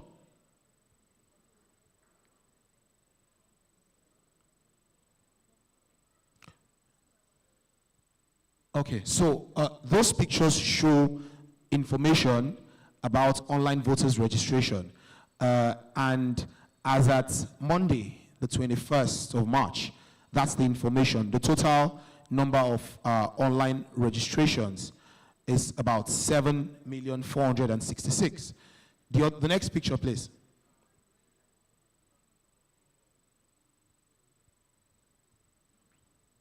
Basically, this just gives some infographic details into how the process has been. If you look at the age group, you would see that majorly for the youth population, we have, what's that? 8 million. The middle-aged, 3 million. The elderly, 1 million. And for those who are old, who are, I think, 70 and above, 210,000. The demography of this room would show that we have those who fall largely in the middle-aged, and I would believe that many of us are contained in this figure. And if not, please, I will encourage you to go and take a step to fix that so that the numbers can surge further. The next picture, please. Now, this is showing completed registrations as at the moment. There are those, so if you go to the portal, you would see that the portal allows you to transfer, newly register, and update your details. Now, as at 7 a.m. on Monday, the 21st of March, this is the information that shows those who have completed, not just started, but have completed their registration process. And you will still see that it's a far cry from what we saw from those who had started. For the youth population, which I belong to, we have 3 million out of the 8 million that have started.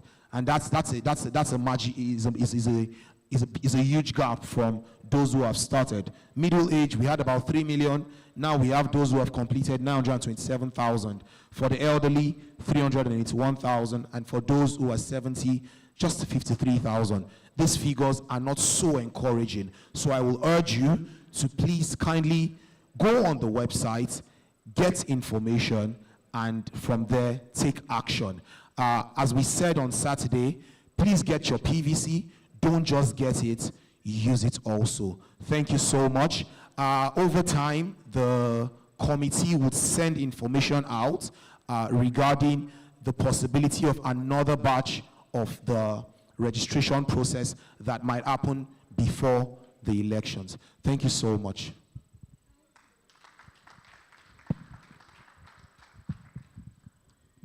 Thank you very much. Thank you very much.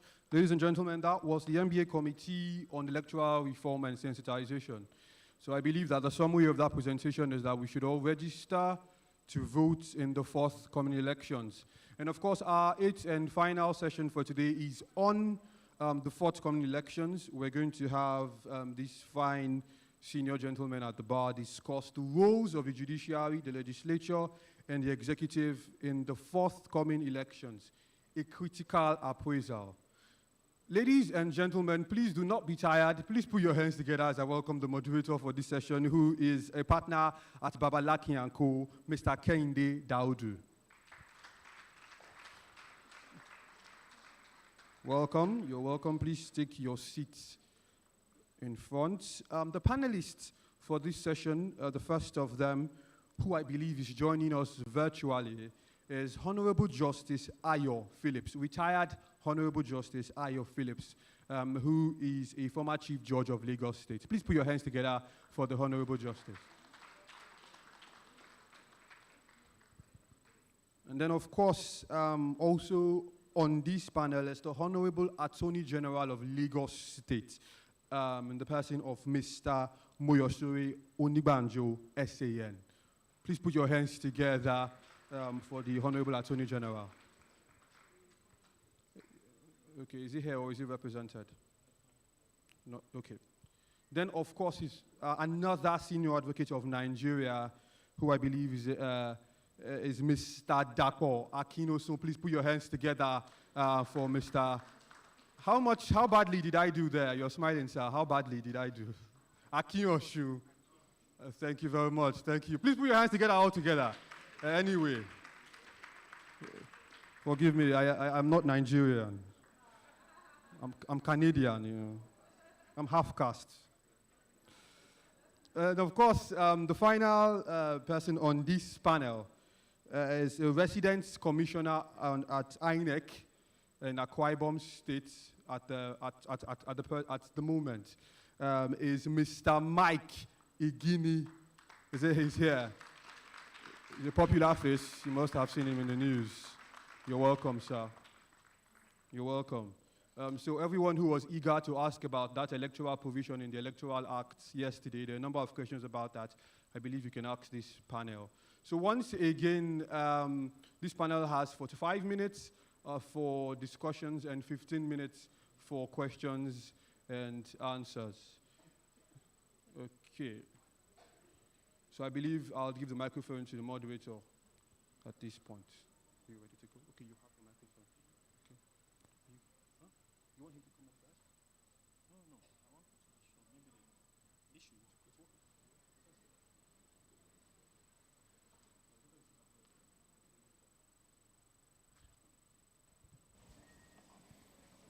Far from here. Thank you. You can talk? Oh, okay. Thank you, the master of the ceremony. I think it's actually very instructive that before this session, the NBA Committee on Sensitization of Election and Electioneering actually put us through the process of registration. And I sensed as well that the reason we have this number of people in the audience is because of the importance of this particular session. I would think that Honorable Justice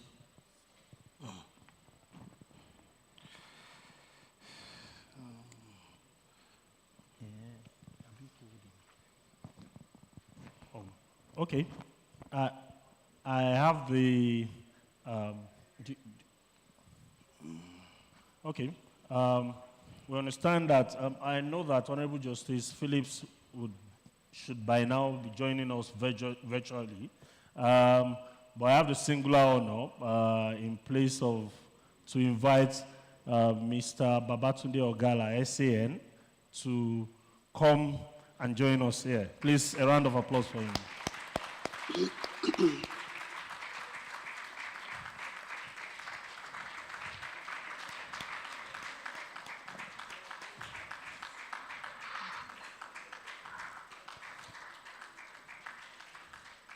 The good thing about it is that it straddled both, at least two aspects of it. The legislature, he was a member of the House of Assembly, Lagos State before, and is part of, as in, is a member of the ruling party in Lagos and ruling party in the country. So he will be able to throw more light in some of the things, as in some of the questions that may come up. Oh, here. I hope it's not going to make me look true. Okay, we have Honorable Justice Ayo Phillips online as well. Thank you. Thank you. Welcome, sir. Thank you. So did you come in from? Yeah, the way we have designed it is for it to be as interactive as possible. We have a retired member of the judiciary, which we think is very, very vital in the forthcoming election. We have Mr. Babatunde Ogala here, who was at a point in time a member of the House of Assembly and now part of the ruling party in Lagos and nationally. We have the umpire, a representative of the umpire, Independent National Electoral Commission, Mr. Mike Igini, a lawyer as well. And we have a senior advocate of Nigeria, Mr. Akin Oshun, who will tell us about his experiences and how the current Electoral Act 2022, the impact of it, and how they will see improvements in our elections. But I will first go to Honorable Justice Phillips on the very first issue. It is important that the judiciary plays its role in all this process, albeit unobtrusively. But it will be important to know the role the judiciary has been playing, has played, and will continue to play in order to level the playing field, one, and to ensure that actually the will of the majority is actually properly expressed at the ballot. Over to you, my lord. Well, good morning from here. Good afternoon in Lagos. Thank you very much for dragging me out of retirement to discuss this. Well, I'm just going to speak extempore because I'm really on vacation here. I didn't expect to use my brain very much. But just from my experience while I was on the bench, and well, luckily for me, I've had experience now for the past 5.5 years in an EMB, an electoral management body. So I've been taken outside my comfort zone and now have to work with politicians, which I found very interesting. But the judiciary really is very simple.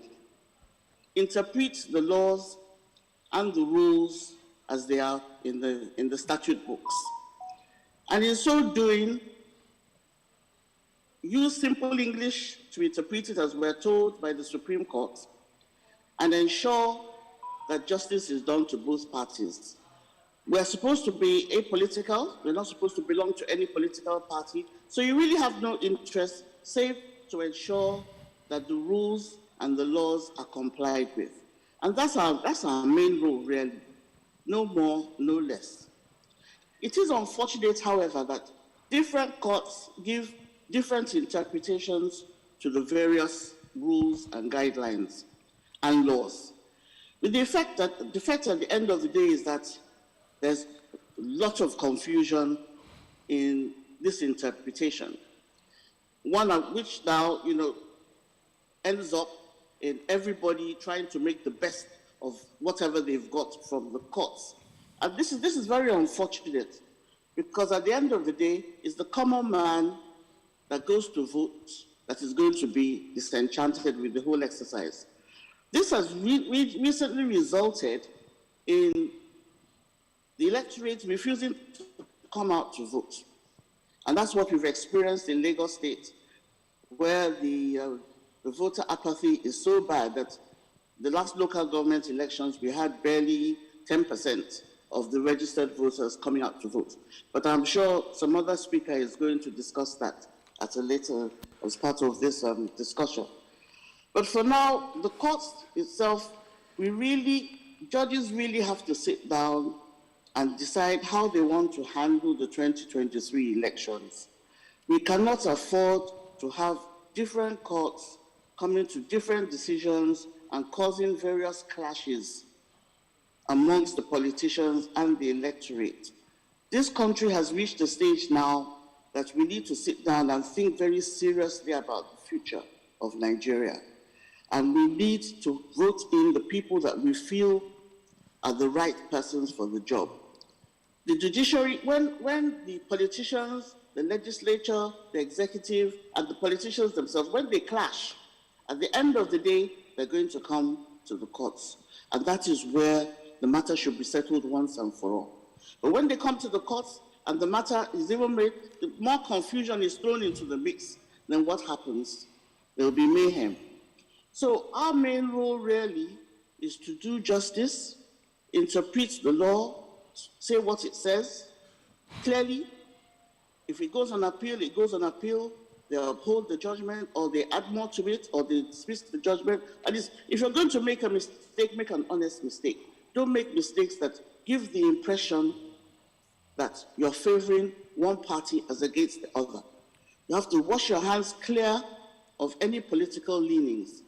I remember when I was nominated to be part of the Election Petitions Tribunal in Adamawa State in the early 2000s.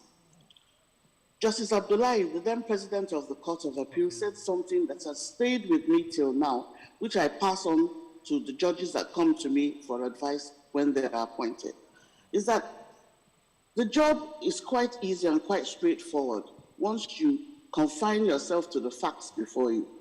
It's when you want to try to help another party that you get into trouble and the job becomes very difficult. And I found that to be my watchword. And I found it to be very, very true also. You look at the law, they're asking you to interpret this section of the electoral law as opposed to the Constitution and the guidelines. You just read them all, listen to arguments of both sides. Of course, lawyers will always do their best to defend their clients. You can call black white. It is for you as the judge to see whether it is white or whether it is black. If it's clearly white, it is white. If it's clearly black, it is black. There's no in between. There's no gray area. And you give your judgment, and that's it. If you've made a mistake, the Court of Appeal will point out where you've made the mistake. But if in your argument you go round and round and round and round and try to make matters look as if they're not, then you're going to get into trouble, and then you'll be impugned. Not only will your judgment be dismissed, you'll be impugned as a judge as being biased, which we should try to avoid. So basically, our main duty is just interpret what you have before you. Give your judgment. Do your best. Ensure if you're dealing with ballots, if you disqualified some polling units or those polling units, they will be deducted. At the end of the day, give the person who you think, according to your judgment, and from the evidence before you, very important, is the winner, give the person, and that's that. You'll find that when you give a judgment that is fair and honest, there's no trouble. It's when the judgment seems to be against all common sense. That's when you find all kinds of comments in the newspapers, all kinds of discussions about you, all kinds of people that should not even impugn your integrity will be impugning your integrity. It's a very delicate balance. And so the only way to avoid being castigated in that form is to just interpret what you see before you, and then there'll be no problem whatsoever. So that is our duty as I see it. It's quite straightforward. Thank you, my lord. Ensure that justice is done. Thank you. Ensure that justice is done. Thank you, my lord. Thank you. Thank you.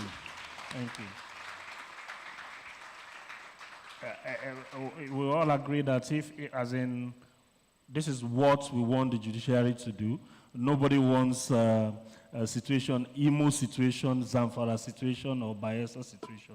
We want the will of the people and the choice of the people to lead the people. I will move on to Mr. Igini, the INEC rec.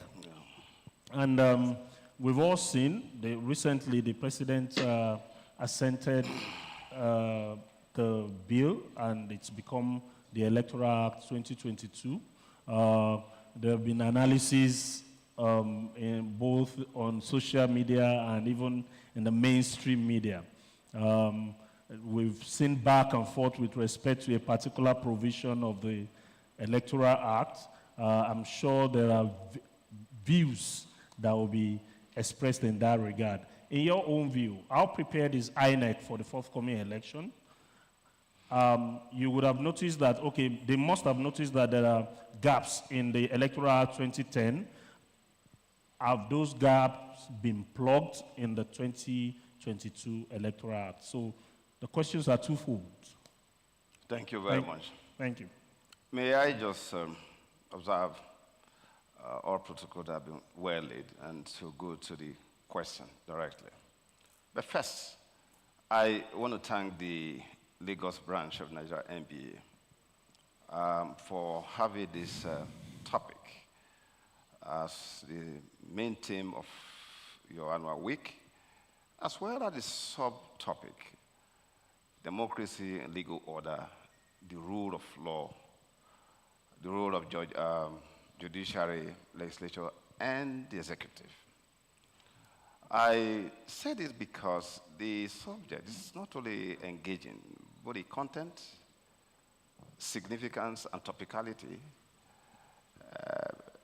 necessarily because of the forthcoming 2023 elections. I am sitting here as one who had been out there before interrogating INEC processes. Now I am inside, so I will be speaking from a direct experience, the reality of the Nigerian experience on election day, the role of the judiciary as well, as just talked about by the CJ legislature, are well defined in the Constitution. But the challenge that we have faced over the years on matters of election service delivery has to do with the political class who are out to rig elections, to manipulate the process. Election is a period to renew the journey of any society. And 2023 is going to be another opportunity again to renew the journey of a country, the policies, and even people who have presided over the affair of a country for that period. I want to declare here today that the problem is not much about INEC preparations. It's not about whether by virtue of the provision of the new Act 2022, monies should be released 1 year before election. That is not the problem that we have. The problem we have, and we must tell ourselves, inconvenient truths. We have to look at the role of our colleagues, lawyers, and judges. And that is why in one of the interviews I granted, I said, if Nigeria will die, Nigeria will die because of the role of we lawyers. On an account of what I have seen, I will tell you this. Our our profession is not just a profession to earn a living. It's a very important profession in the life of any society. No question of the rule of law and democracy. Now, as far as we are concerned, the legislature has come out with the 2022 Electoral Act, which is good enough, even though there are few issues that we may point out, but good enough to prepare for 2023. But the challenge will be, we are seated here having this conversation, but the non-constitutional actors, the non-legitimized actors that will torpedo the process, they are not here. So in fact, it is good that we discuss here, but the real people who will torpedo 2023 election, they are not here. Because in election is a reflection of the value of the entire society. And that is why law should not be seen as a self-contained subject that can be studied like in a laboratory, like a specimen laboratory system. No. Law is a reflection of the collective value of society. And that is why if you look at the election pyramid, you have up to 15 concentric stages. Number one, you have the INEC on top. Number two, you have the state office. Number three, you have the local government. But from the position of SPOs, supervising presiding officers, who will be in charge of men and ballot paper and result sheets, they are now giving out to Nigerians. From there to presiding officers, the collation officers, at the ward level, at local government level, down to the last point. So if you look at the pyramid, on election day, INEC is just personnel and mere supervisors. So the outcome of all the elections we've had are clear reflection of the total value of the Nigerian people. And that is why you find that people of presumed integrity, a professor of a university, could generate, publish, and announce the return of somebody who didn't win the election. Of course, we have to ensure that the rule of law takes precedent. He's already cooling himself in the prison for 3 years. There's another professor, is also on trial at the moment. So where we are, the problem is not about law. As we speak today, all of us, you must take this very seriously. That this conversation we are having here, please, why I commend the Lagos branch to be the first branch in the country for kickstarting the process of 2023. I must say here, I am very worried for 2023.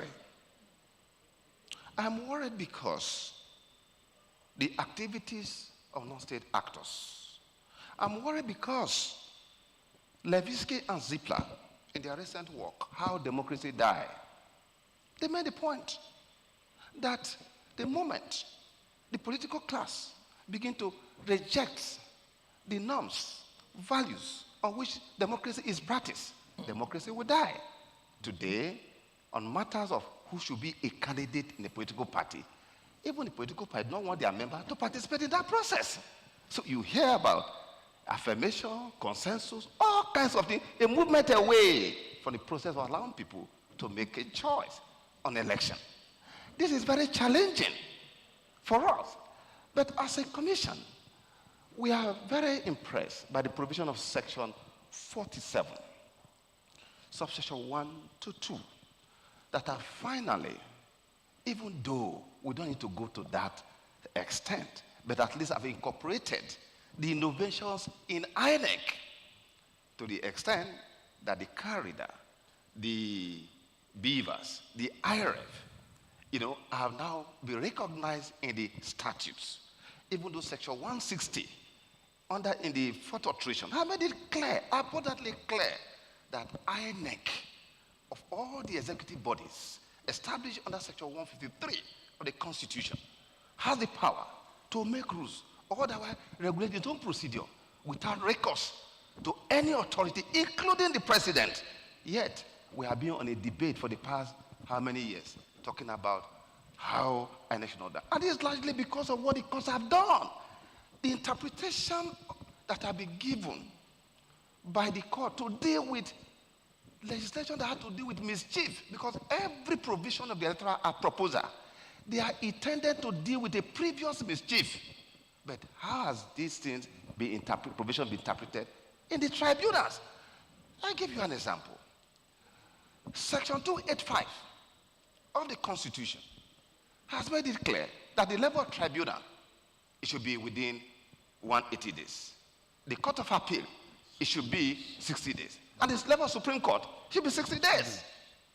How do you now explain in 2012, 2011, in the case of Kebbi governorship election and one in Delta, when the Court of Appeal knows very well that it's no longer the final court on governorship election matters.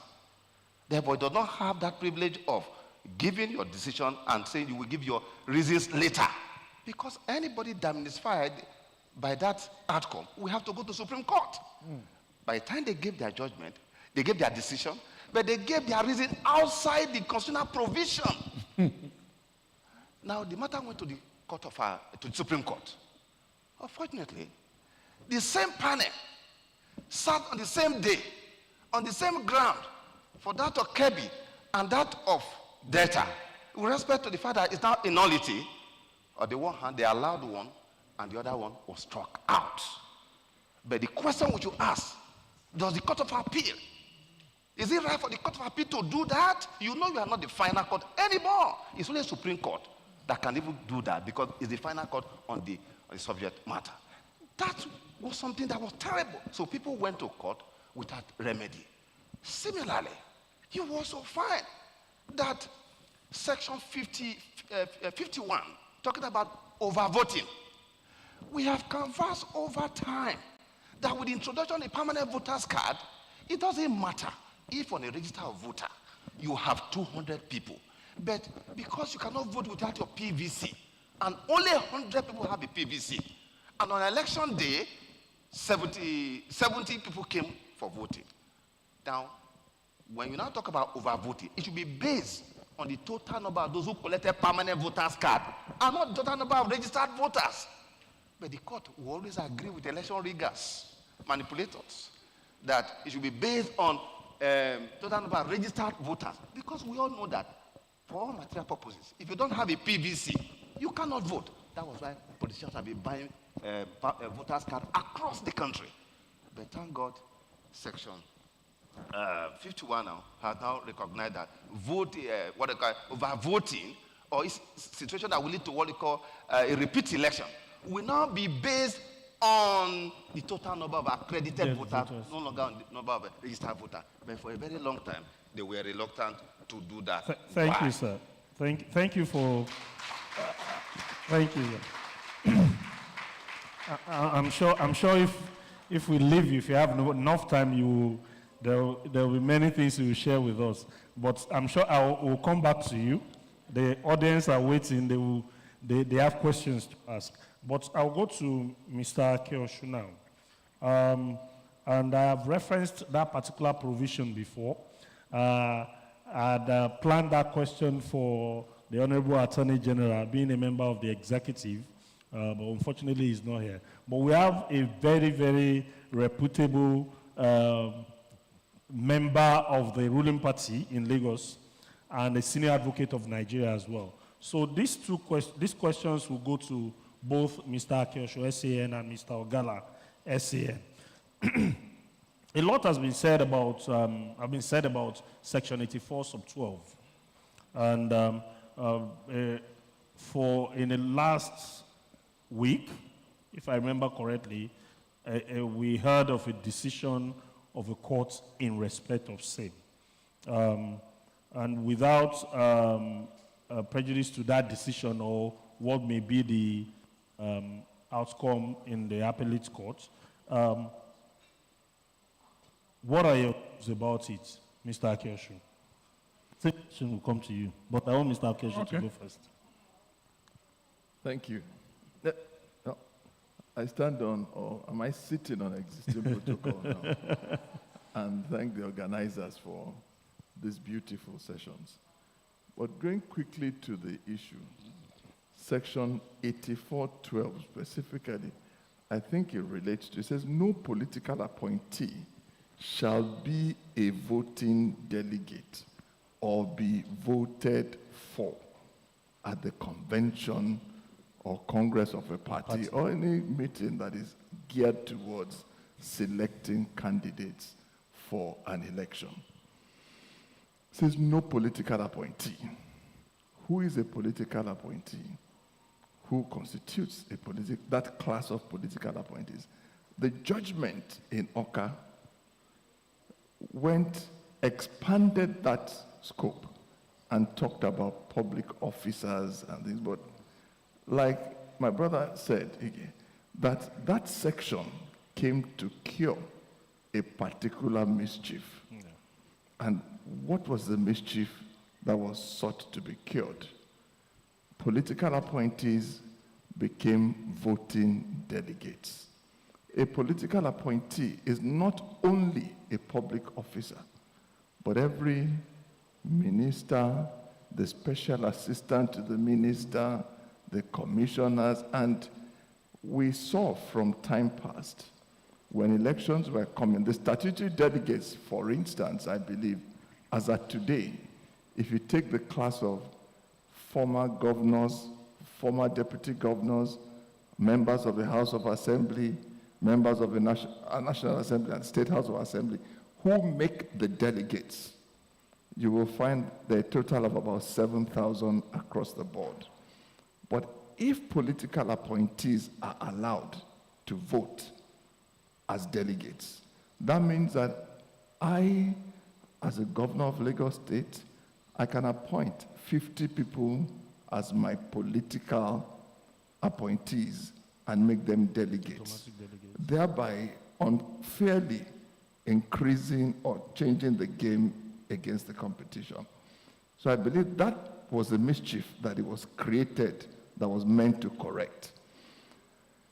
The court now says that part of it is struck out. Why the court said that, how the court said that. And you see, as I said as well, sometimes the problem with Nigeria is lawyers, and God will deliver us from ourselves.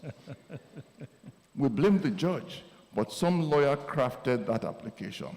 Some lawyer went to argue it before the court and got those orders. What was he asking for? That it should be struck out and that the Attorney General should remove it from the Constitution. Does a court have the power to void a section of the law that is inconsistent with the Constitution? Certainly.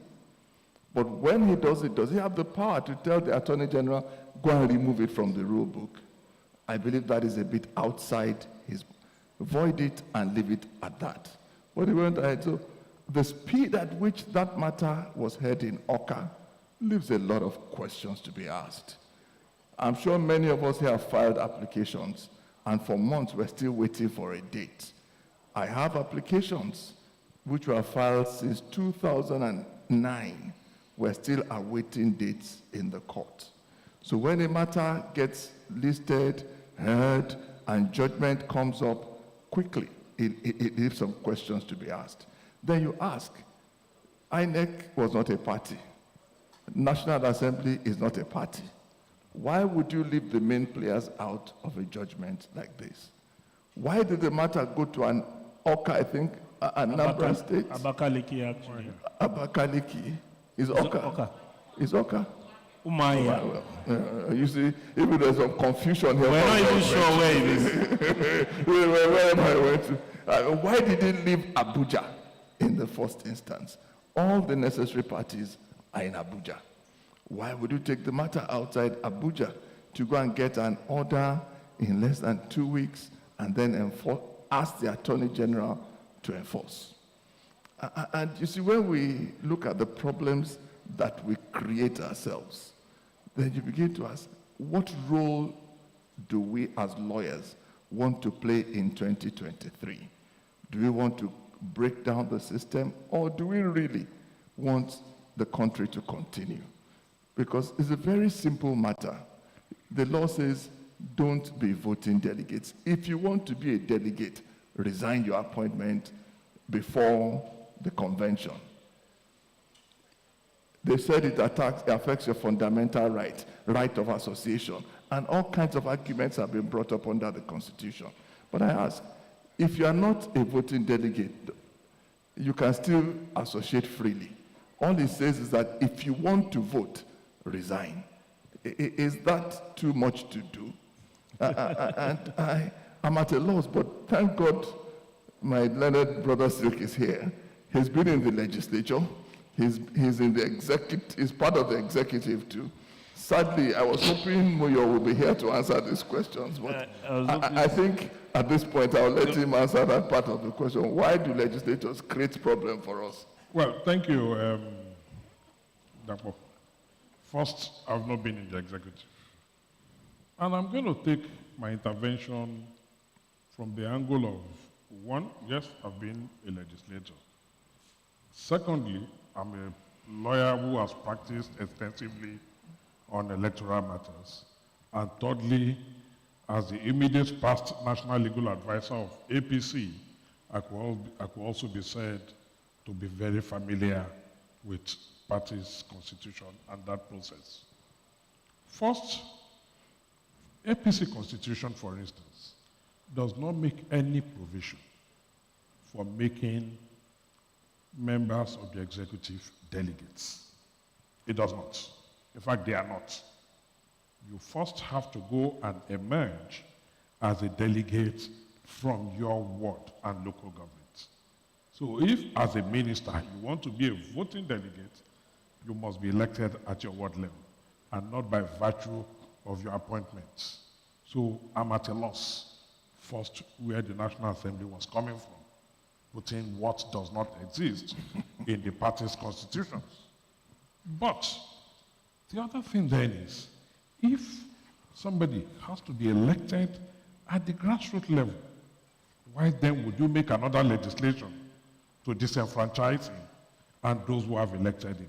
Again, where the National Assembly was coming from, I really do not know. But, and then you now say he cannot vote and be voted for.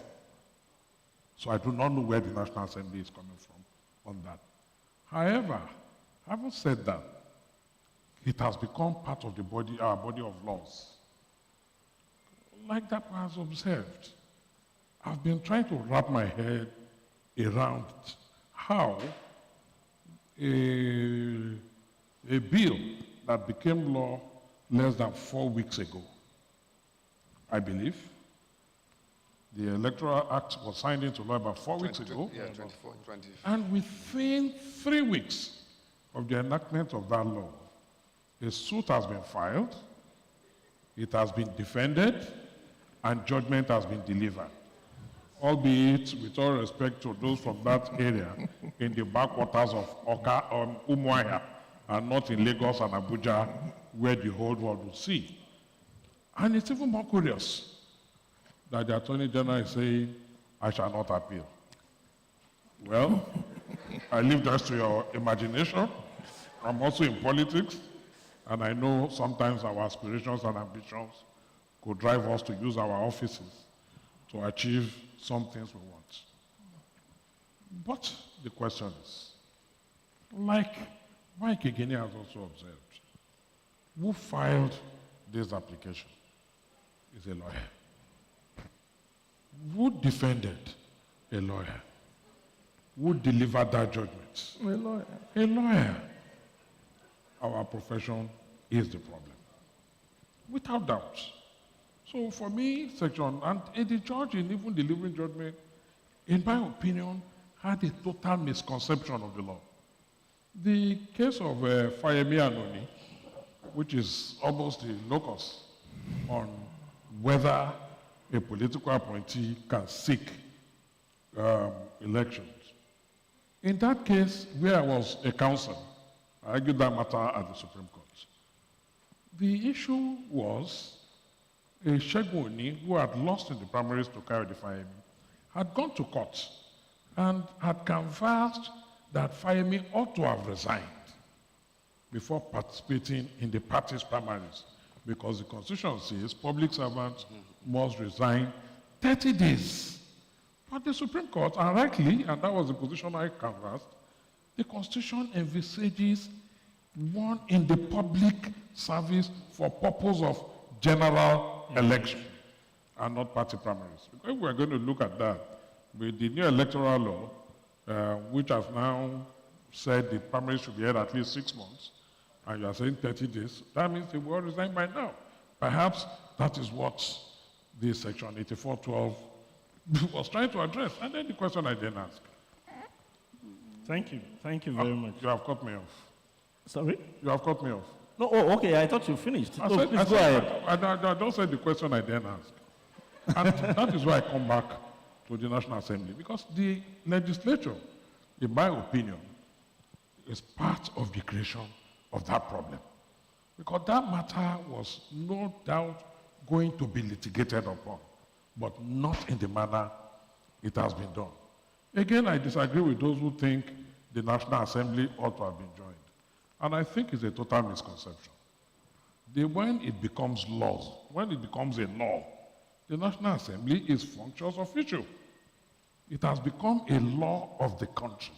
When it's a bill, it is their baby.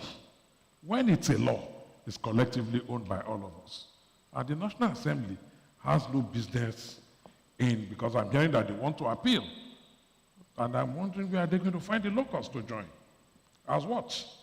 Nobody has stopped you from doing your work. You have done your work. Another body has only said maybe you have not done it well. I'm not saying that is correct. By the same token, sir, INEC has no business in that suit, because the law has not in any way infringed on what INEC should do or not do. It's a law of the Federal Republic of Nigeria. I shudder to think that I can't imagine you say maybe a section of the criminal law are faulty, and you say we must join the police and all those who investigate crime. It's whatever comes out of it. I understand it may slow INEC down, and I feel sorry for Mike Egini and his friends and his colleagues in INEC, as I look forward to seeing you on Saturday, and I want to see with this confusion on hand, because my party's, the APC's convention is on Saturday, and that will be the first test of this section 8412, one way or the other, and how INEC wants to, how he's going to manage the process, because it's going to be an ongoing process. By Monday, you can be sure, after the convention, litigation all over the place. The challenge you will have let me just... The challenge you have with that Okay. is where a court of appeal revisits that judgment and sets it aside for argument's sake. And APC has done the convention based on the fact that political appointees or public office holders have been registered as delegates. The law in section 13 says anything that is based on that, on the subsection 13, is voidable or void ab initio. So with all the candidates or party officials elected from that process, would it be nullified? That will now become, and that is part of the reasons why it is important that the arbiters at least have a say in it at this stage. No, I do not agree the arbiters. And I will give you, political matters that I handled in the last exercise couldn't have been less than 20, 30, And the arbiter, most of the time, they are just what they are. They are observers. Even though I don't agree they should be observers, because when you challenge an election, you are challenging the administrative action of INEC, not the candidates. It's INEC's integrity you impugn. But when INEC comes in to defend, they say they are taking sides. So I sympathize with INEC on that score. Because when you say election has been mismanaged or rigged, it is them. But again, a lot of the time, INEC takes a back seat. So I do not agree. And I think, let this process run. I was National Legal Advisor when APC was banned from having candidates in Rivers, because it did not comply with a certain order of courts, which is the congresses you have elected, you have conducted to elect these delegates, ought not to have been held because there was a subsisting order of court saying don't proceed. That was in 2018.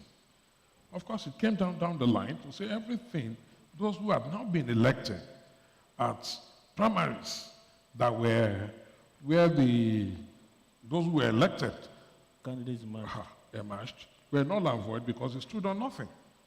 Same thing for Zamfara. So, and it's unfortunate it happened, but sometimes I don't feel sorry for my party. And I'm sitting here with all, yes. The fact that I belong to a party does not mean I shouldn't know what is right. I'm a lawyer primarily. This is my second address. I can walk out of that tomorrow. So for me, I think that's why I said it's a litmus test on Saturday for APC itself.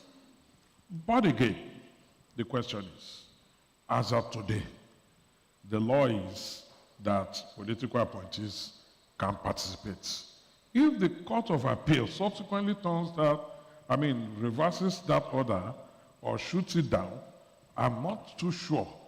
You will now say what had been held.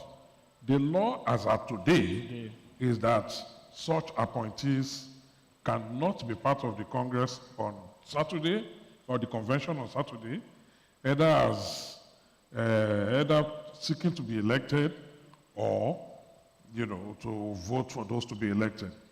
They may resign on Friday, and if they lose the election, they'll be appointed on Monday. Interesting. It's actually... And let me also quickly say this. Other than the party constitution, other than APC constitution, at least that I know, nothing in law even says you cannot be a political appointee and hold a party office. After all, our national chairman today holds an executive position and a party position, which, in my opinion, I thought the Supreme Court gave us a hint and a wink, so I called it. That's working committee, no, I was a member of the working committee that was sent away, courtesy of you people. Thank you, Senior Advocate. Thank you for that. But, moderator, before you go, I think I want to say this very seriously. In the whole of the electoral process, Justice Phillips has spoken. She was an umpire until recently.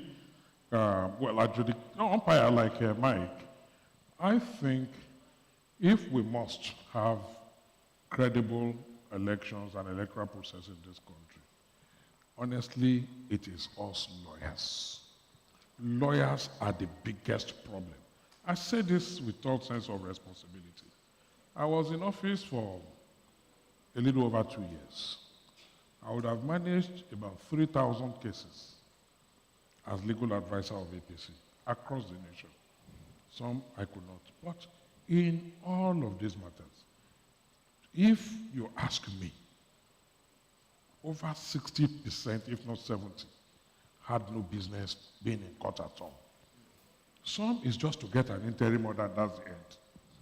I've had instances where judges deliver judgments at 10 p.m. In fact, in one of those matters, Justice Roosevelt said, was it a coven of witches? Where a judge. I've appeared in a matter where persons who did not even participate in party primaries at all will go and craft some things. In fact, there was a particular matter I did. The fellow is a minister today. He sat briefly in the House of Reps, and I was so agitated that I said, as legal advisor, I will go and argue this case personally. He came with plenty of, the monies they talk about is not small when they want those things. When I mean it's not small, it's not small. But you must be strong to resist it. Now, what did he do? He had participated in the primaries of a party and decamped to another party when he didn't win. Then there was somebody who was not even a candidate or said she was a candidate or an aspirant at the primaries and said he was challenging the primaries. And now, that is an intra-party matter. And now said the prayer was that, final prayer was that the person who lost the primaries should be declared. Some shady thing, who had decamped to another party. A judge granted that prayer. It was crazy. Then they hid it. Just like the way they hid the injunction of November, which has just surfaced now. Then they hid it. Then she presented it and he got a certificate of returns for a brief period, but all the way to the Supreme Court. So for me, it is us lawyers. This was a judge. We were in his court at 8 p.m. There was no light. Because he had to do what he had to do, he took off his gown. He said we could take off our own too. He took off his bibs. Suddenly the shirt even went off. He's a lawyer. So you see, it is us lawyers who prepared this. I've sat down in office as National Legal Advisor, and this I'm speaking the truth, where people have come to me with matters where judgment will be delivered on a Monday, and these are 2 judgments. Do you want to purchase? They were brought to me by lawyers. In the process of this, I learned in Abuja that there are some lawyers they call consultants. Thank you, Mr. And what are those consultants? Thank you, Mr. Ogala. You need not be told.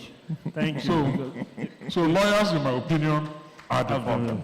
If we can hold ourselves, especially we the seniors. The senior lawyers. Yeah, because those are the ones they patronize the SANs like that, one day. Thank you. Prof. Yekazu. Thank you. I know it's a very, very topical issue. I have two other questions, but I won't bother on that. I would go to the floor and ask for just two questions from the audience, if there are.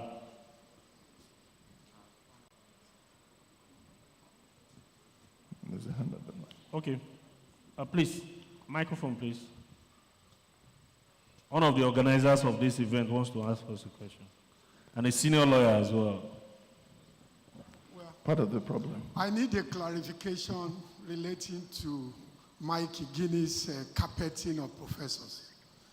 So 2 professors out of how many? Professors. So I want Mike to assess the performance and intervention of ASU as far as the integrity of the electoral process is concerned. So if we look away from lecturers, which block do we turn to? Which social or professional class do we turn to? Lawyers? Do we give that role to lawyers? So how has that group performed generally? The circumstances you referred to, are they isolated cases or they are general? Thank you. Thank you. Any other question, please?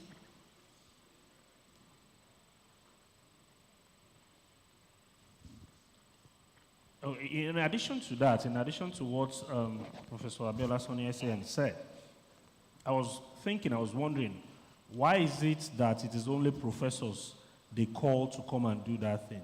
Is it because the person that is the INEC chairman is a professor and he deems it fit that it's only professors that can do it? What if the person that becomes the INEC chairman tomorrow is an architect? Would it be right to call architects to do it? Thank you very much. Thank you. First, it has to do with numbers.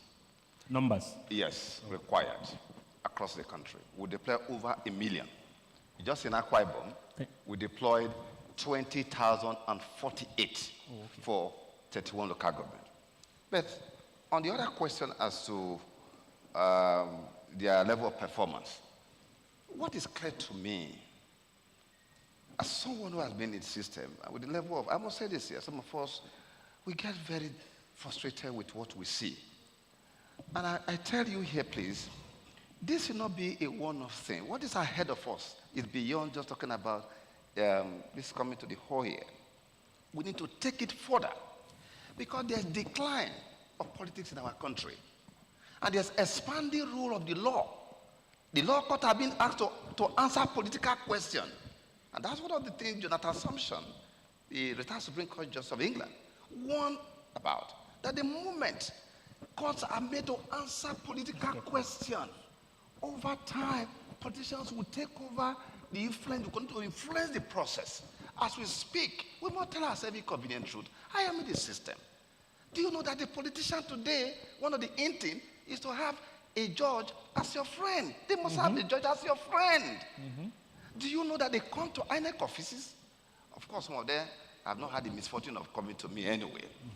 They will come and they will tell our staff, look, by tomorrow 12 noon, we are going to get an order.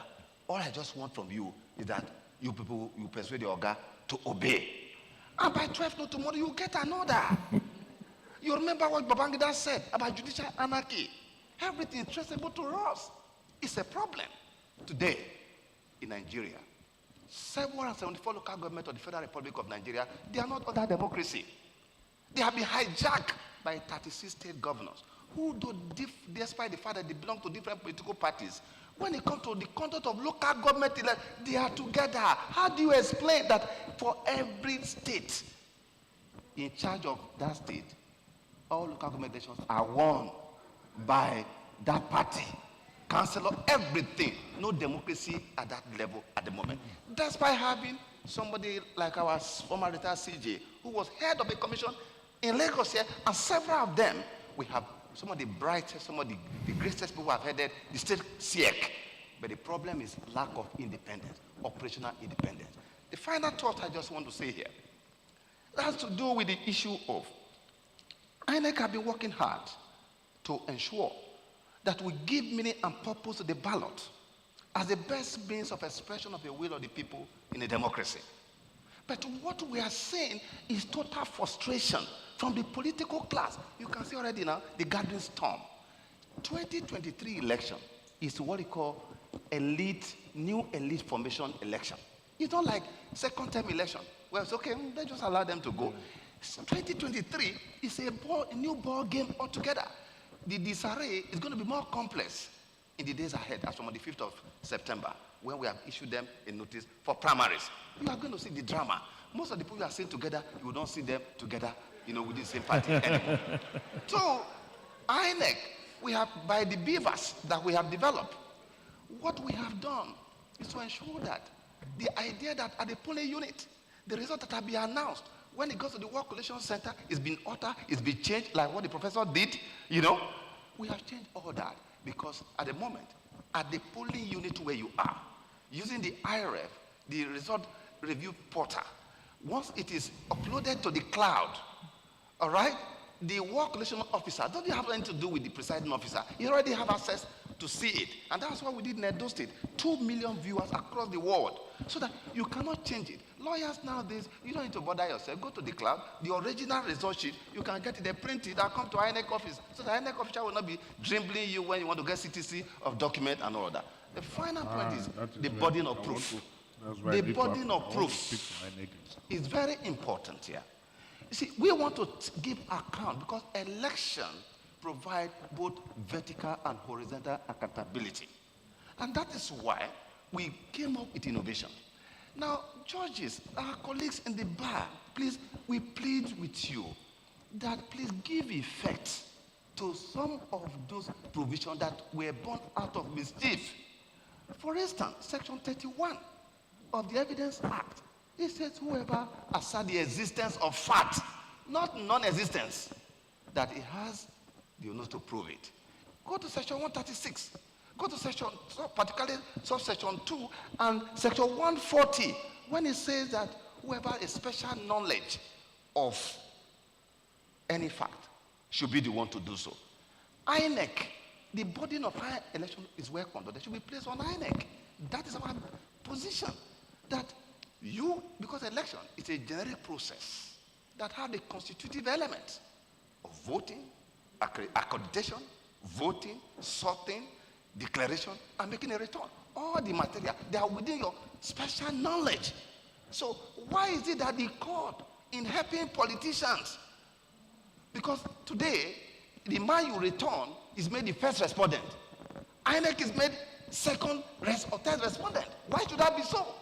The institution that conducted the election, who is in custody of the materials, who recruited people, trained them, deployed them, made an announcement, made a return, in charge of everything, should be the one first to prove it's going to shift. That is electoral accountability. But the court, they don't seem to join us in that direction. Look at Section 135. In the current act, they have, in the process, every time we're trying to amend, trying to get a new law, they remove the old ones that are good out of it. Section 135 has now excluded INEC regulations, guidelines, and manual made pursuant to the powers donated to INEC under the Constitution and even the Electoral Act. Why should that be so? When Section 135 says, 137 says, 135, that elections shall not be invalidated for reason that there is no compliance with order given by INEC. Why should that be? Why should that be? I'm very sure that some of our colleagues in the bar, in the bench, when the argument is put before them, they are going to work on it. That was why a senior advocate, talking about our senior, you see, the leadership of our profession, you must continue to show, being a good role model to others. Because a senior advocate who went to the court and argued in the last election that INEC guidelines and manuals are mere instructions. Yeah. That was the argument. And it was upheld by the court. Why can't that be? And this is terrible. And that's why I wrote to the commission that this our senior should not be made to represent INEC anymore.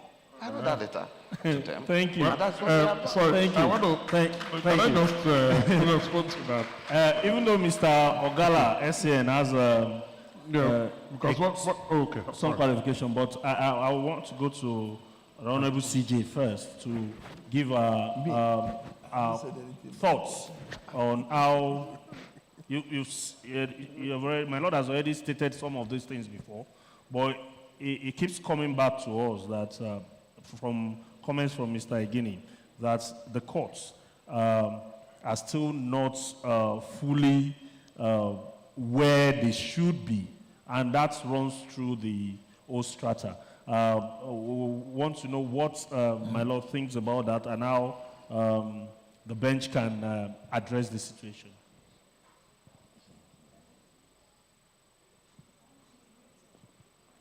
She's muted.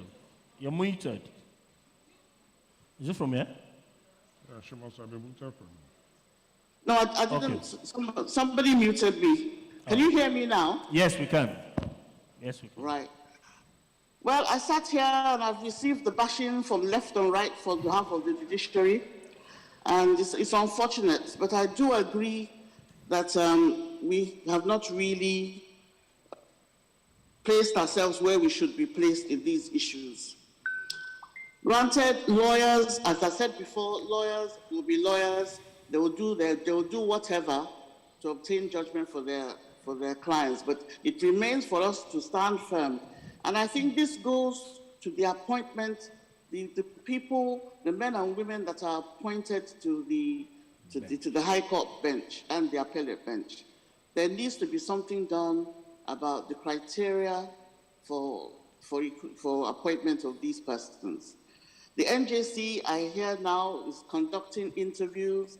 In Lagos State, we set exams and all that, but something has to do about the training of these officers, no matter how good they are and how highly they're recommended, because we don't seem to have the right people on the bench as at present to handle the challenges of the fallout from elections, which is very important. We can't complain about our political leaders. Politicians will always do their best to get what they want. It's for us to put an end to it and to stand firm and do what is right. So I think the judiciary itself needs to look inwards and strengthen itself, because it's not strong enough as we speak. We need to have men and women of integrity, men and women of good conviction, well-versed, well-learned people who know the law, know where to find the law, and will do and have an innate sense of justice to do what is right. Just interpret what you have before you and speak the truth. That's all you need to do. You're being paid a salary. You don't need anything from anybody else. Just your integrity is at stake. So just work hard and make sure you maintain that good integrity. So for the judiciary, I agree it is weak as we speak, but it should strengthen itself. And that's the NJC and the various state CJs should do what is necessary. Thank you very much. Thank you, Melo. Thank you. Well, Mr. Gara, you wanted to, yes, I urge you to make it as in just 1 minute, yes, please. I mean, what I'm going to say here, I hope my Kigene won't also write my name that Daniel should not give me briefs. Because I'm coming for your briefs. But we've said so much about the judiciary, the political class, and of course lawyers. I think one thing we cannot also run away from is that INEC too is highly, highly complicit. And when I say INEC here, we should look at INEC beyond the leadership of the Mikey Guinness. It permeates all the way to the ward and polling unit level. What do we have, even at the national level? There is no political party today that does not have what they call an INEC liaison officer. INEC itself has to display some consistency. INEC, I mean, from my experience, I saw a lot of consistency, a lot of cherry picking, and more often than not, I'll give you an instance. About a week or two ago, Governor Bello wrote to INEC to say well, APC Constitution, APC NEC meeting was going to hold on so day, even though he didn't need to inform INEC. Why he did that, I don't know. But INEC replied and said, by their guidelines, it's the secretary and the chairman that they recognize. But the same INEC is aware and conscious of the judgment of the Supreme Court in Akeredolu and Jegede, where by a split decision, almost a split 5-2, I think, 5-2 decision, it was seriously canvassed that Governor Buni, having signed the nomination, ought not to be. The Supreme Court, in its wisdom, I think the ingenious, and I called in the article I wrote a wink and a hint. They said his action was going to come, and indeed his office, and because he was not joined, the Supreme Court evaded the issue. But in that case, and in some other authorities, the courts have said it is immaterial. It is not for INEC to determine who signs for the party on behalf of the party, as long as the party can show you that it has resolved. So, because I understand it could be multiplicity of signatures you are trying to avoid and all of that, you know. But as long as, but in this case you said, no, that's what you recognize and that's what the guidelines. What about the judgment of the Supreme Court, which has said that guidelines, in fact, it has been shut down technically by the Supreme Court.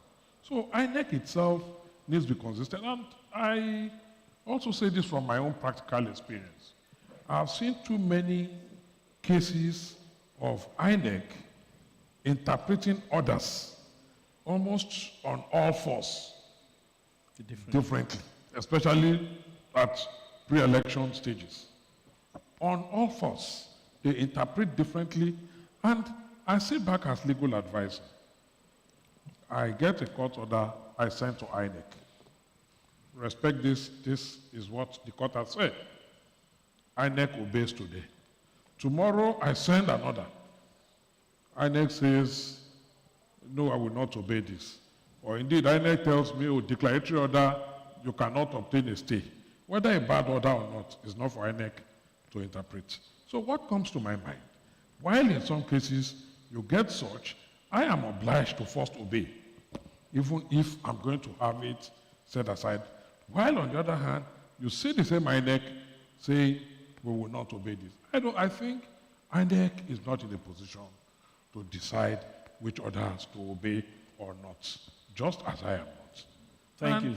Thank you, sir. Sorry, and I would say this, as corrupt as the politicians are, it's because they also find collaboration within the system. Mike, you might say, I remember your spat with my two people, Adams and Akpabio. You know, I mean, you would know I would never get involved in such matters. But what about other electoral returning? I've had instances where resident electoral commissioners have called me as legal advisor. I mean, what is he calling me for in the build-up to the election? That you have not spoken with us. So INEC too is a big, big issue in the electoral process. Thank you. Thank you. I think it will be, sorry, Mr. Igini. I know you may have a right of, you may want to reply. Yes. But unfortunately, at the point there has to be an end to litigation. Before then, sir. What this tells us is that we are all a product of our society. Exactly. The lawyers, the arbiters, the judges, we are all a product of Nigeria. We all have to do some introspection, as in to see what we actually want. Do we want to be like this or to be slimy? Because that's the message that is coming out. INEC is complicit, lawyers are doing this, the bench is not as what we want it to be. I wouldn't know if there's any more question from the professors are complicit. From the audience. I know that Mr. Igini wants a right of reply, or he has changed it. He said information. He wants to give us some information. Right. Please make it brief. Oh, very quickly. The CVR, thank you for being part of the civic education from the information you put out here. This third quarter we end today, but the fourth quarter is going to come up at a date that will be announced, and it's most likely to be closed by June with respect to 2023 elections. So please avail yourself, take opportunity once we commence the fourth quarter so that you can get yourself registered. Barring any change, I'm very sure that by June we'll close that to prepare the country for the next election. I think just one area we didn't mention, I'll just put it out here, is the executive. We need to ask ourselves a question, whether going to 2023, security agency will be neutral or will be partial. That is the greatest threat to our election, I must say this year. Because you find it somewhere within a party, the security apparatus of a state is given to one group of persons, aspirant at the level of their aspiration right now, somebody controlling the security. After being a candidate, we now have inter-party election. Somebody is in charge of security. Yes. We need absolute neutrality of security. That's going to be the greatest problem we are going to have, and that's why I told you that right now, this should not be a one-off thing because of what is ahead of us. If I am to tell you a few things, you will be very disturbed. But I believe that as a people, as a nation, we can overcome once we are able to come together to recognize the fact that election is what provides working legitimacy to those who are in public office to exercise power on behalf of the people. So this is very important. Security, neutrality of security. Thank very you. important. Thank you, Mr. Igini. Mr. Akiosu, do you have any final thoughts on this? No, just as it says, but the most important player is me and you. What are we doing to prepare for 23? It is okay to say politicians are doing this, lawyers, courts, but are we involved in the system? Many of us just play our politics on social media and we don't get involved. I was like many of us here. My involvement was to criticize and look at it and say how bad this government is. But in reality, until we get our voters' card, I thought that was all. But now I know it is important we go and join the party at the grassroots. Who decides who's going to be the president tomorrow? Is this delegates who are coming together in Abuja. How do you become a delegate? Many of us don't know. Who exactly are these delegates? You don't know. But those are the people who determine who becomes the president, the governor, and whatever. So whether it is a goat and a dog they bring out for us, that is who you can vote for with your PVC. So we must make it a point of duty as lawyers to be a part of the system from the grassroots.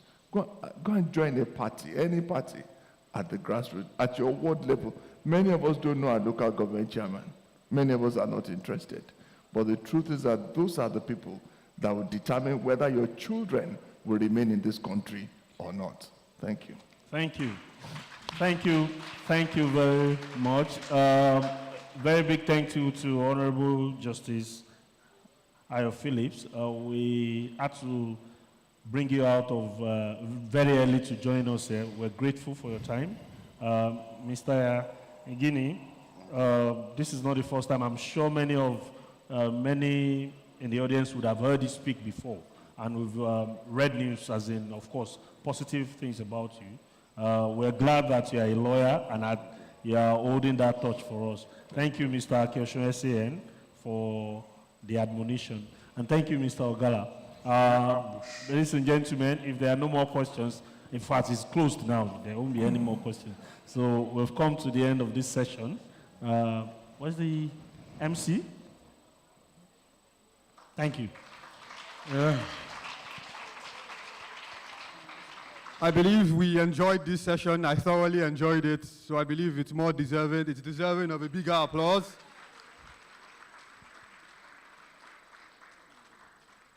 I enjoyed the crossfire and the call to introspection. So I believe everyone in the House has their PVCs, and everyone will be voting in the forthcoming elections. I will not ask us to raise our hands if we have PVCs. I will assume that we're all good citizens of the country. Put your hands together once again for this fantastic panel. Can we have the photographers here? Can we take our final set of pictures for the day? It has been a wonderful, wonderful, impactful day. And we're thankful to all panelists and moderators for making it to the venue. I hope my Lord will be in. Oh, yes.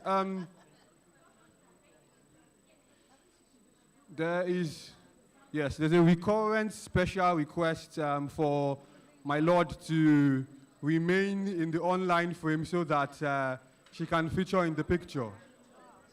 Okay, I think she heard me, yes.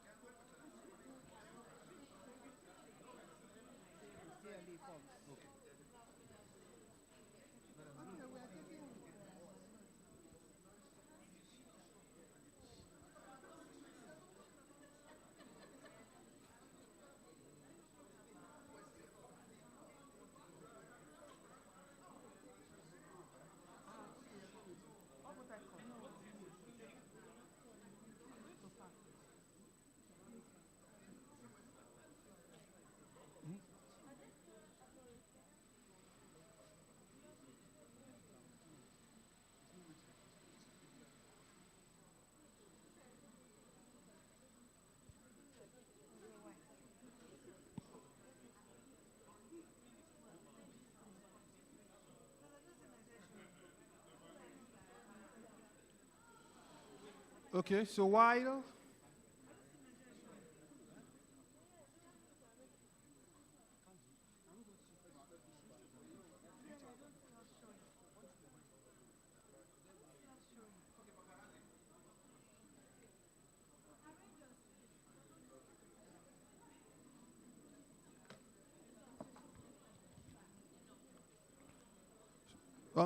the pictures of these beautiful and handsome committee members are being taken, may I remind you that although this is the last plenary session, it does not end the law week of the Nigerian Bar Association of the Lagos branch. This is not the end. Our events continue tomorrow, Thursday, and Friday as well. So please make it a date to join us on Wednesday, for instance. That is tomorrow. We have a health check and we have a charity visit. So if you would like to do a free health check, make it to the venue. And if you'd like to participate in our charity visit as well, please show up. And on Thursday, we have a special, exciting event for New Weeks. And there's a New Weeks induction program for everyone who is a New Week. And if you're a New Week in the spirit as well, if you're a youth, you can join us and we'll have... Okay, yes. Oh, yes, of course. We're going to have a special photograph. The panelists, please stay behind. All panelists. Let's have a picture for exclusively panelists, please.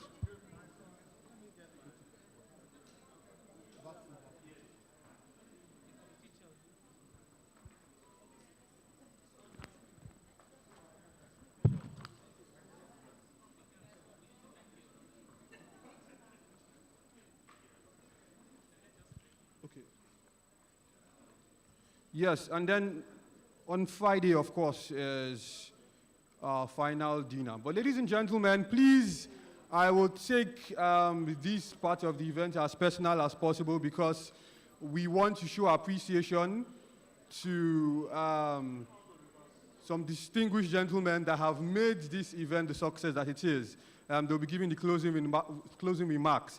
So please, as I call them up, I want you to put your hands together as well as you have, better than you ever have for this distinguished person. So first of all, I will be calling upon the chairman of the Law Week Planning Committee in the person of distinguished Leonard Silk, Mr. Wale Adeshokon. Please put your hands together for him as he does the first. Okay, oh wow, okay, that is incredible. So I suppose behind him can be the committee of of the law week. Okay, but okay, very well then. I suppose you will join him later. Welcome, sir. Is this yours? Good afternoon, gentlemen.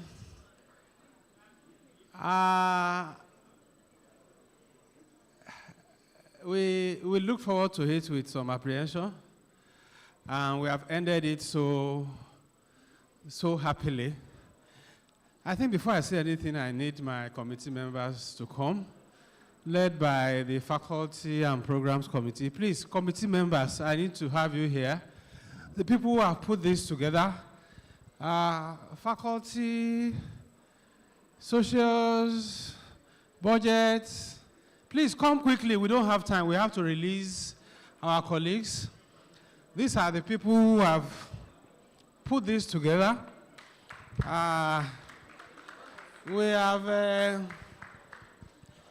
have spoken gently. We have shouted on one another. And here we are. Publicity, media. These are the people who have made it possible. Of course, we couldn't have done it without the support of our indefatigable MBA Lagos branch chair, Mr. Ike Uwana. We thank you. And his ESCO members. We will try and put together summaries of the various sessions that we have done, and we'll see how we can make it available on the MBA Lagos website and if possible, I'm sure Mr. Mike Igini would like to have the summary of this last session disseminated as widely as possible. The MBA program continues. The MBA Law Week program continues tomorrow. We have Elders Night, and elders are being invited. Elders Night tomorrow is strictly by invitation to the elders. So, but tomorrow we're going to have a check here on the first floor. So members should take advantage to come and check their numbers. 9 a.m. I'm told. We also hope to go to Ikoyi Correctional Facility Center and the Mercy Children Hospital to make some donations. So members that like to go with us, we want to leave here at 10 o'clock. 10 o'clock. And then, on Thursday, the New Week Induction Committee will take the floor. They will add some career talk to it. They will induct the new weeks on Thursday. And then, on Friday, we're going to have a closing party. A closing party that you better not miss. Okay, it is tagged. What's the theme? Please, shed a bit of light to that party. Good afternoon, everyone. It's a Hawaiian-themed party, so we expect that everyone comes dressed colorful. What did he say? Dressed colorful. We have gifts for the best dressed. And, of course, colorful and decent. We're all lawyers, so we have a lot of gifts. If you've not bought your raffle ticket, I suggest you don't miss that. Strongly suggest. We have amazing gifts to be won. The ushers are around. The gifts, we have $1,000. We have spa dates. We have weekend getaway. We have iPhone 13. We have smartwatch. So many gifts. Smart TV, so many gifts. Buy as many raffle tickets as you can buy. The ushers are there. We have a special guest artist. We don't want to give out all the details, so make sure you're there. Thank you. Thank you, Chair. Thank you, everyone. Thank you for the time. God bless you all. You should have taken a photograph of us now. Chairman, share your photo. Committee. Please, let's wait and take.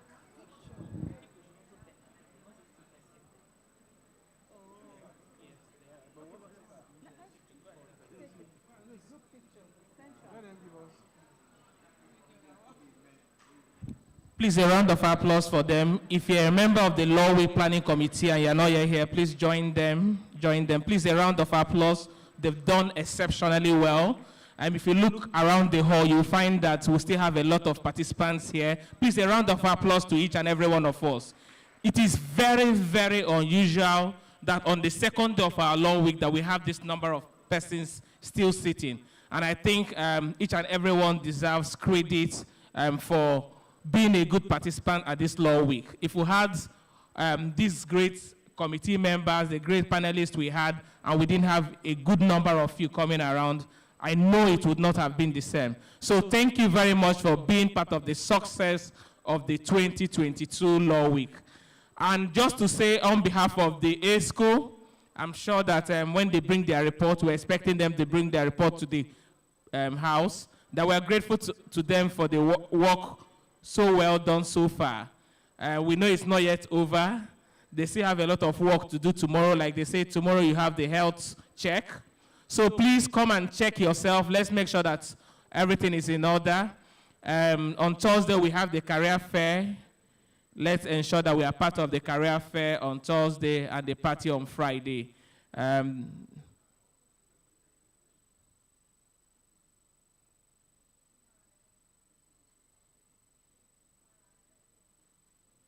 Please, a round of applause to them. And with this, we'll be closing the plenary sessions of the Law Week. Thank you very much for being part of the success of the 2022 Law Week. And please fill the Google forms that are going around. Let's get feedback. The idea is let's keep improving. Thank you very much, each and every one of you who have sacrificed. They have actually sacrificed so much to make this program a success. Please, a round of applause once again for them. Thank you, everyone. We are very grateful for your participation in this conference. Thank you.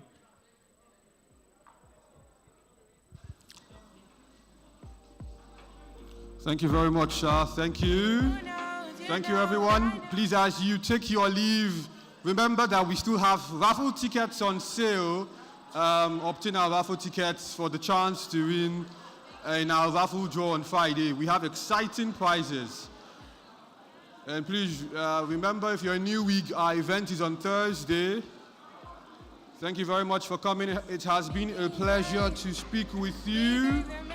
My name is David Akindolire. Thank you very much for coming.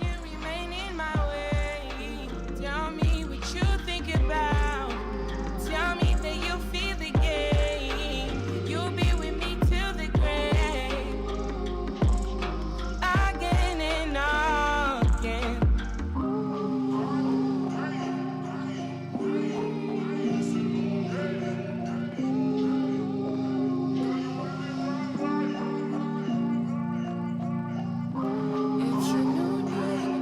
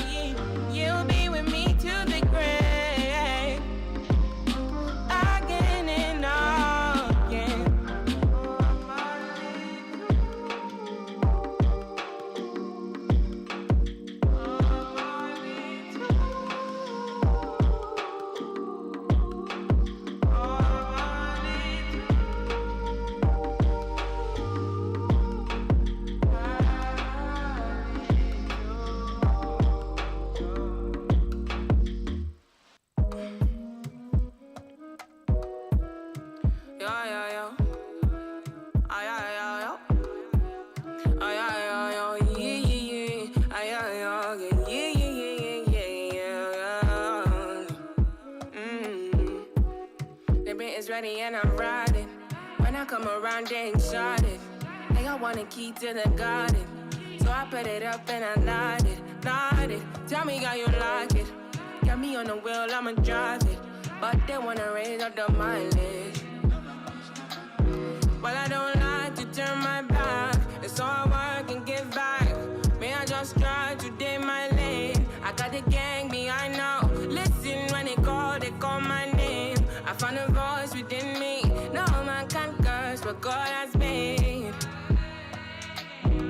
So I can beat your pain when the dark is closing in. See, they want to love me now. When they try to take me down, we be flying off the ground. When the world is going out, when the earth is falling in. This is the mind, this is the line. This is the dawn, this is the way. I see the dream coming before me.